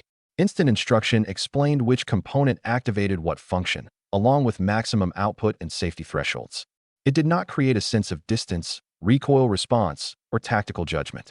If I selected an overly complicated experimental weapon, I might spend the entire battle learning controls instead of testing whether the Tianyuan art could truly cross professional paths. On the other hand, choosing my most familiar battle saber would provide only an answer the martial exam had already verified. The ideal range was a weapon whose basic principles I understood but had never used at high intensity in reality. Randomizing from the full armory would surrender the result to the system and force me to adapt quickly. During 3 years of high school, I had used only the cheapest training weapons. The 3 refined steel weapons in the martial exam already counted as formal arms. Confronted with the entire Federation armory, I did not know what to choose. If I selected my familiar saber, the outcome held no suspense. If I chose the area weapon strongest against assassins, I would prove only an equipment advantage. What I truly wanted to test was whether self-discovery soul force could change immediately with a weapon I had not predetermined. At the bottom of the page was Random Weapon. I set no profession restriction and activated a full armory random selection. Flamboyant Assassin finally stopped interacting with viewers and turned toward me. In the arena, randomizing a weapon usually amounted to open provocation. I can defeat you without my preferred equipment. Leaving the category unrestricted, as I had, could give an archer a long saber or an assassin a heavy shield. A sound barrier separated the stands and battlefield, so I could not hear the exact comments, but I could see large numbers of people pointing and laughing. Ma Mingjie held his head in both hands and buried his face in his arms. The wheel slowed and stopped on a heavy shield over 6.5 feet tall and nearly as thick as a human head. A classic defensive tank weapon, the Iron Wall Shield. When the system generated it beside me, its weight felt identical to reality. I lifted it experimentally with one hand. Its center of gravity sat low. The front had 3 layers. The outer redirected blades, the middle absorbed impact, and the inner distributed reaction force across arm and torso. It was not a simple iron slab. An incorrect grip would break the user's wrist first. I shifted the Tianyuan art into tank fluctuations. Soul force covered my palm, forearm, shoulder, and core. The main circulation did not conflict, and the Iron Wall Shield stood as steadily as if I had practiced with it for years. The shield struck the ground, making the entire arena tremble gently. Flamboyant Assassin laughed harder. He selected his familiar Mercury blades, then surrendered battlefield choice to me. Choose anything. He spun a dagger. In any environment, I can play a newcomer with a giant shield to death. I saw the random battlefield control again. On a real battlefield, a martial artist did not have the right to choose the environment. I ignored compatibility guidance and randomized it. Flamboyant Assassin had not surrendered the map out of fairness, but because he was certain that any choice I made would provide content. If I selected a room so narrow an assassin could not circle behind me simply to win, the training value would decrease further. The system displayed a risk confirmation. Unrestricted randomization could produce a severe professional disadvantage, and the result would still count toward my official record. I continued. Battlefield generated. Nethergloom Ghost Cavern. The description showed a narrow, dark cave with complicated routes. Dense stone pillars restricted a heavy shield, while echoes and shadows concealed an assassin. Random weapon, defensive heavy shield. Random map, assassin home field. Flamboyant assassin raised a thumb toward me, then slowly turned it downward. The gesture judged my decision. Someone in the stands raised a temporary light sign reading, "All-round idiot." Others began betting on how long I would last. Only Ma Mingjie remained standing and pumping his fists. The sound barrier kept me from hearing him, but his mouth showed that he was cursing with real effort. I loosened my wrist and raised the iron wall shield before me. The conditions truly were unfavorable. That was exactly why the battle had value as a test. The open-air arena swiftly transformed into a cold, gloomy cavern. The gray bricks beneath my feet became black rock overgrown with moss. Groundwater seeped through the cracks, while dense stalactites blocked the view like a natural maze. An eerie wind passed through the cave openings, sounding like distant wails. The iron wall shield was wider than many of the gaps between the stone pillars. If I moved at even a slightly incorrect angle, the shield would get stuck. A thin film of water and moss also covered the ground, and every turn of the heavy shield changed the pressure beneath my feet. The assassin could step on stone pillars and use shadows and echoes to hide, while the shield face blocked most of my vision. From sound and space to friction, the map favored my opponent. I first tapped the ground lightly with a corner of the shield. Echoes returned from the various stone pillars, and the outline of the surrounding passages quickly formed in my mind. Unable to see did not mean having no information. I simply had to replace my eyes with my ears and soul force perception. Once the battle began, I planted the shield in front of me and assumed a standard defensive stance. Its enormous face completely blocked my view, but flamboyant assassin's laughter came from several directions at once. Tonight's video will be called Shocking. Flamboyant assassin does this to the martial god. The footsteps suddenly vanished. C-rank assassin footwork, shadowless step. The next instant, a mercury blade stabbed toward the side of my neck from my blind spot. I turned the shield, and the dagger collided with metal in a shower of sparks. The first attack had come from behind me on the left, yet his real footsteps were on the right. Shadowless step sent soul force into the ground to create false sounds while its user approached behind the cover of the stone pillars. I did not turn my shield to chase the noise. I watched the tiniest ripples on the water beneath my feet. When the dagger withdrew, a silver scratch remained on the shield face. A mercury blade could change between soft and hard on contact. If an ordinary block allowed its tip to curl around the edge, the next strike would enter directly behind the shield. You blocked the first one, so I guess you're not a complete beginner. He stepped on the shield face to launch himself backward. But in a place like this, all you can do is keep taking hits. He did not confront a tank head-on. Instead, he constantly changed position through the stone pillars and echoes.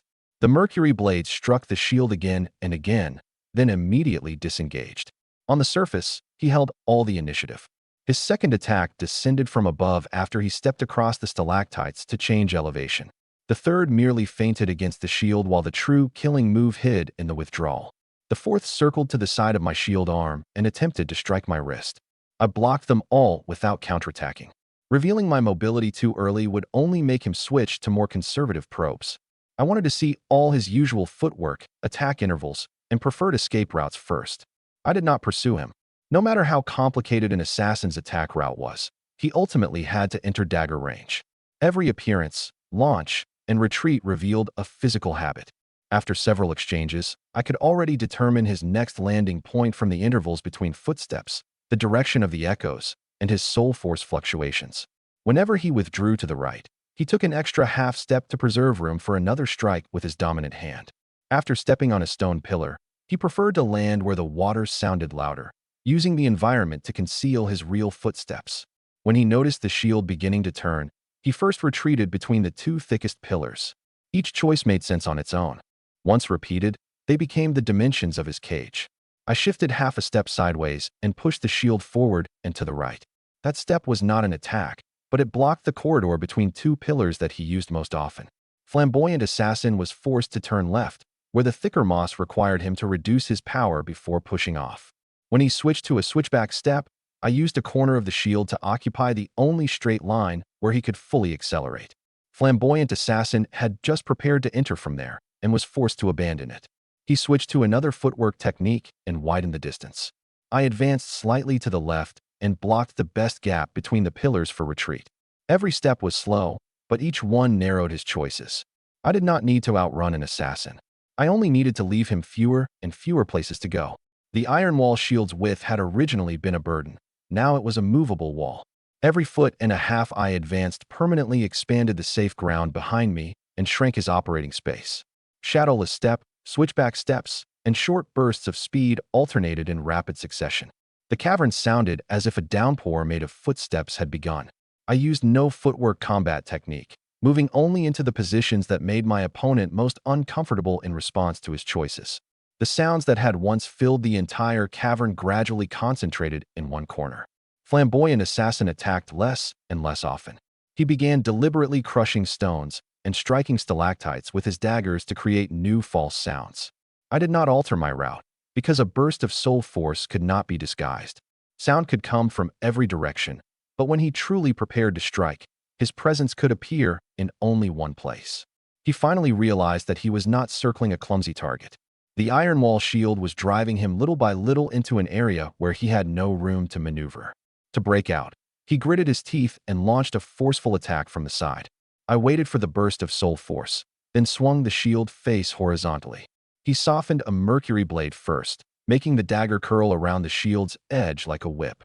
I drew the shield face about 6 inches inward, denying the soft blade enough room to arc, then completed the horizontal swing before it could harden again. Once the assassin lost the advantages of surprise and initiative, he could only pit his low-peak soul force against a tank head-on. The result held no suspense.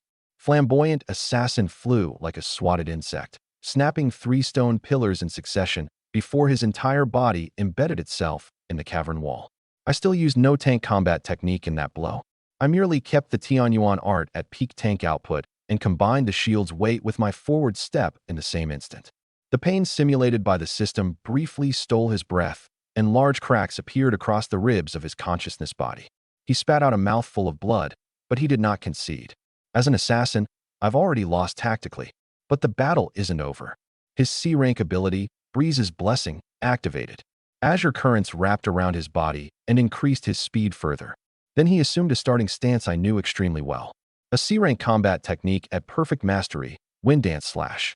I had used this technique amid the red skeleton horde and knew how every segment of its wind formed. Flamboyant Assassin's version differed from mine. He embedded Breeze's Blessing into the blade path, turning the currents originally meant to confuse into real acceleration. The longer his sequence continued, the faster each attack became. This was not a separate combat technique registered by the system, but a combination he had created through years of real battle. Even with his professional judgment completely suppressed, this trump card still possessed brave tier lethality.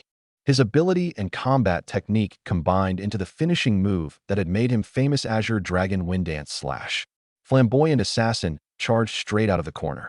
Azure Wind wrapped around his silver daggers, and his chain of slashes resembled a writhing azure dragon. I stopped advancing and made a minute adjustment to the angle of the iron wall shield. The first strike fell, lighting the entire shield in fire. Azure Dragon Wind Dance Slash was not a single attack. The first strike merely initiated the sequence. Every subsequent slash borrowed from the previous collision to build speed until the attacks became an unstoppable continuous burst. Flamboyant Assassin had once torn through tank defenses from the front with this move. Azure Soul Force trailed behind the daggers and long tails, and every impact sharpened the scream of the wind. The first strike carried no more power than an ordinary thrust. By the 7th, high-frequency vibration had brought the mercury blades close to complete hardness, giving them enough frontal penetration to stab into the seams of the shield. The key to this combination was continuity. Dispelling its force even once would break the subsequent amplification. Yet simply retreating would give the assassin more distance to accelerate, while blocking head-on would let him attack the same point on the shield repeatedly.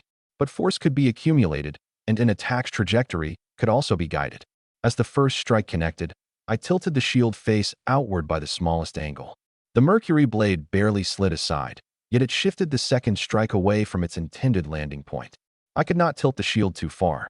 If the deviation were obvious, Flamboyant Assassin would adjust immediately.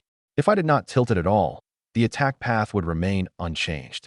At the instant of impact, I moved my wrist less than the width of one finger, then immediately returned to a standard guard. At the second collision, I adjusted again. This time, I moved in the opposite direction.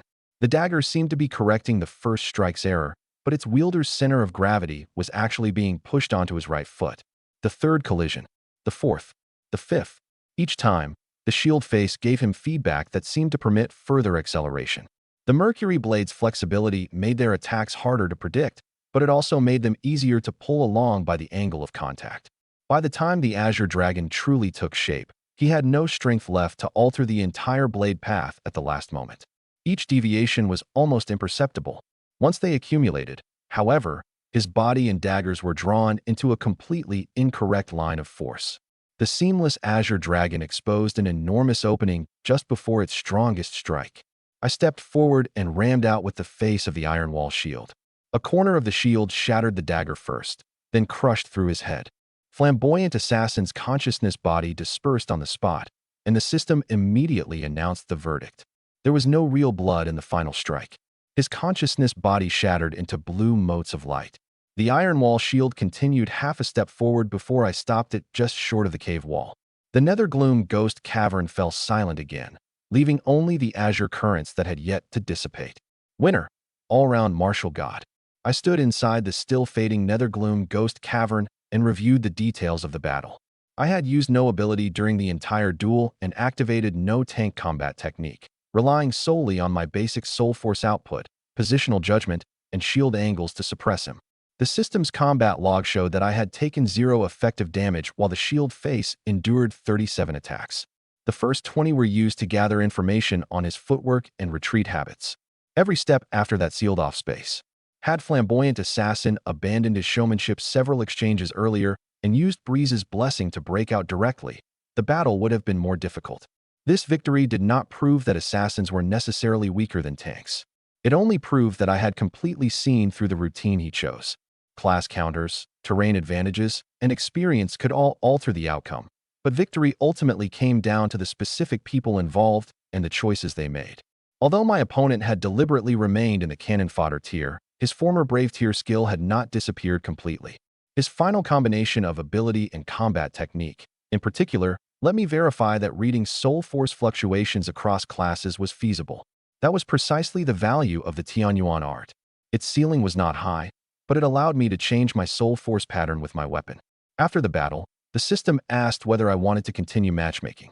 Just as I prepared to confirm, my terminal in reality issued an urgent alert, forcing me to exit the virtual spirit realm first. The instant I removed the X device, Ma Mingjia's call came through. What class are you exactly? During the martial exam, you started as an assassin, then used a spear and drew a saber. Today, you used a tank shield to crush an old assassin to death. Don't you think you owe me an accurate answer? I thought seriously for a long time. I don't know. How can you not know something like that? The martial exam demanded speed in clearing enemies, so obviously I couldn't carry a 6.5-foot tank shield. Today, I randomized a shield, so I fought like a tank. Do weapons and classes have to be bound together? The other end of the call remained silent for a long time. Ma Mingjia then sent me a link to Flamboyant Assassin's post-match analysis. Slow-motion footage from the stream clearly showed that every one of my steps restricted his routes, and that the minute angles of my shield face had ultimately guided Azure Dragon Wind Dance / out of control. After watching, the streamer said only one thing. He didn't even use a combat technique or an ability. During the first half of the analysis, Flamboyant Assassin marked my footsteps in different colors. At first, he thought the few blocked routes were coincidences. Only when more than a dozen retreat paths all pointed toward the same corner on the map did he fall silent. The second half displayed the angles of the shield face at extreme slow speed. The first shift was less than 1 degree. The second pulled the dagger several centimeters from center. By the fifth collision, the error had expanded beyond what his body could correct. Those in the livestream chat who had insisted he had merely made a mistake also stopped commenting. Flamboyant Assassin offered no excuses for his defeat. He admitted that he had treated a newcomer as content, only to reveal all his habits through a fixed routine. He publicly stated that next time, he would fight seriously as the challenger. After the analysis ended, Flamboyant Assassin sent me a formal challenge and asked for another match. Before I could reply, the soul force inside me suddenly began circulating on its own. It first reproduced the tank state, then briefly switched back to assassin and warrior fluctuations. Ordinarily, I had to adjust all 3 patterns actively. Now, it felt as if someone were rearranging the routes inside the cultivation art itself. The 12 nodes in my chest heated one after another, and an additional outlet appeared in the formerly closed circulation. An ability notification appeared immediately afterward. The Tianyuan art has undergone an unknown change. I did not reply to the challenge immediately. Instead, I closed my eyes and traced the soul force circulating through my body on its own. Originally, the Tianyuan art possessed only one primary circuit. Soul force began at my chest, passed through 12 nodes, and returned to my soul sea. Its advantage was stability. Its weakness was that each circuit could form the inclination of only one class. Now, an extremely fine secondary channel had appeared alongside that route. I slowed my soul force until I could sense every node. The new channel branched off at the 6th node, bypassed the chest circuit that normally stabilized output, entered my shoulders and back first, then returned to my soul sea through my arms. It was precisely the route that had formed temporarily while I held the shield to absorb impact. Another trace that had yet to stabilize led toward both legs and corresponded to an assassin's instantaneous burst. In the past, these routes could only appear separately. Now, both remained within the structure of the cultivation art. This was not part of the cultivation art's original text. It was a change left behind after I successively shifted my soul force through assassin, warrior, and tank patterns during the virtual battle. The secondary channels bypassed 2 conventional nodes and fed soul force that had yet to settle into a fixed pattern back into the primary circuit. You verified multiple soul force patterns in real battle, completing part of your understanding of the Tianyuan art. With every breath, Tianyuan art completeness +1. I slowed my breathing and let my soul force complete one circuit along the new route. During the 2nd circuit, the secondary channel stabilized slightly. During the 3rd, the formerly conflicting soul force fluctuations were processed separately. They were still not strong enough, but I no longer had to readjust them from the beginning every time I changed weapons. During the 4th circuit, I switched repeatedly between tank and assassin patterns. Previously, redistributing my soul force took at least one complete breath. The new secondary channels reduced that time to half an exhalation. During the 5th circuit, I switched to a spear. The primary circuit automatically increased sustained output, while the channel through my shoulders and back closed on its own to prevent unnecessary consumption. My ability was not unconditionally strengthening a particular route. It was preserving correct experience and deleting conflicting steps. This was not a simple increase in proficiency. Based on my real combat experience, my ability was adding new passages to an incomplete cultivation art. I switched repeatedly among saber, spear, daggers, and heavy shield, circulating soul force in the room with each one. Every change in weapon produced a minute shift in the new channels. Incorrect routes brought stabbing pain, while my ability preserved the correct ones. The problem was most obvious when I tested a ranged pattern. Without a real firearm and ammunition, soul force could only gather at high frequency in my fingertips. The recoil nearly struck my meridians several times. I stopped immediately and noted that I would have to wait until I found the corresponding foundation in the realm of martial inheritance before continuing. Unarmed, saber, spear, and heavy shield patterns all circulated steadily. The testing instrument on the wall showed no change in my total soul force, while the loss incurred during switching had fallen by nearly 20%. That alone already surpassed the published parameters of the ordinary introductory Tianyuan art. An hour later, sweat covered my forehead. My total soul force had not increased noticeably, but my control had become far more refined than before. If this evolution could continue, the Tianyuan art might not remain merely a transitional cultivation art. It could gradually use the cultivation arts of different classes as material to become a system that belonged to me alone. The cost was equally obvious. When the old and new routes alternated, my soul force fluctuations became extremely unstable. For the time being, I could not recklessly attempt a higher realm. I would have to spend several days adapting first. For the next 3 days, I did not enter the martial arena again and performed only low-intensity circuits. Ma Mingjie sent me website links and challenge messages every day, and Flamboyant Assassin's rematch request still hung on my account, but I postponed them all. If the structure of a cultivation art went wrong, injuries in reality could not be erased by exiting the spirit realm. On the 4th day, the new secondary channels finally stopped twitching on their own. That same day, the top universities ended their wait-and-see approach and officially arrived in Hangqing. The principal personally called me that morning. Sugu, come to school immediately. The admissions directors from 3 elite martial arts universities have all arrived, and the mayor is waiting for you too. 5 people were already seated inside the principal's office when I arrived. Several admissions assistants also stood outside, and a temporary privacy barrier had been installed in the hallway.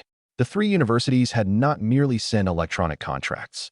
They had dispatched people who could decide the allocation of core resources, which meant the competition had reached the highest level.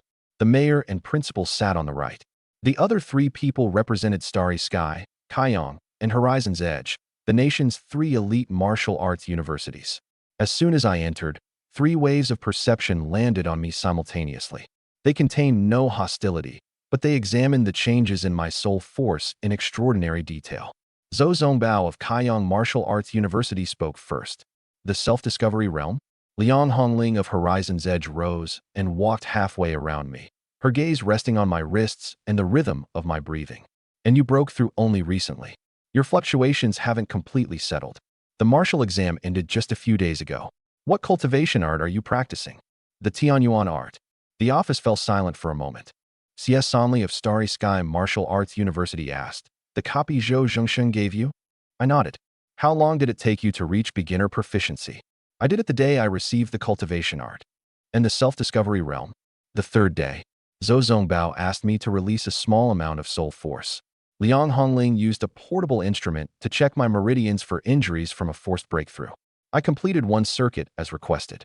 The data showed neither drug residue nor external assistance from a guardian, proving that I had reached the self-discovery realm entirely by myself. C.S. Only also noticed the small branches in my waveform and asked whether the Tianyuan art had been modified. I merely said that changes had appeared after real combat and did not explain the complete rules of my breathing ability. Admissions officers could see my capabilities, but there was no need to reveal every trump card. The 3 exchanged glances. Zhou Zongbao slowly withdrew the arm that had rested on the back of his chair, while Liang Hongling pulled out the chair in front of me directly. "Sit," she said. "Now we'll discuss terms." Zhou Zongbao pushed a black storage chip to the center of the desk. "Choose Kaiyong Martial Arts University, and I can immediately apply for the Elite Warrior Cultivation Art, the Celestial Net Method, on your behalf. You need only dismantle the Tianyuan art circulation routes and rebuild your foundation. Your future ceiling will be at least 3 levels higher than it is now." "Do I have to dismantle it?" I asked. "The Tianyuan art is too unfocused. Continuing to practice, it will only waste your talent. The earlier you switch, the less you lose." Zhou Zongbao displayed the public portion of the Celestial Net Method. It allowed a warrior's soul force to stack 3 times during a single circuit. Both its burst output and recovery far surpassed the Tianyuan art. Kaiyong was also willing to provide a private training room, a monthly allowance of elixirs, and a soul-shaping realm mentor. The terms practically laid a complete warrior path at my feet. The price was equally clear. During my first week after enrollment, I had to dismantle the Tianyuan secondary channels, cease experimenting with other classes' cultivation arts, and direct all resources toward training as a frontal warrior. I did not touch the chip. The Celestial Net Method might be powerful, but it represented a warrior path whose destination had already been decided. My ability had just proved that the Tianyuan art's value lay precisely in the fact that it had not yet taken a fixed form. Liang Hongling opened an electronic agreement next. Horizon's Edge doesn't specialize in one fixed cultivation art, but in cross-class research. We have a laboratory dedicated to studying unusual abilities as well as multiple soul-shaping realm mentors. You can undergo a complete assessment and use the latest generation of training equipment. Weapons, elixirs, and private lessons will all be supplied at the highest tier. She showed me every program I could apply for. The terms were extremely generous and genuinely suited to studying my abnormal growth. Horizon's Edge would allow me to rotate through 3 laboratories before formally choosing a specialty and would provide customized soul force scans and new weapons. Its research team would record every change in my cultivation art and attempt to explain it scientifically. The agreement also stipulated that experiments involving core data required an ethics review and that I had the right to refuse invasive projects. It offered more freedom than Kaiyong, but still centered on researching my abnormality. Accessing original texts of traditional cultivation arts required a separate application and was not the university's strength. Finally, it was C.S. Only's turn. He did not produce a contract. He asked only one question. "Why did you choose the Tianyuan art?" It can adapt to every class. Then what you need isn't someone else choosing one path for you. You need enough paths to compare. I looked at him. Only then did CS Sonley call up Starry Sky Martial Arts University's Access Catalog. Starry Sky is one of the oldest martial arts universities still operating. Our individual research programs may not all rank first, but our overall archive of cultivation arts and combat techniques is the most complete. Besides the elite cultivation arts used today, we possess many early original texts, failed versions, and foundational models from before classes diverged. CS Sonley displayed the current version of one cultivation art alongside its original edition from 300 years ago.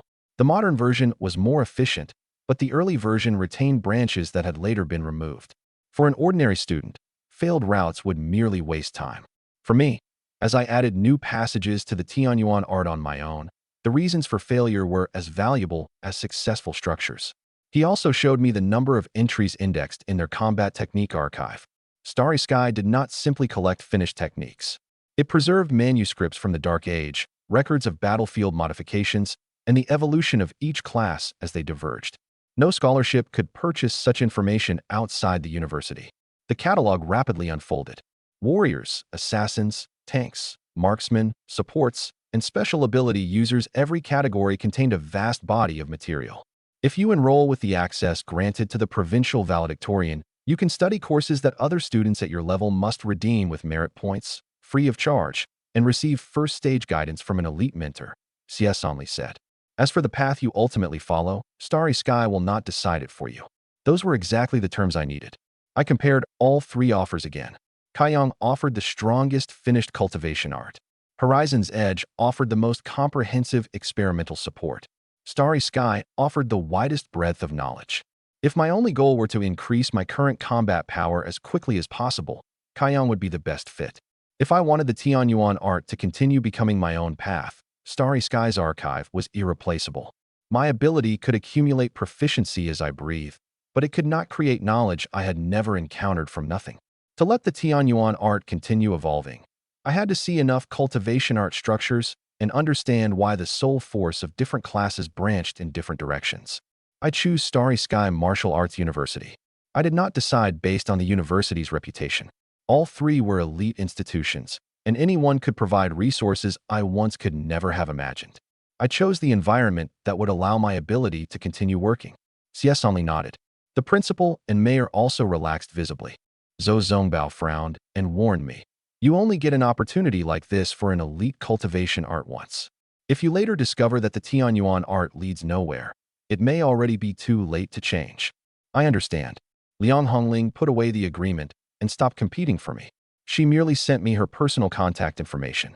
If anything abnormal happens with your unusual ability, you can contact me. Attending different universities doesn't prevent academic exchange. Once my university was decided, CS Sonley brought up the list of majors. The School of Warriors was willing to place me in its core cohort. The School of Assassins valued Flash Step and my battle against the Red Skeletons. The Department of Special Abilities wanted to study why my ability could not be ranked yet could grow over the long term.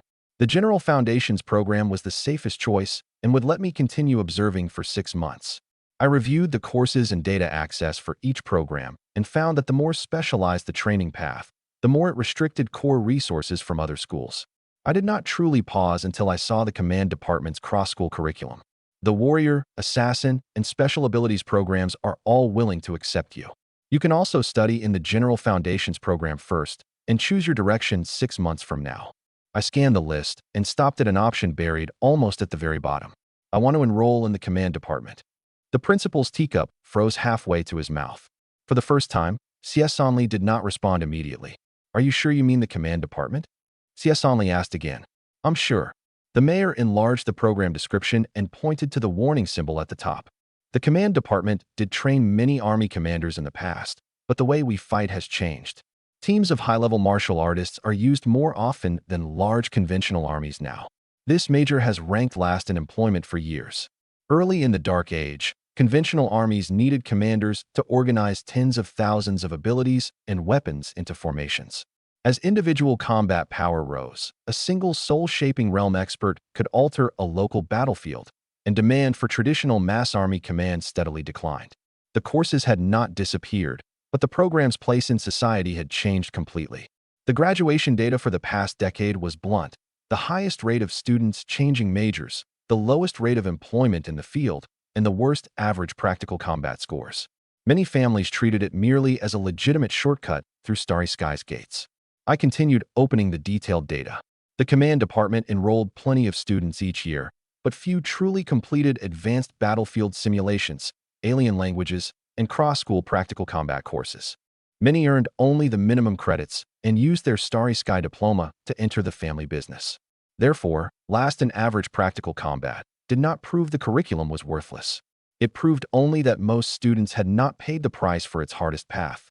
Conversely, the high rate of students changing majors meant that the university had preserved an escape route. If I discovered that the cross-school materials could not help the Tianyuan art continue evolving, I could pass the first semester assessment and transfer into the Warrior or Special Abilities program. I did not need to gamble all 4 years merely to prove my original decision eternally correct. The principal lowered his voice and added, "And its admissions threshold is the lowest of every major at Starry Sky.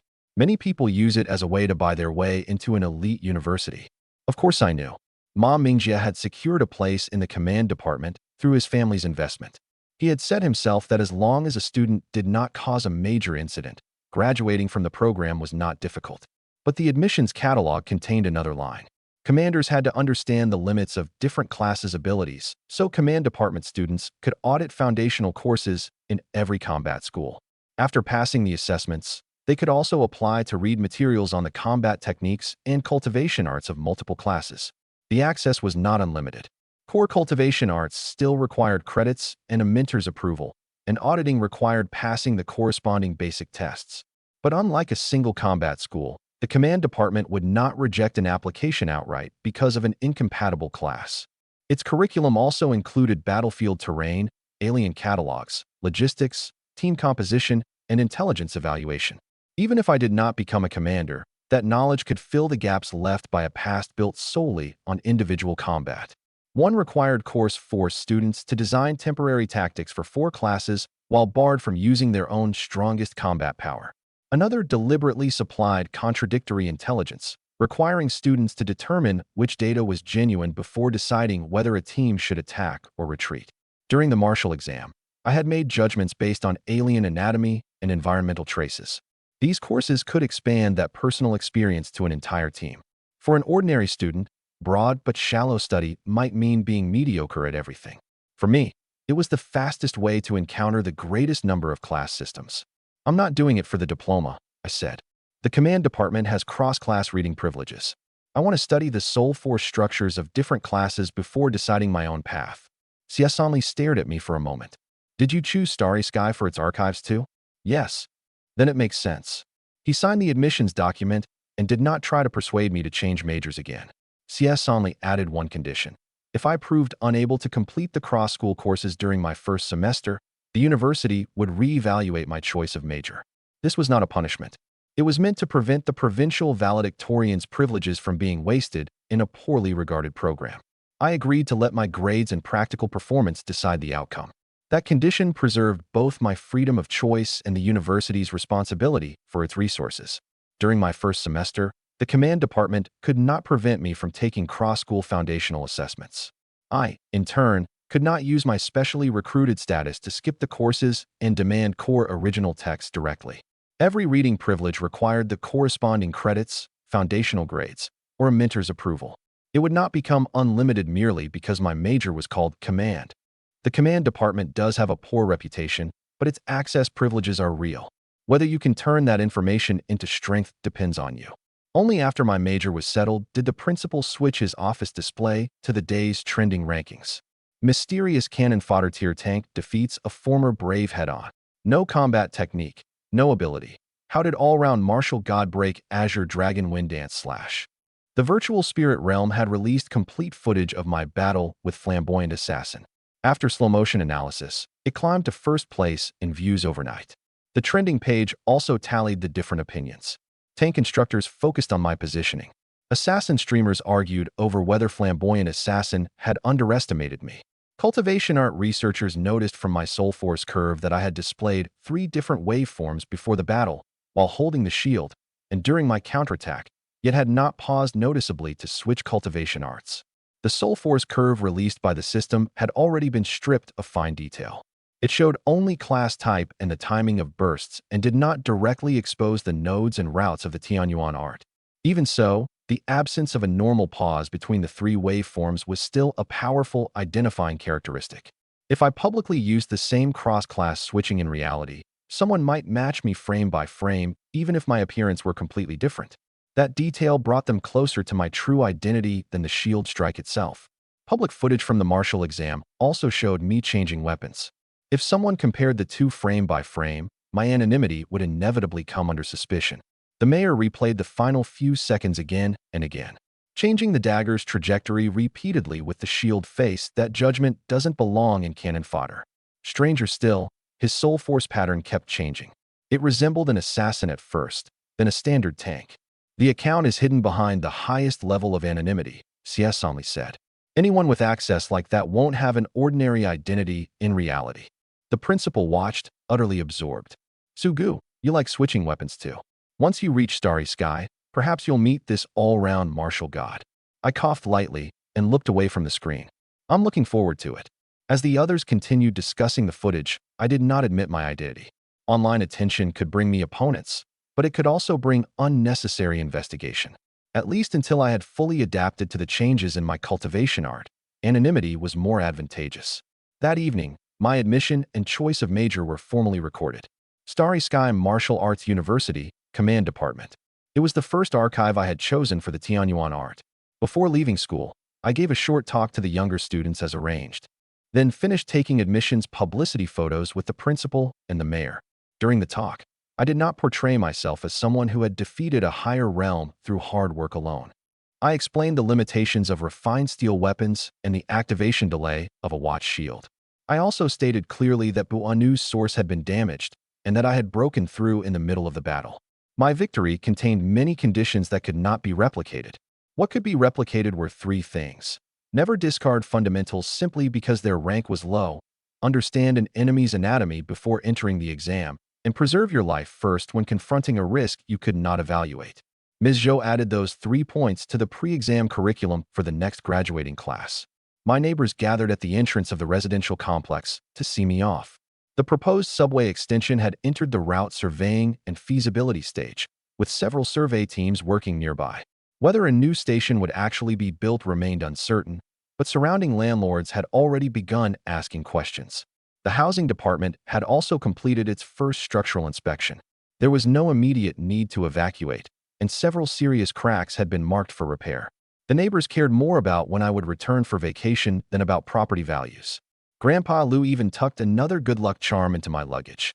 I kept my scholarship account entirely separate from the repair subsidy and let no one jump the line under the pretext of being the valedictorian's neighborhood. Helping initiate a proper inspection was enough. I should not receive more public resources merely because of who I was. I did not involve myself in those arguments. I simply left my house key with an acquaintance on the neighborhood committee and asked them to check occasionally for leaks and electrical problems. On the day we reported to school in Tianjin, Ma Mingjie and I took a high-speed train. He had originally wanted to drive his family's hover car, but he had failed the urban airlane driving test. He could only complain the whole way that the seats in an ordinary train car were not wide enough. The high-speed train took several hours from Hangzhou to Tianjin. Most of the passengers in our car were freshmen headed to Academy City. The luggage racks held training rifle cases, folding shields, and ability suppression containers, while the announcement specifically reminded passengers that all weapons had to remain locked. Ma Mingjie's seat was too narrow to contain both his arms. He tried paying extra to move to business class, only for the system to respond that the entire route was sold out. In the end, he piled snacks on the small table and declared this the first lesson in the richest man's son's arduous education.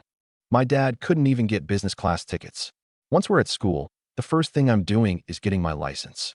You crashed into 3 training aircraft during your last practice test. The system judged me too harshly. After speaking, he lowered his head and opened a website that required multiple layers of authentication. For the past several days, he had been dealing with that mysterious enrollment investment agreement and refused to disclose the exact amount. The website requested his fingerprint and a dynamic passcode every few minutes, while a privacy layer kept the page title obscured. When I asked whether he was donating a second building to the university, he merely said he would tell me after the paperwork was complete. Considering that he had already secured a place in the command department, the money clearly served some other purpose. I continued reading A History of Elite Martial Arts Cultivation. The book traced several modern cultivation arts back to their early prototypes, making it ideal for verifying the Tianyuan art's new secondary channels. As we approached Tianjing, the young man across from us started a conversation. "Are you headed to Academy City to enroll too?" His name was Lu Zita, and he was a freshman in the School of Warriors. The young woman beside him was named with Tian. She did not say much and had been admitted to the Department of Special Abilities. Lu Zita voluntarily displayed his admissions page. He had ranked well among the warrior examinees in his city, and his equipment list included 2 black gold weapons supplied by his family. Tian did not disclose her ability. She only said that the university required special ability students to be tested again after arrival to avoid exposing details of their abilities in public. We exchanged only information that freshmen were permitted to make public. No one pressed for private data. A Starry Sky Martial Arts University check-in tag was attached to Zhuo Tiantian's suitcase, so she shared our destination. Ma Mingjie immediately put away his terminal and began explaining Academy City's transportation and dormitory districts. "Let's go together after we arrive. Starry Sky's freshman shuttle is a little way from the station exit. I'll carry your suitcase." Tian looked at her large suitcase and nodded in thanks. Lu Zita asked what majors we had chosen. "Command," I said. His expression changed immediately. "Both of you?" "Yes. Isn't that the major where people pay their way into an elite university?" He leaned back in his seat. Who would enroll in command if they truly wanted to fight on the battlefield? Commanders nowadays might not even understand head-on combat. Lu Zita opened the recent employment rankings to prove that he was not insulting us without evidence. The data truly looked poor, and the command department's admissions cutoff was far below the School of Warriors. The problem was not that his facts were wrong. He was treating the major's average as the ability of every individual student. "Why does the university still keep the department?" I asked. "To leave an entrance for sponsors." Ma Mingjie raised his eyes. "Then I ought to thank the university for leaving sponsors an entrance." Lu Zita laughed twice. The fatty did not explain that he was precisely the son of such a sponsor. He simply continued working on his terminal. Ma Mingjie closed the terminal. "Weren't you just asking how to get around Academy City?" "I was only making conversation." Tian frowned and told Lu Zita not to decide the value of someone else's major for them. Lu Zita did not continue arguing.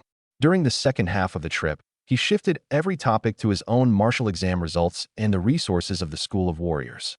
As he spoke, he constantly compared the dormitories, vehicles, and mentor rankings of different schools. Tian responded politely at first, then put on her headphones and looked out the window. When the train arrived, Ma Mingjie rushed to pull away Tiantian's large suitcase first. "Sugu, keep up. Freshman shuttles are dispatched in batches based on martial exam ranking. If we're late, we'll have to wait in line." Lu Zita hurried after us too. The 4 of us left the station concourse together. Starry Sky Martial Arts University's shuttle area was already packed with vehicles. The shuttle area was divided into several lanes according to admissions category. Every freshman's terminal automatically displayed a lane and vehicle number. The bus lane held the most people. Department assistants verified credentials in the priority student area, while the valedictorian lane had only an independent sign and no line. The shuttle system did not assign vehicles based on clothing, luggage, or family background. It read only admissions records and departmental arrangements. Ordinary buses went directly to the dormitory district. Vehicles for priority students stopped at departmental check-in points along the way. The admissions office separately confirmed routes for valedictorians and specially recruited students. The primary differences among vehicle types were security rating and itinerary, not who could gain more status at the station. Both my terminal and Ma Mingjie's currently displayed personal reception, not a bus assignment. Lu Zita had not seen our screens and judged us solely by the command department badges on our chests. Before the vehicle had fully touched down, the system verified CS Only's staff credentials, my admissions record, and both of our itineraries for the day. Only after my status changed to received did the original bus and backup vehicle disappear from my page, preventing a single freshman from occupying multiple shuttles at once. The S-99's driver immediately stood at attention. "Director Xia." CS Only nodded to him, then walked straight to me. "Was your trip uneventful?" he asked first. "Yes. The Tianyuan art is still circulating steadily." He had me complete one Soul Force circuit on the spot and used his portable terminal to check whether the 3 new secondary channels had become disordered during the long train ride. Only after confirming that the fluctuations were normal did he ask the staff to load my luggage. The director's personal reception was not merely a gesture of importance. He also needed to make sure the changes in my cultivation art were safe to bring into the campus training environment. The admissions office originally arranged an ordinary receptionist. I happened to be returning to campus, so I picked you up on the way. He said, on the way. But the reactions of the driver and the S99 staff showed that a director personally receiving a freshman was uncommon. Siesanli first checked my Soul Force state. Only after confirming that the fluctuations in my cultivation art had stabilized did he tell the staff to move my luggage. Several staff members nearby checked their terminals at the same time. The list of provincial valedictorians to be received contained only one person, and my records soon appeared on their screens. Ma Mingjie placed Zhuo Tiantian's suitcase into the hovercar's luggage compartment and deliberately raised his voice. Of course, a director came personally. This is this year's martial exam valedictorian for Nanjiang Province, with a final score of 18,761 points. Public record summaries appeared simultaneously on nearby terminals. Hangqing First High School, academic track, killed a higher realm enemy in the final stage. Starry Sky Martial Arts University Command Department. The first entries already looked unusual beside one another. The final one made people stop what they were doing. The admissions system automatically generated the summary and displayed only the school, score, and admission destination I had agreed to make public. My 5 million credit scholarship, my neighbors' addresses, the Tianyuan arts routes, and my abilities' original test results did not appear. Bystanders could confirm that I was the provincial valedictorian, but that did not grant them all my personal information. Zhuo Tiantian froze briefly, then recognized me. In the Hangqing testing site video, were you the one who saved another examinee and killed the Star Titan? Yes. She lowered her eyes to the command department check-in badge on my chest, then studied my face for another 2 seconds. Ma Mingjie opened the rear door. Zhuo, we carried your luggage the whole way, so why don't you come with us? The School of Special Abilities is on the main campus anyway. I looked at Siesanli. He confirmed that the vehicle had room and nodded. Lu Zita stepped forward too. Then I dash. The priority student vehicle is right there. I pointed at the S99 behind him. A strong university doesn't mean every student needs to ride in the valedictorian's car. We'll follow different paths from now on. There's no reason to waste time at the station with strangers. I did not continue pursuing the argument. I merely refused to let him ride in a vehicle that did not belong to him and returned his own words. University life had not even begun. There was no need to expand a dispute at the station into a personal feud. Those were the exact words he had spoken 1 minute earlier. Lu Zita stopped in place, his face turning pale. The S99 driver urged him to board, and he could only turn away. Once the hovercar rose into the air, the outline of Academy City surged into view beyond the windows. Zhuo Tiantian was still staring at my program badge. Why would a provincial valedictorian enroll in the command department? Because it lets me see every class. The vehicle swept past the first academic district. In the distance, beneath the clouds, a campus larger than an ordinary city unfolded. Siesanli did not land immediately. He directed the hovercar to keep climbing along the city's central axis. The engines pressed our bodies into the seats. As the altitude rose rapidly, ordinary passengers would have experienced ear pressure and altitude sickness, and the vehicle automatically increased its oxygen concentration. Ma Mingjie stopped talking. Zhuo Tiantian swallowed several times to equalize the pressure in her ears. I had just entered the self-discovery realm, and a circuit of soul force through my chest suppressed the discomfort. The 2,000-story towers outside the windows shifted from above us to eye level, while the edge of the city gradually entered view.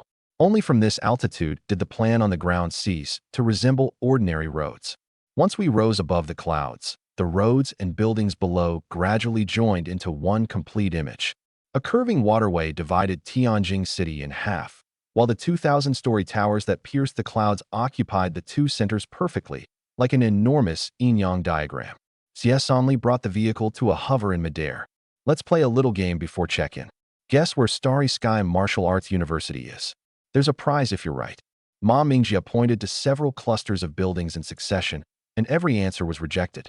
Zhuo Tiantian chose the massive spaceport in the north of the city, where passenger warships could take off and land. That was not the answer either. I looked at the entire city again. There was no point in searching for a single campus gate. The arrangement of the roads, training grounds, and towers was itself the boundary. The curving waterway formed the dividing line of the yin-yang symbol, and the two towers occupied the eyes of the fish. The density of academic buildings and residential districts also changed along the curve. Even the spaceport and warship runways had been deliberately kept away from the diagram's central axis. If someone searched for a campus only from the ground, the scale of half a city would mislead them forever. Does the entire dark half of the yin-yang symbol belong to Starry Sky Martial Arts University? CS Only smiled. More precisely, half of Tianjin City is the academic district.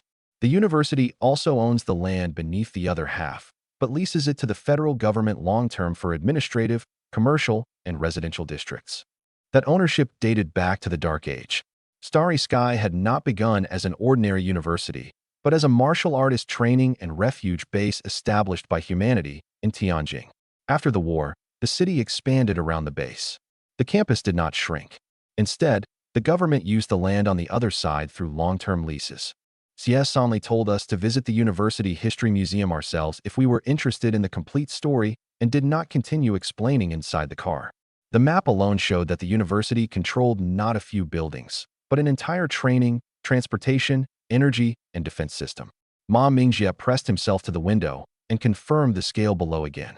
Zhou Tiantian enlarged the campus map as far as it would go, but the screen still could not contain the entire grounds. At last, I understood that Academy City was not a promotional slogan. Starry Sky Martial Arts University was half a city, and the other half had been built on its land as well.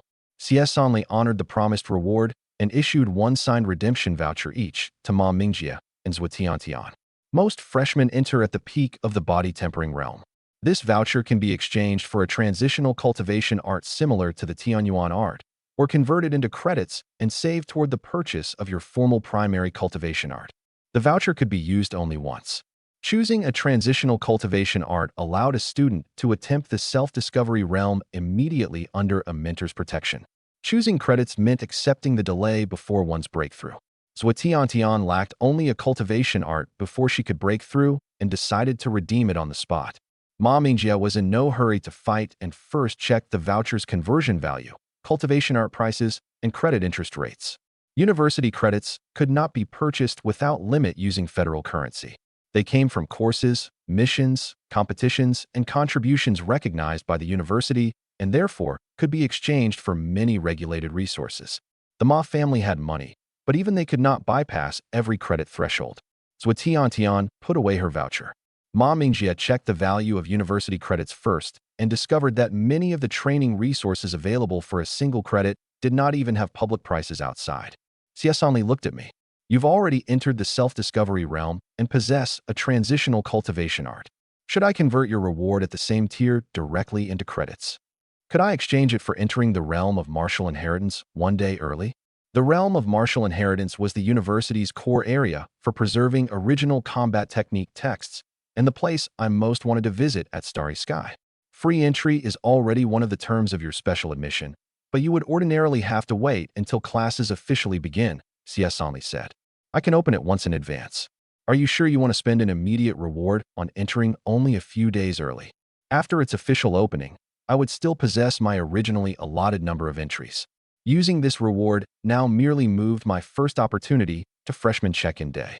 It would not increase my total time, but it would let me encounter a set of high-level combat techniques before the other students chose their primary cultivation arts. For an ordinary student, entering a few days early offered limited value. For me, whose growth continued with every breath, learning something a day earlier meant accumulating another full day of advantage. I'm sure I could earn money and credits later. The sooner I encountered my first set of combat techniques, the sooner the Tianyuan art could gain new material for its evolution. CS Only agreed to submit the request and reminded me that the freshman tournament would be held 1 month later. By then, most priority students would have entered the self-discovery realm, and the difference between temporary transitional arts and formal primary cultivation arts would be revealed all at once for the first time. The freshman tournament would decide more than rankings. Mentors from every school would observe in person, and exceptional students could receive credits, equipment, and research placements. The command department had ranked last in practical combat for years. If I wanted to continue applying for access across several schools, my first public performance would directly influence whether their mentors were willing to approve me. The Tianyuan art held no advantage among cultivation arts of the same realm. That made the tournament perfect for testing how much real combat skill and the new secondary channels could compensate. The hovercar then descended into the academic district. Voucher in hand, Tian went directly to the Cultivation Arts Center to attempt the self-discovery realm under a mentor's protection. Ma Mingjie and I completed check-in and were taken to the men's dormitory district. The so-called dormitory was a detached three-story house with an underground training room. Cleaning robots worked on a set schedule every day. Martial arts nutritional meals could be delivered straight to the door, and the training room walls could withstand conventional attacks from the self-discovery realm. The first floor contained a shared living room and kitchen. The second was divided into bedrooms and a study. The third could be converted into a meditation room or equipment area. The underground training room was equipped with gravity, soundproofing, and soul force recovery systems, with all consumption billed in university credits. A notice at the entrance also stated that if a breakthrough might exceed self-discovery realm standards, the student had to apply for a specialized venue in advance. I remembered cutting through a concrete wall with one strike in my old neighborhood. Here, at least, I would not have to worry about the police knocking on my door before ordinary practice. Ma Mingjie chose the house beside mine, yet moved most of his luggage into my living room first, saying that his website and equipment debugging required joint office space. Before I could agree, he had already connected to my network. I had just taken the X device from my suitcase when Ma Mingjie stepped in front of me. Don't log in yet. I have a business deal involving both you and the virtual spirit realm. Ma Mingjie sent me a link. For large golden words stood at the top of the page home of the martial god. The subtitle was even more direct, the #1 community for fans of all-round martial god. At present, the website held only one video, complete footage of me defeating flamboyant assassin with the Iron Wall shield. Without any promotion, it already had more than 40 registered users. I scrolled farther down. Ma Mingjie had not created a decorative homepage alone. He had divided the website into 4 sections: battle archives, public analysis, training questions and answers, and announcements. The video came from the public replay uploaded by Flamboyant Assassin, and the page preserved both the original link and a usage statement. He had not stolen private footage. Most of the 40-plus registered users had arrived through comments on the original video. They had already begun marking the shield's deflection angles frame by frame, while others compared my footwork to the standard tank curriculum. There were not many people, but the discussion already resembled a technical forum more than an ordinary fan page. What are you planning to sell? I asked. Nothing at first. We'll build an audience first. Ma Mingjie opened the backend analytics. As long as a virtual spirit realm streamer maintains a steady record and has one distinctive enough hook, they can make money from live streams, analysis, and advertisements. You randomize your weapon and battlefield and still win. That hook is stronger than using an obscure weapon. His first stage budget was conservative. He would pay for the servers, video storage, and moderation up front and accept no advertising until traffic stabilized.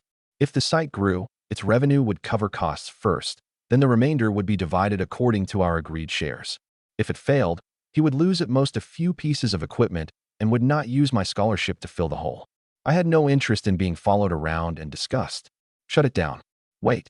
The university has a policy too. He opened Starry Sky Martial Arts University's public rules. Students could earn credits by achieving certified records in the martial arena and contributing attention and instructional case studies.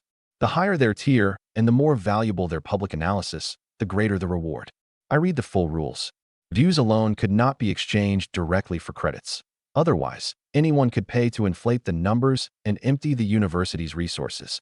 The account had to be mapped to a real identity inside the university.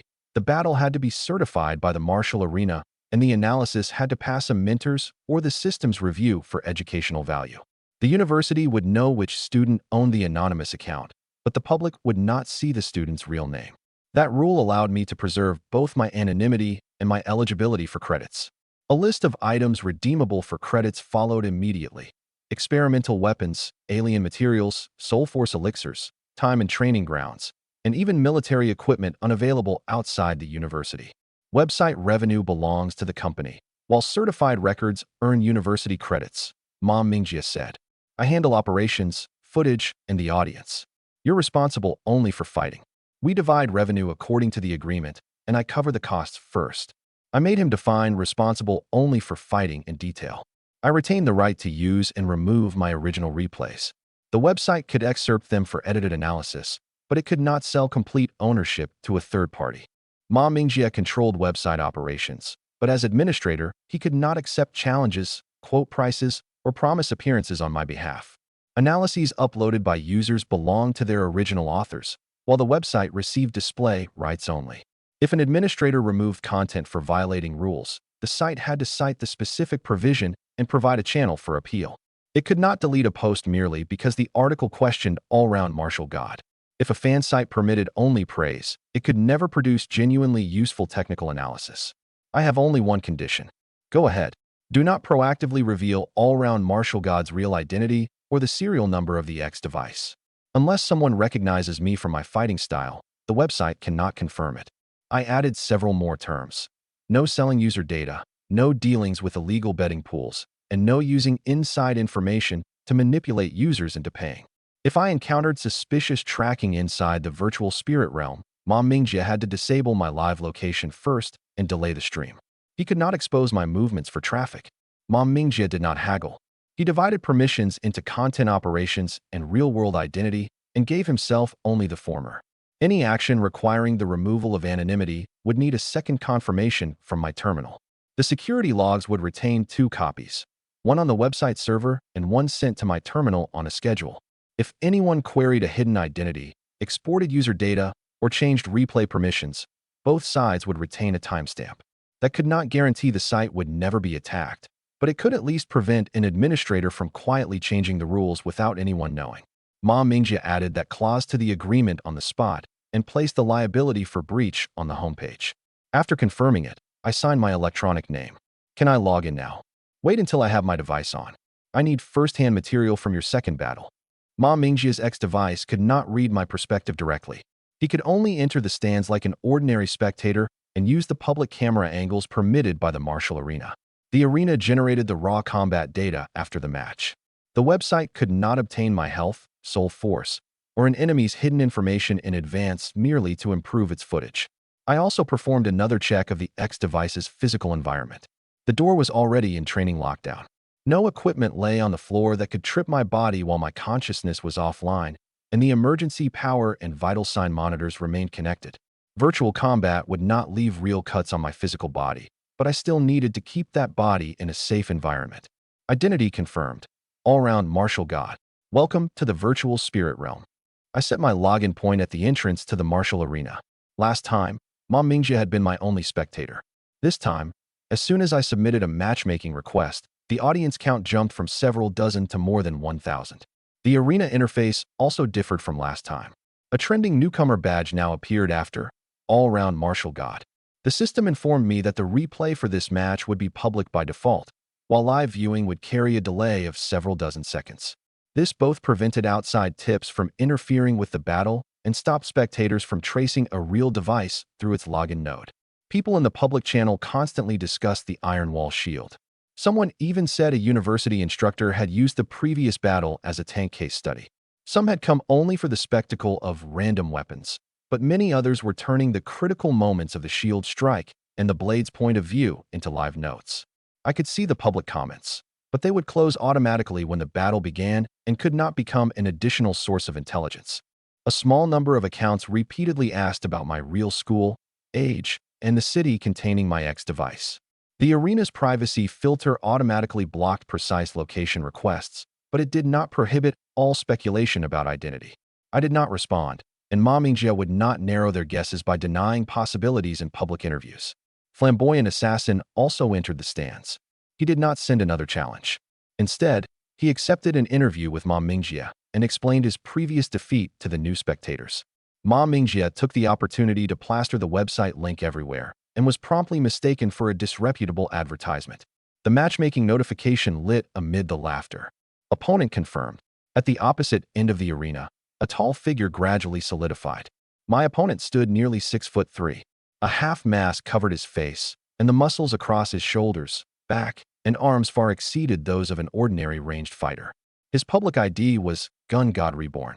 According to his profile, he used 2 modified large-caliber laser pistols and had won 15 matches in a row, making him the most closely watched ranged newcomer in the cannon fodder tier lately. In the public summaries of those 15 matches, he had compressed the battlefield with intense firepower almost every time, then broken through his opponent's shield with a final shot. His average battle was short, yet his accuracy was less stable than an ordinary ranged fighter's. In several matches, he could clearly have widened the distance, but instead voluntarily entered within 30 feet, as if deliberately turning a gunfight into close combat. His public page did not reveal his true tier, but it preserved each match's difficulty. The first 5 remained within the ordinary newcomer range. Beginning with the 6th, the system continually assigned him opponents with long win streaks. His opponent in the 15th already had a public record in the Brave tier, yet he still completed the kill using only 2 guns. The matchmaking system continuously corrected its hidden rating according to performance. Meeting him in my second match meant that my flawless victory over Flamboyant Assassin had caused the system to skip ordinary cannon fodder opponents. I had only 1 public win, but the hidden evaluation already considered the 2 of us comparable opponents. Yet the first thing I noticed was not his guns, but his hands. Old injuries from close combat covered the backs of his hands and knuckles, while the calluses at the heels of his palms did not match the habits of a longtime gunfighter. The moment he noticed my gaze, he had both hands behind his back. Laser pistols required a stable trigger pull, so the usual thick calluses should have formed on the index fingers and between thumb and forefinger. His calluses ran across 4 knuckles instead, while both sides of his wrists bore dark marks from years of impacts in a boxing guard. More importantly, he stood with his heels slightly raised and his center of gravity between his legs. That stance prepared him to close in at any moment, not to disengage like a ranged fighter. This was not merely a ranged fighter. I did not expose him in the public channel. Since he wanted to train with guns, he would complete the ranged portion first. His true trump card would appear only after the guns were destroyed. The half mask also covered his jaw and one temple, preventing me from reading his emotions through a complete expression. I could rely only on visible signals. After he caught me staring at his hands, he drew them back. When he saw the conventional weapon plans, he did not change his stance. Only when the random option appeared did the soul force in his shoulders rise noticeably. His claim that I had provoked him was his own interpretation, not a thought I had read directly. The Spectator channel treated both of us as freaks whose classes did not match our bodies. They believed I was a tank who did not resemble a tank, while Gun God Reborn was registered as ranged but looked more like a berserker. In the stands, Flamboyant Assassin called up my opponent's 15-match record. His public analysis held that a tank could choose narrow terrain and advance behind a shield. That reasoning was correct against a Real ranged fighter, but it relied on the assumption that neither combatant had concealed a class. Because I had fewer consecutive victories, the system gave me first choice. The martial arena presented 3 conventional plans: a stone chamber with a heavy shield, an alleyway with a spear, and a plane with a standard combat saber. The first 2 could quickly compress the firing lanes, while the third would let me win using the method I knew best. Beside each plan was an estimate calculated by the system based on class counters. The stone chamber and heavy shield offered the highest victory probability because dual pistols would struggle to bypass the entire shield face. A spear in an alley could establish a mid-range blockade at the corners. The saber on a plane would require me to complete a longer pursuit myself. Those figures referenced only my opponent's public ranged record and knew nothing about his close combat physique and unrevealed ability. If I chose narrow terrain and another heavy shield, the ranged fighter would have almost no opportunity to widen the distance. I did not. Random weapon. Random battlefield. Both wheels began spinning at once. Doubts instantly flooded the public channel, while my opponent's killing intent noticeably intensified. Random did not mean drawing arbitrarily from all fictional or unusable equipment. The system first excluded weapons that could not be activated by the basic soul force of the cannon fodder tier, then selected from all class types that could be operated normally. The battlefield also guaranteed both sides room to survive, but it did not guarantee compatibility with their weapons. I did not know that I would draw a sword, much less a swamp. The training value came precisely from that uncertainty. I had to formulate a plan after the environment generated rather than rehearse a guaranteed winning procedure outside the arena. Do you use randomization as a way to humiliate your opponents? Gun God Reborn asked. It's only training. If I chose the weapon best suited to winning every time, I could never expose the Tianyuan art to more soul force structures. I had not entered the virtual spirit realm merely for rank. The weapons here could not truly damage my body in reality, yet every mistake preserved complete pain and movement feedback. For me, this was the lowest cost laboratory for experimenting across classes. The wheel stopped. Weapon: Alien Blood Black Alloy Sword. Battlefield: Swamp. The long sword was a common warrior weapon, forged from black gold alloy mixed with materials from spacefaring aliens. Its weight and hardness both exceeded those of a standard longsaber. The swamp, meanwhile, would continuously drain soul force from both sides, and a single misstep could cause either combatant to sink. I lifted the sword and tested its balance once. The alien blood material made the blade heavier than a standard weapon of equal length, but it could withstand a stronger soul force impact. Every few seconds, the surface mud of the swamp shifted. Someone who remained still to charge power would sink faster than someone in motion. This would restrict my pursuit and force him to choose between charging and repositioning. The longsword's guard was unsuitable for the reverse grip of a dagger, while its wide spine prevented my wrist from recovering the blade as quickly as a combat saber. I shifted my soul force burst from the wrist used in ordinary saber techniques to my shoulder and elbow, using the longer blade to control the line of attack. I did not treat the black alloy sword as another saber. I first acknowledged its different center of gravity and recovery method. With 3 seconds left in the countdown, I touched the tip of the sword lightly to the mud. The uppermost layer contained only a couple of inches of floating muck. Beneath it lay a thin, soft layer that sank under load. If my foot landed flat, soul force could temporarily enlarge the pressure area. If my heel or toe plunged in first, pulling free for the next step would require more power. Gun God Reborn drew 2 laser pistols. Whether you meant to anger me or not, you succeeded. Now I'll make you regret choosing random. Gray-black mud covered the arena. The countdown reached 0. Both guns fired simultaneously. C-rank gunfighting technique. Triangular burst.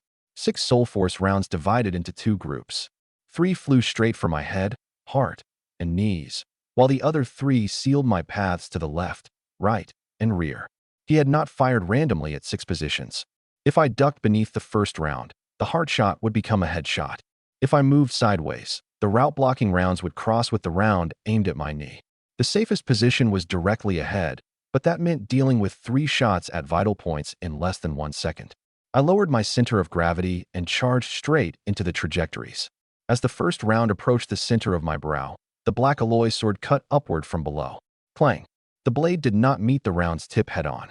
It grazed the side and guided the shot into the air.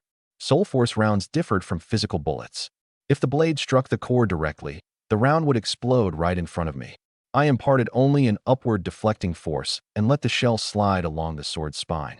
Blazing soul light burst above my head, and the impact never touched my body. The second and third rounds arrived almost simultaneously. I turned my wrist and slashed twice. 2 masses of soul light exploded beside me, while every remaining route-blocking round struck positions I had already left. The moment my lead foot landed, the swamp swallowed half my soul. I did not wrench my leg free. Instead, I spread soul force across the bottom of my foot and briefly compressed the mud into a platform. The reaction force sent my body gliding forward just as the 3 route-blocking rounds crossed behind me. Gun God Reborn retreated while firing a continuous series of curving rounds from his right-hand pistol. Soul Force bent their trajectories in midair to attack blind spots. His left-hand pistol kept charging energy, and its barrel gradually changed from silver to red. Every third shot from his right pistol, he used a feint of his shoulder to conceal another injection of Soul Force through the left. The redder the muzzle became, the slower he moved, and the more exposed his left side defense grew. If that shot finished charging, even the black alloy sword would be unsuitable for meeting it head-on. I cut apart the curving rounds one by one with the black alloy sword and continued closing the distance. The first group curved from my upper right toward the back of my head. The second skimmed the mud to attack my ankles. The third crossed in front of me. I used the flat of the sword to guide the first aside, raised a knee over the second, and twisted between the third.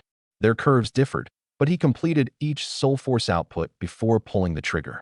A pinpoint of light at the muzzle revealed the direction of the bend first. Cutting soul force rounds with a sword did not rely on brute strength. Before every shot, the angle of the shoulder, the offset of the muzzle, and the position where soul force gathered all revealed its trajectory.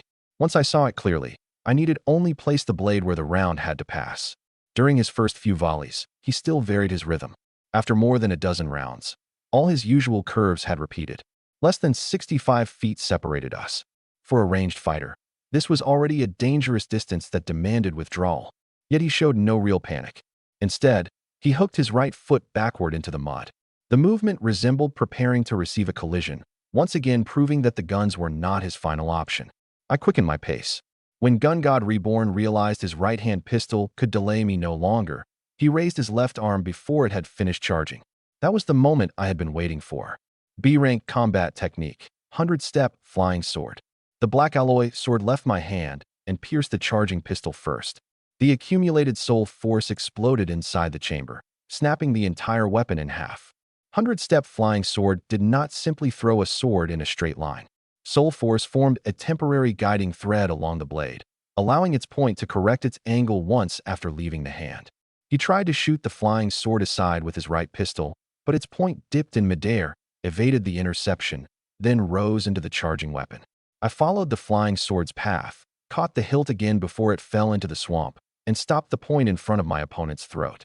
This time, I did not thrust.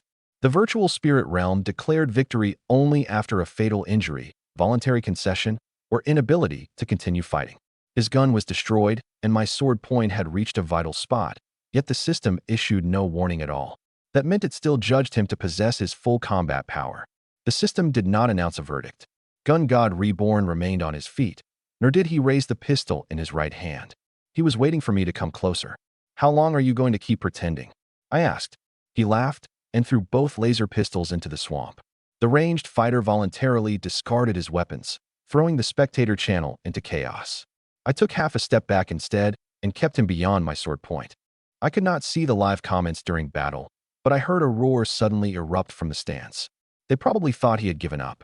His breathing, however, grew steadier than it had been while he held the guns, and the muscles of his shoulders and back finally tightened after their deliberate relaxation. His soul force did not weaken as the guns sank. It concentrated into both arms and formed a layer of dark armor visible to the naked eye. Soul armor was not an ordinary projected shield. It followed the texture of the muscles around both arms. One portion of its soul force reinforced the bones, while another burst outward when the fists made contact. Anyone who had learned an A-rank close combat technique like this could not be an ordinary newcomer who had just entered cannon fodder.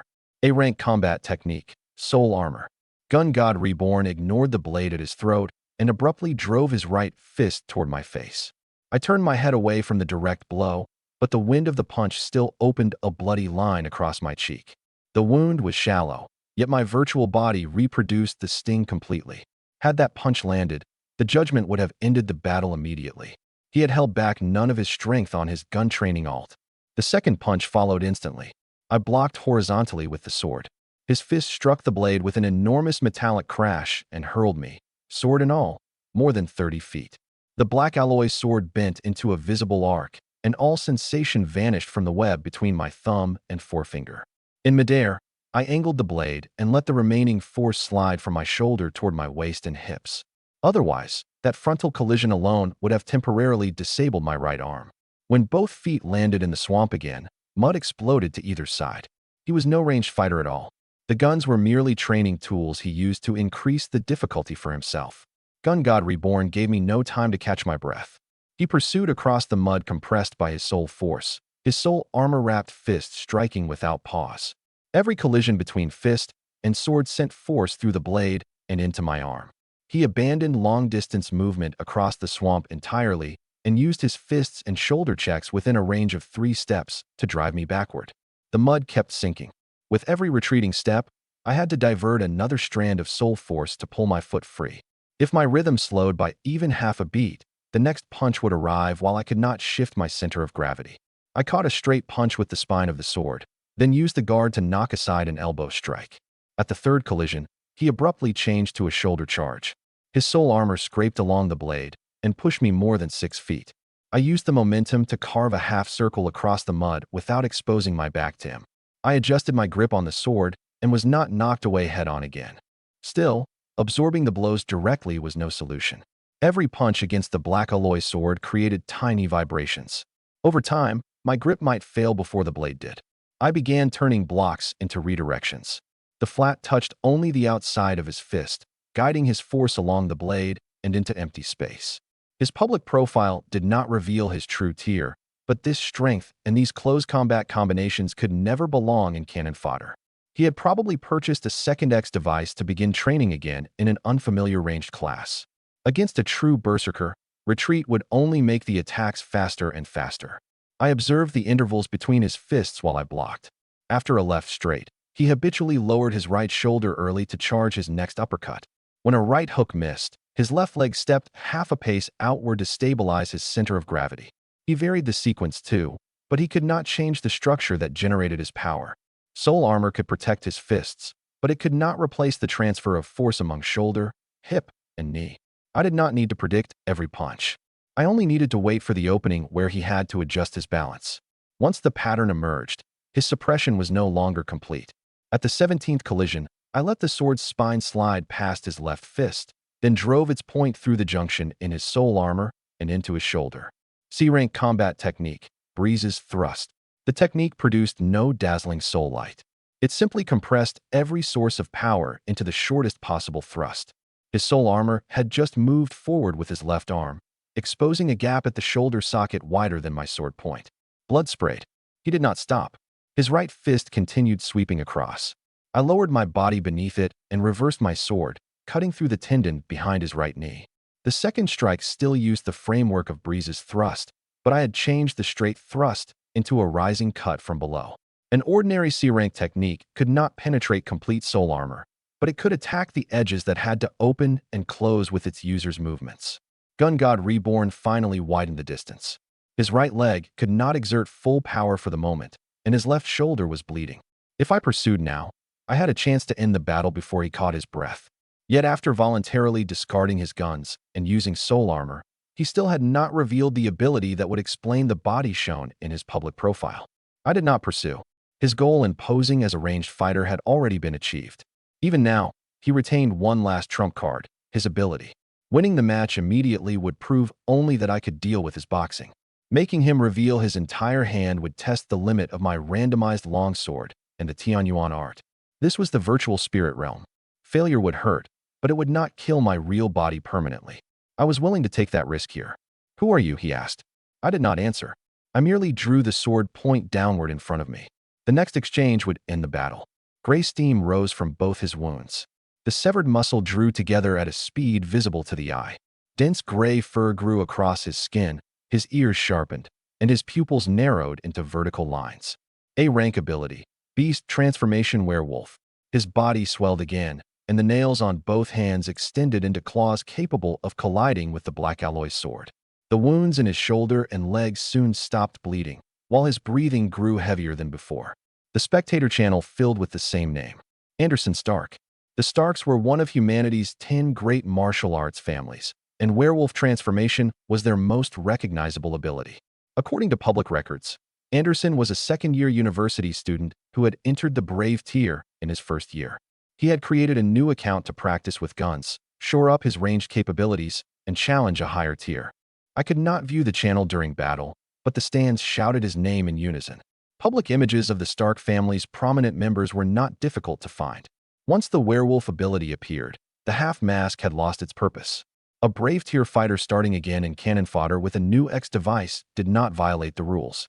The matchmaking system could judge only the current account's record and could not recognize the strength he had accumulated on another device. I had not encountered a newcomer who suddenly grew stronger, but a high-tier berserker who had hidden behind an alt account from the beginning. Beast transformation increased strength, speed, and pain tolerance while granting rapid recovery.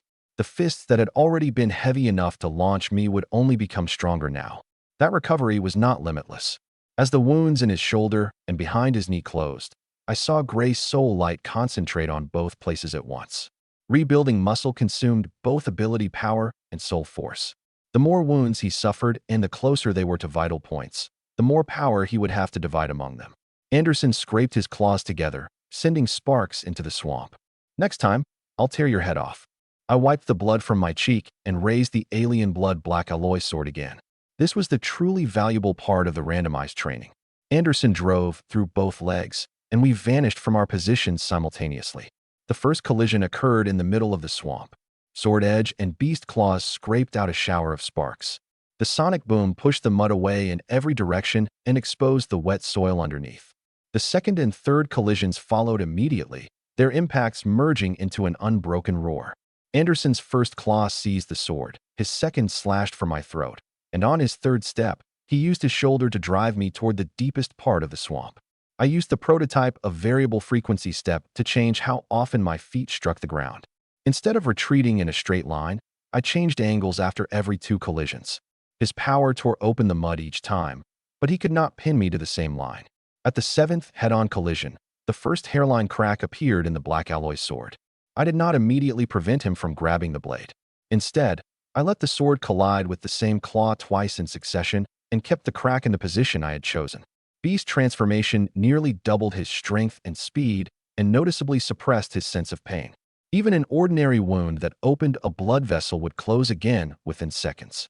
But recovery did not mean there was no cost. Every time he repaired a wound, the gray soul light around his body dimmed slightly.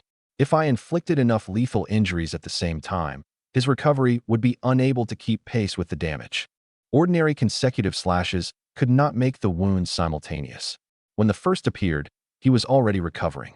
By the time I opened a third, the first might already have closed. To overload his regeneration, multiple wounds had to exist at almost the same instant. Anderson's bone claws seized the blade again. This time, I did not pull the sword free. His claws instinctively closed around the area near the crack.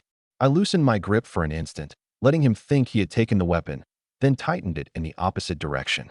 Both forces landed on its weakest cross-section simultaneously. Following the force of his closing fingers, I twisted the hilt and drove the alien blood black alloy sword deliberately against his hardest claw. Crack! The long sword snapped in the middle. Anderson stepped in the instant it broke, his claws slashing successively toward my throat and heart. I met him with half the blade still in my hand, while catching the scattering fragments with the other. While the weapon was whole, it had only one line of attack. Once it shattered into 7 pieces, I had 7 shorter blades. The virtual spirit realm would not control the fragments for me automatically. Using the guiding principle I had learned from 100-step flying sword, I attached 7 brief strands of soul force to the broken blades. They did not need to correct their trajectories like a complete longsword. They needed only to cross the final 3 feet. The first shard pierced the main artery in his right leg and destroyed the point from which he generated power to pursue. The second passed through his heart. The third drove into his throat. The remaining shards struck the back of his head, his spine, and several nodes responsible for carrying soul force. Every piece remained inside the wound, preventing the rapidly contracting muscle from truly closing. The 7 wounds were not equally deep. 2 fragments disrupted his power, 2 severed the transport of soul force, and only the rest entered locations the system judged lethal. His rapid recovery responded to all 7 targets at once, and the gray soul light rapidly thinned like a stream divided into separate channels. After dozens of collisions, we stopped back to back on the mud. Only a sword hilt remained in my hand. Anderson took half a step forward. The fragments inside his body tore the wounds open simultaneously as his muscles moved, and the gray soul light swiftly went out. He turned with difficulty. "Who are you, really?" "All-round martial god." That was the only name the system allowed him to see. His werewolf form collapsed, and Anderson's consciousness body fell into the swamp. "Winner, all-round martial god." The martial arena froze Anderson's pain first, then transformed the shards and wounds into motes of light together. The contest itself consisted of virtual data, but the X device recorded every collision and judgment exactly in the replay. That was why I could analyze this victory, but could not treat it as experience from a true kill. After a brief silence, the spectator channel erupted completely. Ma Mingjian nearly shouted my real name, then forcibly changed course after the first syllable. Flamboyant Assassin proactively asked him for a link to Home of the Martial God and applied to become one of its first verified members. When the battle state ended, the public comments reappeared. Some asked frame by frame whether the broken sword had been an accident or a plan. Others began searching for the foundational combat techniques I had used at close range. I did not answer. I simply left the replay authorized for public viewing and let the battle speak for itself. I did not remain in the arena for an interview. I exited the virtual spirit realm immediately. When I removed the X device, only a short time had passed in reality. There was no wound on my cheek, but my arms still retained the neurological illusion left by the high-intensity collisions. I clenched and opened my fists, confirming that neither the web of my hand nor my wrist bones had suffered real damage. To preserve the value of training, the X device let the memory of pain linger briefly. Starting another high-intensity physical training session immediately could easily cause injury through a mistaken judgment of my body's condition. I first performed one round of slow stretches, then began examining my soul force. The more obvious change had appeared within the soul force. After two completely different battles with shield and longsword, the Tianyuan art's newborn secondary channels divided again. The warrior's burst, the tank's ability to bear pressure, and the assassin's short-range acceleration were directed into separate nodes. The original Tianyuan art had only one symmetrical circuit. Every class could use it, but all could access only the most basic functions. Now, three secondary channels temporarily took control of soul force according to the action required, stabilizing muscles and bones while holding a shield, concentrating power in both legs during pursuit, and sending a burst into my arms only at the instant my sword struck. They were still crude, but at last I was no longer forcing one route to fit every movement. You have gained new martial insight in a virtual battle. With every breath, Tianyuan art completion progress +7. With every breath, Tianyuan art completion progress +4. The value kept changing as my soul force circulated. I immediately sat cross-legged and stabilized the most volatile routes first. Ma Mingjie pulled off his device on the other sofa and rushed over with his terminal raised. Sugu, your account has really gone viral. Less than half an hour after the second battle was uploaded, it reached the Martial Arena's trending rankings.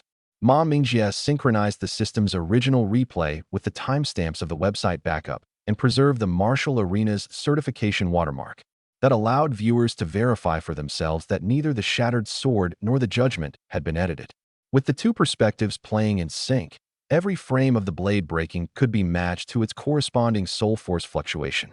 The overwhelming majority of comments asked the same question: what class was all-round martial god? In my first match, I randomized the Iron Wall shield and suppressed Flamboyant Assassin without using a tank combat technique. In the second, I wielded the Alien Blood Black Alloy sword, cut apart soul force rounds, and defeated a brave tier berserker head-on. Tank spectators pointed out that my lower body used a standard pressure-bearing stance while I held the shield. Warrior instructors judged from my sword path that I had practiced with a long saber for a long time. Assassins saw traces of flash step in the turn of my hips as I evaded the punches, only for others to note quickly that the acceleration did not perfectly match the textbook movement. All three conclusions had video evidence, yet together, they could not produce one answer. Viewed side by side, the two recordings could not be explained by any single class. The greater reaction came from Stark University. Anderson did not deny his identity. He uploaded a public analysis through his verified account, with teammate Schiller and Captain Kuyuya also appearing on camera. At the beginning of the video, they listed their public identities first. Anderson was a second-year berserker at Stark University, Schiller was a heavy sniper, and Kuyuya was captain of the Solar System collegiate team. They did not claim to know all-round martial god's real identity and analyzed only what the replay could prove. Schiller was a heavy sniper. He first analyzed triangular burst and the curving shots, confirming that Anderson's range training had reached a competent level and that he had not lost because his marksmanship was completely unusable. He displayed the trajectories of all 6 rounds in separate layers, proving that the 3 route-blocking shots had covered the conventional dodging space. The problem lay not in the trajectories, but in my refusal to dodge conventionally. I had changed the direction of all 3 shots at vital points with my sword. The subsequent curving shots had not been random waste either. Schiller marked the left gun's charging bar on the footage, proving that Anderson had planned to complete a shield-breaking shot while the curving rounds restricted me. I released 100-step flying sword less than half a second before the left gun reached its minimum firing threshold. When the analysis reached close combat, Kuyuya slowed the footage to 1% speed. That isn't some new A-rank combat technique disrupting the rhythm here. She pointed to the sword thrust through Anderson's shoulder. It's C-rank Breeze's thrust. The abnormal speed comes from its user practicing a foundational combat technique to a level of proficiency far beyond the norm. She separated the movements of my shoulder, elbow, and wrist and placed them beside the public instructional material. Both versions completed the straight thrust along the shortest route, but mine eliminated the obvious power-gathering movement preserved in the lesson for beginners. Soul Force did not enter the blade in advance. It erupted only as the point crossed the edge of the soul armor and therefore did not reveal the attack early. Someone in the public channel immediately found a standard instructional video. Placed together, the foundational framework of the two movements was identical, but my sword traveled a shorter distance and consumed less soul force. The 10 great families would not let a core member spend a large amount of time on an ordinary C-rank combat technique. Kuyuya continued. All-round martial god is unlikely to be a secretly trained member of one of the other 9. She said, unlikely, and did not present her inference as fact. Great families could provide higher-rank combat techniques and ordinarily would not make a core member specialize in a C-rank foundation for years. Yet the replay could eliminate only the most conventional training method, not directly prove where I came from. She did not continue guessing my identity. She said only one thing to the camera. Anderson can issue another challenge. Next time, both sides will use their specialized weapons. After the analysis ended, Anderson's formal challenge arrived in my account at the same time. Its conditions were clear. He would no longer use the cannon fodder equipment configuration from his new account. Both sides would choose their specialized weapons, and the system would randomize the map from neutral environments. Anderson was willing to release the complete replay and accepted that I would remain anonymous. Ma Mingjia placed both videos side by side on the website homepage. One tank, one warrior, and someone says you're actually an assassin based on how you dodge the punches. The comments section is tearing itself apart. Let them keep guessing. I did not accept the rematch immediately. The challenge had no mandatory deadline. I left it on my task list, neither using silence to pretend I was afraid to respond, nor immediately changing today's training plan for attention. This match had already verified the rhythms of guns, swords, and berserker combat. Fighting again immediately with my specialized saber technique would satisfy the audience, but add little new material to the Tianyuan art. I cared more about the cultivation art notifications. The completion progress gained with each breath was not fixed, which meant my ability was filtering experience for value. Repeating a technique reduced its returns, while cross-class switching and mortal pressure accelerated the evolution. I circulated my soul force along each of the 3 new secondary channels once. As I repeated the shield-holding structure, the notification quickly fell from +7 to +4. After I connected the sword path with Breeze's thrust, a new increase briefly appeared. My ability did not mechanically reward every breath. It turned each breath into a continuous opportunity to verify and correct. The next time I entered the virtual spirit realm, I needed a completely different opponent. Before then, Starry Sky Martial Arts University's realm of martial inheritance offered more choices. 1 hour later, views of the second battle passed 600,000, while home of the martial god exceeded 10,000 registered users. The back-end traffic curve rose a second time after Stark University released its analysis. Users came not only from Starry Sky, but also from Lunar Academy City and several federal regions. Ma Mingjia marked batches of registrations with identical device fingerprints as suspicious instead of reporting inflated accounts to create a false impression of prosperity. Even after removing them, the number of genuinely active users was still growing rapidly. Advertisers had already contacted Ma Mingjia proactively. He did not place their ads immediately. He first established review rules to prevent the homepage from filling with elixir scams and illegal betting pools. The first batch of inquiries already contained unlicensed elixirs claiming to improve abilities with 100% certainty, while others wanted to promise viewers cash rebates based on match outcomes.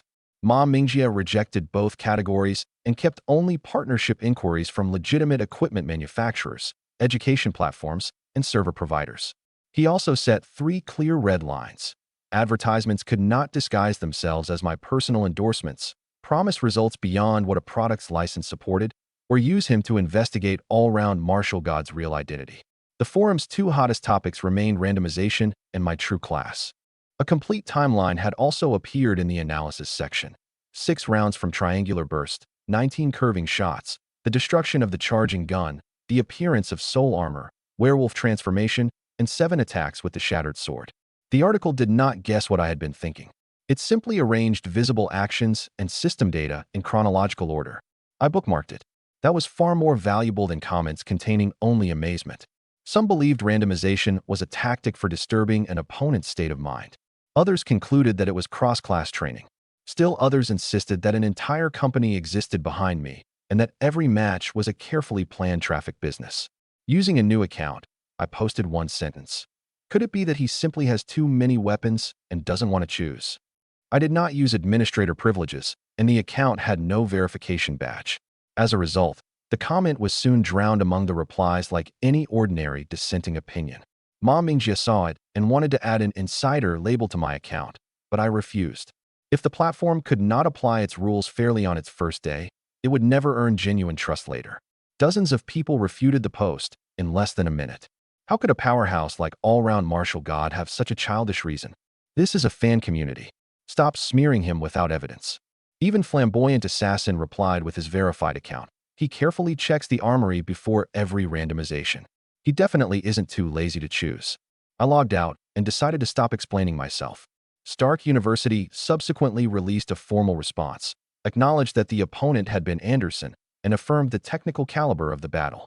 They hoped to meet all-round martial god in reality and were willing to offer a martial arts investment to arrange a rematch using specialized weapons. The public letter did not directly ask me to join the Stark family, but it required verification of my real identity through private channels and granted them priority cooperation rights after their investment. Priority did not specify which matches, what research, or how many years it covered. The actual restrictions would appear only in the later contract. The investment terms were not public. The resources of a great family were tempting, but the attached relationship would certainly be more complicated than anything on paper. Accepting their money meant allowing them to interfere with my training and choices. I already had Starry Sky's special admission terms, a 5 million credit scholarship, and access to the 1,000-story Marshall Tower. I did not currently need resources purchased by exchanging my identity and future. If a rematch truly occurred, I should choose the time according to my training needs rather than let an investment push me into it. Do you want me to ask what they're offering? Ma Mingjie asked. No, we aren't on the same path. Understood. Home of the Martial God will repost public material only and establish no private contact.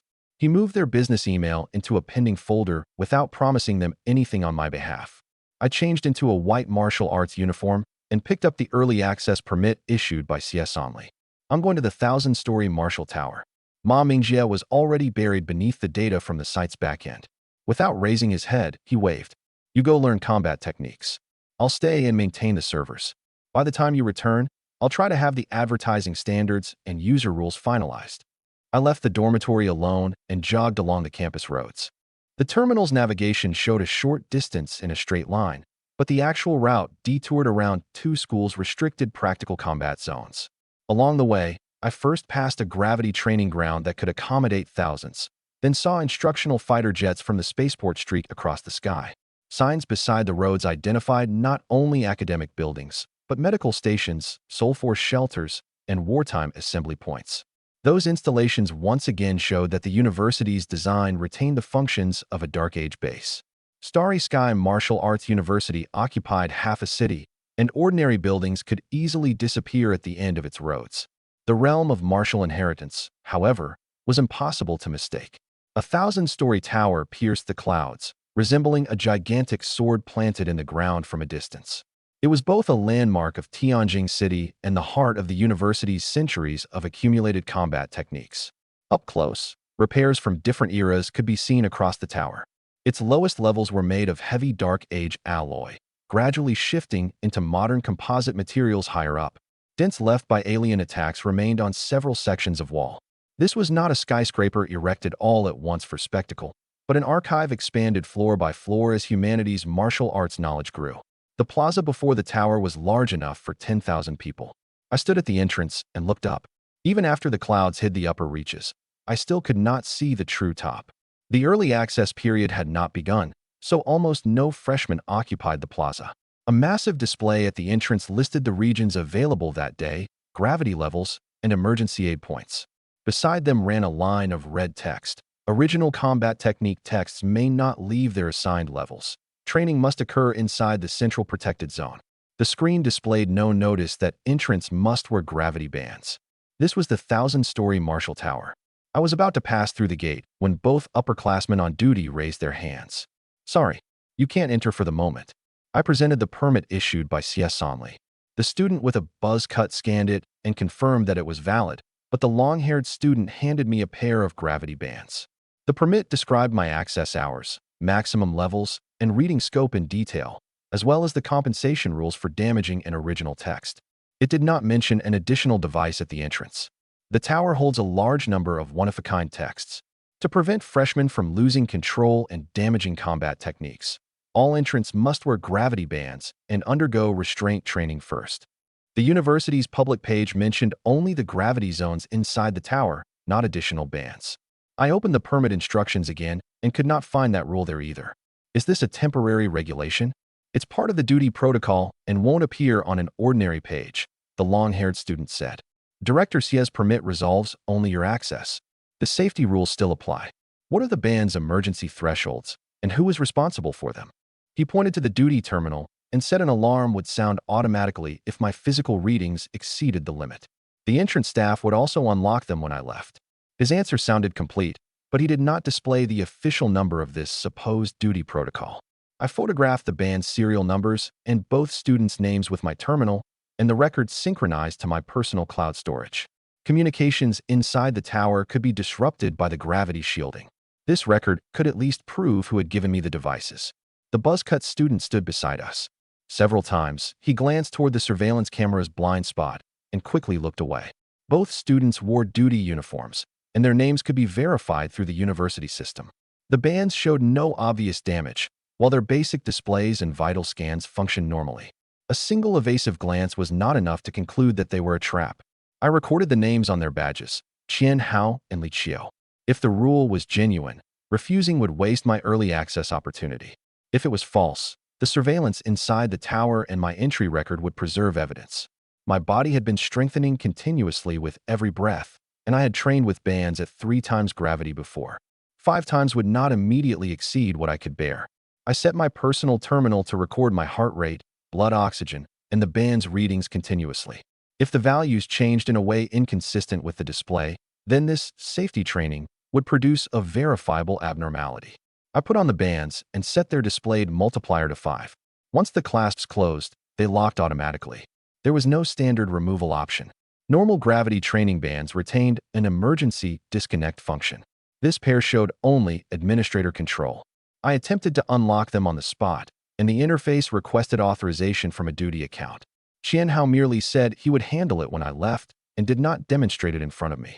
We'll unlock them when you come out, Qian Hao explained. I passed through the gate. The soft chime of a terminal connection soon came from behind me. When I looked back, Qian Hao had already turned his screen face down on the desk. I did not turn back and seize his terminal. My entry record had already been preserved. Starting a conflict by force would instead give them a reason to terminate my permit. I merely added the time of Qian Hao's call to my notes, then entered the archive.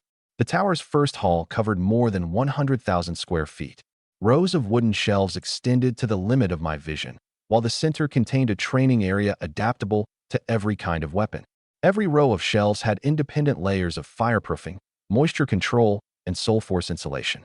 Original paper texts, etched metal plates, and mental recordings were stored separately.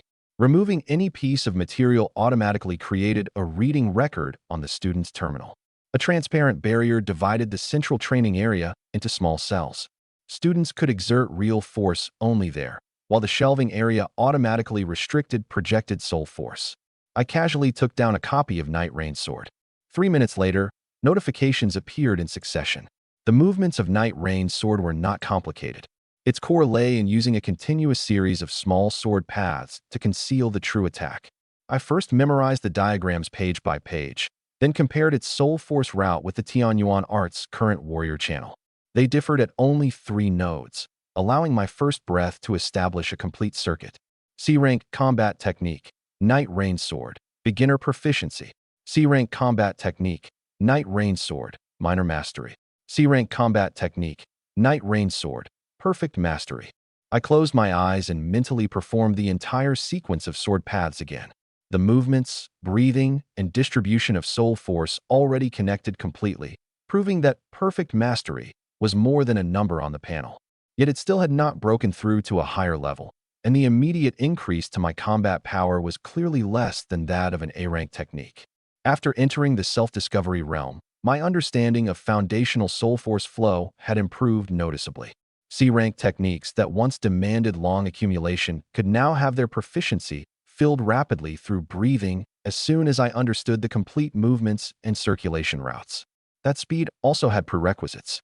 The combat technique had to contain complete information, and my body had to understand the foundational movements it required. If I saw only a fragment, my ability would not invent the portions its author had never left behind. If my physical conditions were entirely inadequate, my proficiency could advance only at the level of understanding. The Hall's catalog used the reverse numbering retained from Starry Sky's early years. The low-gravity C-rank region occupied the largest area, followed by the B-rank region. The closer a section came to level 50, the higher its access requirements and gravity. Level 50 was the highest A-rank combat technique region students could enter. Everything above it was restricted. Level 50 was the archive's catalog name, not the 50th architectural story above the ground. The tower's early builders placed the most important combat techniques usable by humans below number 50. Later expansions preserved this counterintuitive system. Terminal navigation converted the catalog number into the actual elevator route, preventing students from getting lost inside a 1,000-story structure. I did not remain in the C-rank region. I selected level 50 directly. The permit allowed me to read freely within the student-accessible area, but it did not exempt me from the gravity limits. After I selected my destination, the elevator panel issued 2 consecutive warnings about physical strength. Only after confirming that my vital monitoring was active did I let the elevator continue. As the elevator ascended, the tower's base gravity rose level by level. The moment the doors opened, 30 times gravity pressed in from every direction, pulling down my blood, bones, and organs simultaneously. On the lower levels, gravity merely made my legs heavy. Above 10 times, even my eyeballs and tongue experienced an obvious pull, and every breath had to overcome the weight of my chest first. Near 20 times, the terminal asked again whether I wanted to abandon the ascent. I checked that my blood oxygen remained within a controllable range and did not stop. The true 30 times gravity did not increase gradually. It landed on my entire body at once when the doors opened. My knees bent reflexively, and my lungs completed only half their first inhalation. The band still displayed an additional 5 times gravity. My terminal, however, showed that the actual increase in heart rate already exceeded the expected range for 30 plus 5. The data was not yet sufficient to calculate the band's exact multiplier, but it at least proved that anxiety had not exaggerated what my body felt. The combined gravity briefly made me hold my breath. Only after I circulated the Tianyuan art to protect my organs did color return to my pale vision. I did not move at first. Soul force wrapped my spine and joints along the tank channel, then slowly spread around my heart and lungs. After the third complete breath, the black spots before my eyes diminished. By the 7th, I could finally raise my head without holding my breath. Only a few people occupied this level. A stern-faced young man sat beside a shelf. After seeing me steady myself, he returned his attention to the combat technique before him. He had no mentor beside him, and 3 registered A-rank combat technique texts lay at his feet. Under this gravity, his page-turning hand did not tremble noticeably, showing that both his physical strength and soul force control had already adapted to the environment. I moved my limbs and confirmed that my motions remained under control. The realm of martial inheritance certainly demands a lot from the body. The young man raised his head when he heard me. Feng Yan. It was both his name and his greeting. Su Gu. We nodded to each other, then walked towards separate shelves. Neither of us asked which school the other came from or compared tower entry credentials. Remaining alone in the A-rank region already showed that he had passed the university's required access and physical tests. Here, combat techniques mattered more than introductions. Every technique preserved on level 50 was A-rank. I picked up the first text, Master's Guiding Hand. I read the movements first, then broke down the nodes traversed by its soul force. Once I had memorized the text, my ability began transforming theory into physical experience. The technique's name sounded gentle, but its core involved using the palms, fingers, and forearms to change an opponent's direction of force repeatedly. It did not collide with power head-on. Instead, it introduced a tiny deviation while force traveled through the joints, making the opponent's own movement lose balance. In my mind, I first used Anderson's straight punch as an imaginary opponent. During the first simulation, soul armor still knocked my palm aside. During the second, I moved the contact point from the face of his fist to the outside of his wrist, and the Tianyuan art produced a shorter Soul Force route in response. A-rank combat technique, Master's Guiding Hand. Experience plus 13. A-rank combat technique, Master's Guiding Hand. Experience plus 34. Current proficiency, beginner proficiency. 15 minutes later, my proficiency reached minor mastery, and the experience gained with each breath fell accordingly. Between beginner proficiency and minor mastery, I corrected 5 applications of force that could easily injure my fingers. My ability could accumulate experience quickly, but it did not eliminate the technique's precision. If I watched only the numbers and failed to examine the movements, flaws could remain when virtual understanding entered my physical body. The complexity of an A-rank technique differed completely from that of a C-rank technique. Reading alone could bring me to beginner proficiency rapidly, but reaching perfect mastery still required real combat and a special opportunity.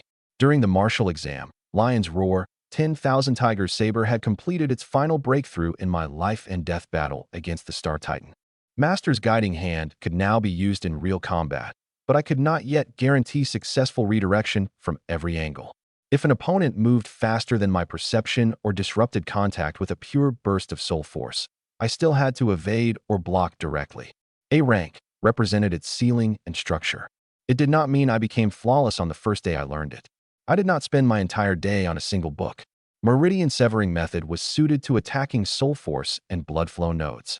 Variable Frequency Step could change movement frequency within an extremely short time. Several other A-rank techniques corresponded to unarmed combat, tanking, and polearms. Once I brought each one to usable beginner proficiency, I moved to the next. Meridian Severing Method required its user to sense an opponent's soul force pulse first. The difference in timing mattered more than the attack's position. A beat early, and the soul force had not arrived. A beat late, and the energy had already passed. It reminded me of my experience observing Bu Anu's muscle fibers, except the target had shifted from physical muscle to peaks of soul force. Variable Frequency Step did not pursue maximum speed in a single burst. It alternated fast, slow, pauses, and secondary acceleration to destroy an opponent's prediction of timing. Combined with Flash Step, one provided a short-range burst while the other made the timing of that burst impossible to read. Quantity was itself a form of accumulation. These combat techniques would provide entirely new class routes for the Tianyuan art and continue growing through future breaths and real battles. After reading continuously for a while, I rose and walked toward the central training area. My reading log already listed an entire row of new combat techniques. I did not treat them as my complete combat power merely because the number had increased. A technique not yet tested by my body was only an available option. To combine several techniques in one battle, I still had to resolve conflicts among their soul force routes. A shallow depression had formed where I had been sitting cross-legged. The band still displayed 5 times gravity, but my body bore more weight than when I first arrived. It felt as if another invisible steel plate had been laid across my shoulders. The curve on my personal terminal confirmed the change. The tower's base gravity remained stable at 30 times, yet my heart rate and muscle load rose at nearly fixed intervals. Simple fatigue would not have formed such regular steps. The band interface still displayed an output of 5 times, while its administration log was inaccessible. I saved the current data to my terminal and placed it in the same record as the serial numbers photographed at the entrance. I tried operating the clasps. The interface remained locked. Something was wrong. Even if the tower's gravity fluctuated, it should not concentrate at both wrists alone, then spread through my arms into my entire body. The problem with the bands had progressed from suspicion to a reproducible abnormality. I did not immediately accuse Qian Hao and Li Qiu of knowing the entire reason, but I could at least confirm that these devices did not match the ordinary safety bands they had claimed them to be. I did not leave yet. My body could still withstand it, and training movements could help me determine how much the multiplier had actually increased. I first established conditions for withdrawal. If my blood oxygen reached the terminal's red line, my vision darkened again, or my heart rhythm lost its regularity, I would descend immediately. Entering early mattered, but it was not worth irreversible damage to my organs. Feng Yan also entered the training area and began practicing the technique he had just finished reading. The framework of his movements was accurate, but his soul force and body still paused at several transitions. He practiced a continuous palm technique. Every movement matched the book, but as he changed from the third palm to the fourth, the soul force in his right shoulder stopped for an instant. That was not a problem of talent. He was still converting the route he had just memorized into a physical reaction. I watched for one extra moment. When he noticed and frowned, I moved my gaze away. I did not offer instruction. We had exchanged only our names, and he had not asked for advice. Forcing my judgment on a stranger focused on training would only disrupt his rhythm. I moved to the other side and activated variable frequency step. When the first step landed, my leg moved half a beat slower than expected. As the second changed frequency, gravity kept dragging my body downward, and my soul pressed a clear print into the floor. I had intended fast, slow, fast. In reality, my lower leg failed to recover in time during the third step, turning it into 2 sluggish accelerations. In real battle, an opponent would need only follow the rhythm of my second step to attack while I changed feet. I redistributed my soul force and let the Tianyuan art enter both legs through the assassin channel. My movements gradually recovered, and my cadence began switching seamlessly between fast and slow. I did not resist gravity by increasing my total soul force output. I changed that output into short pulses instead. One burst came before my foot left the ground, then cut off immediately after I landed to avoid continuously consuming soul force. After 8 consecutive rounds, fast and slow no longer required an obvious pause between them. High gravity magnified every error. It also magnified the effects of every correct adjustment. In an ordinary environment, rotating an ankle half a degree too little might merely feel awkward. Here, it made my next step lose balance outright. Likewise, as soon as I corrected the angle, my body immediately felt the burden shift from the joint to the muscle. A displaced center of gravity, premature soul force delivery, or an insufficient ankle angle problems difficult to notice ordinarily would directly destroy the next step. Once corrected, the experience gained by my ability was also higher than during normal training. I quickly entered a state of complete focus. After variable frequency step came meridian severing method, followed by a switch to master's guiding hand. The Tianyuan art rearranged several entirely different A-rank techniques, forming a continuous practical combat combination for the first time. I placed an imaginary opponent in the empty space. Use variable frequency step to reach the flank, meridian severing method to identify the peak of soul force, master's guiding hand to alter the attack trajectory, and only then finish with my familiar saber art. My first chain broke after meridian severing method. The second failed because the hand technique and the combat saber channel both tried to occupy my right arm. On the third attempt, I stored the soul force required by the saber art in my back ahead of time, then sent it into my arm all at once when the hand technique ended. At last, the entire sequence flowed without a pause. When I stopped, my breathing had grown noticeably heavier. My heart rate remained below the red line I had set, but the load curve from the bands had risen another step. I did not begin a fourth round immediately. I stood and regulated my breathing first, checking my fingertips, vision, and chest for abnormalities. At some point, Feng Yin had stopped his own practice and now stood at the edge of the training area watching me. Unlike before, his face held no rejection, only the seriousness of someone re-evaluating what he had seen. He was not watching any one movement, but the instant I switched between different combat techniques. When my second round failed, his gaze rested on my right shoulder. After the third succeeded, he looked toward the position on my back where my soul force had paused moments earlier. At the very least, he understood the problem I was solving rather than merely being attracted by my training speed. As I prepared to test my next combat technique, an olive drab canteen flew toward me from the side. I raised a hand and caught it. "You've been training for a long time. Drink some water first," Feng Yin said. I opened the canteen and took a large swallow. Even swallowing was more difficult under high gravity, but the water entering my stomach relaxed my taut body slightly. I did not gulp down more immediately. Under this gravity, swallowing too quickly would further disrupt the rhythm of my chest. After the first mouthful went down, I completed 2 full breaths before taking a second. Feng Yan's student number and an emergency medicine label were printed on the canteen, while its opening used a disposable contactless drinking valve. He had not casually thrown a private cup to a stranger. He had lent me a standard hydration canteen used for training inside the tower. Feng Yan approached, his tone no longer as distant as when we first met. "Let's introduce ourselves again. My name is Feng Yan.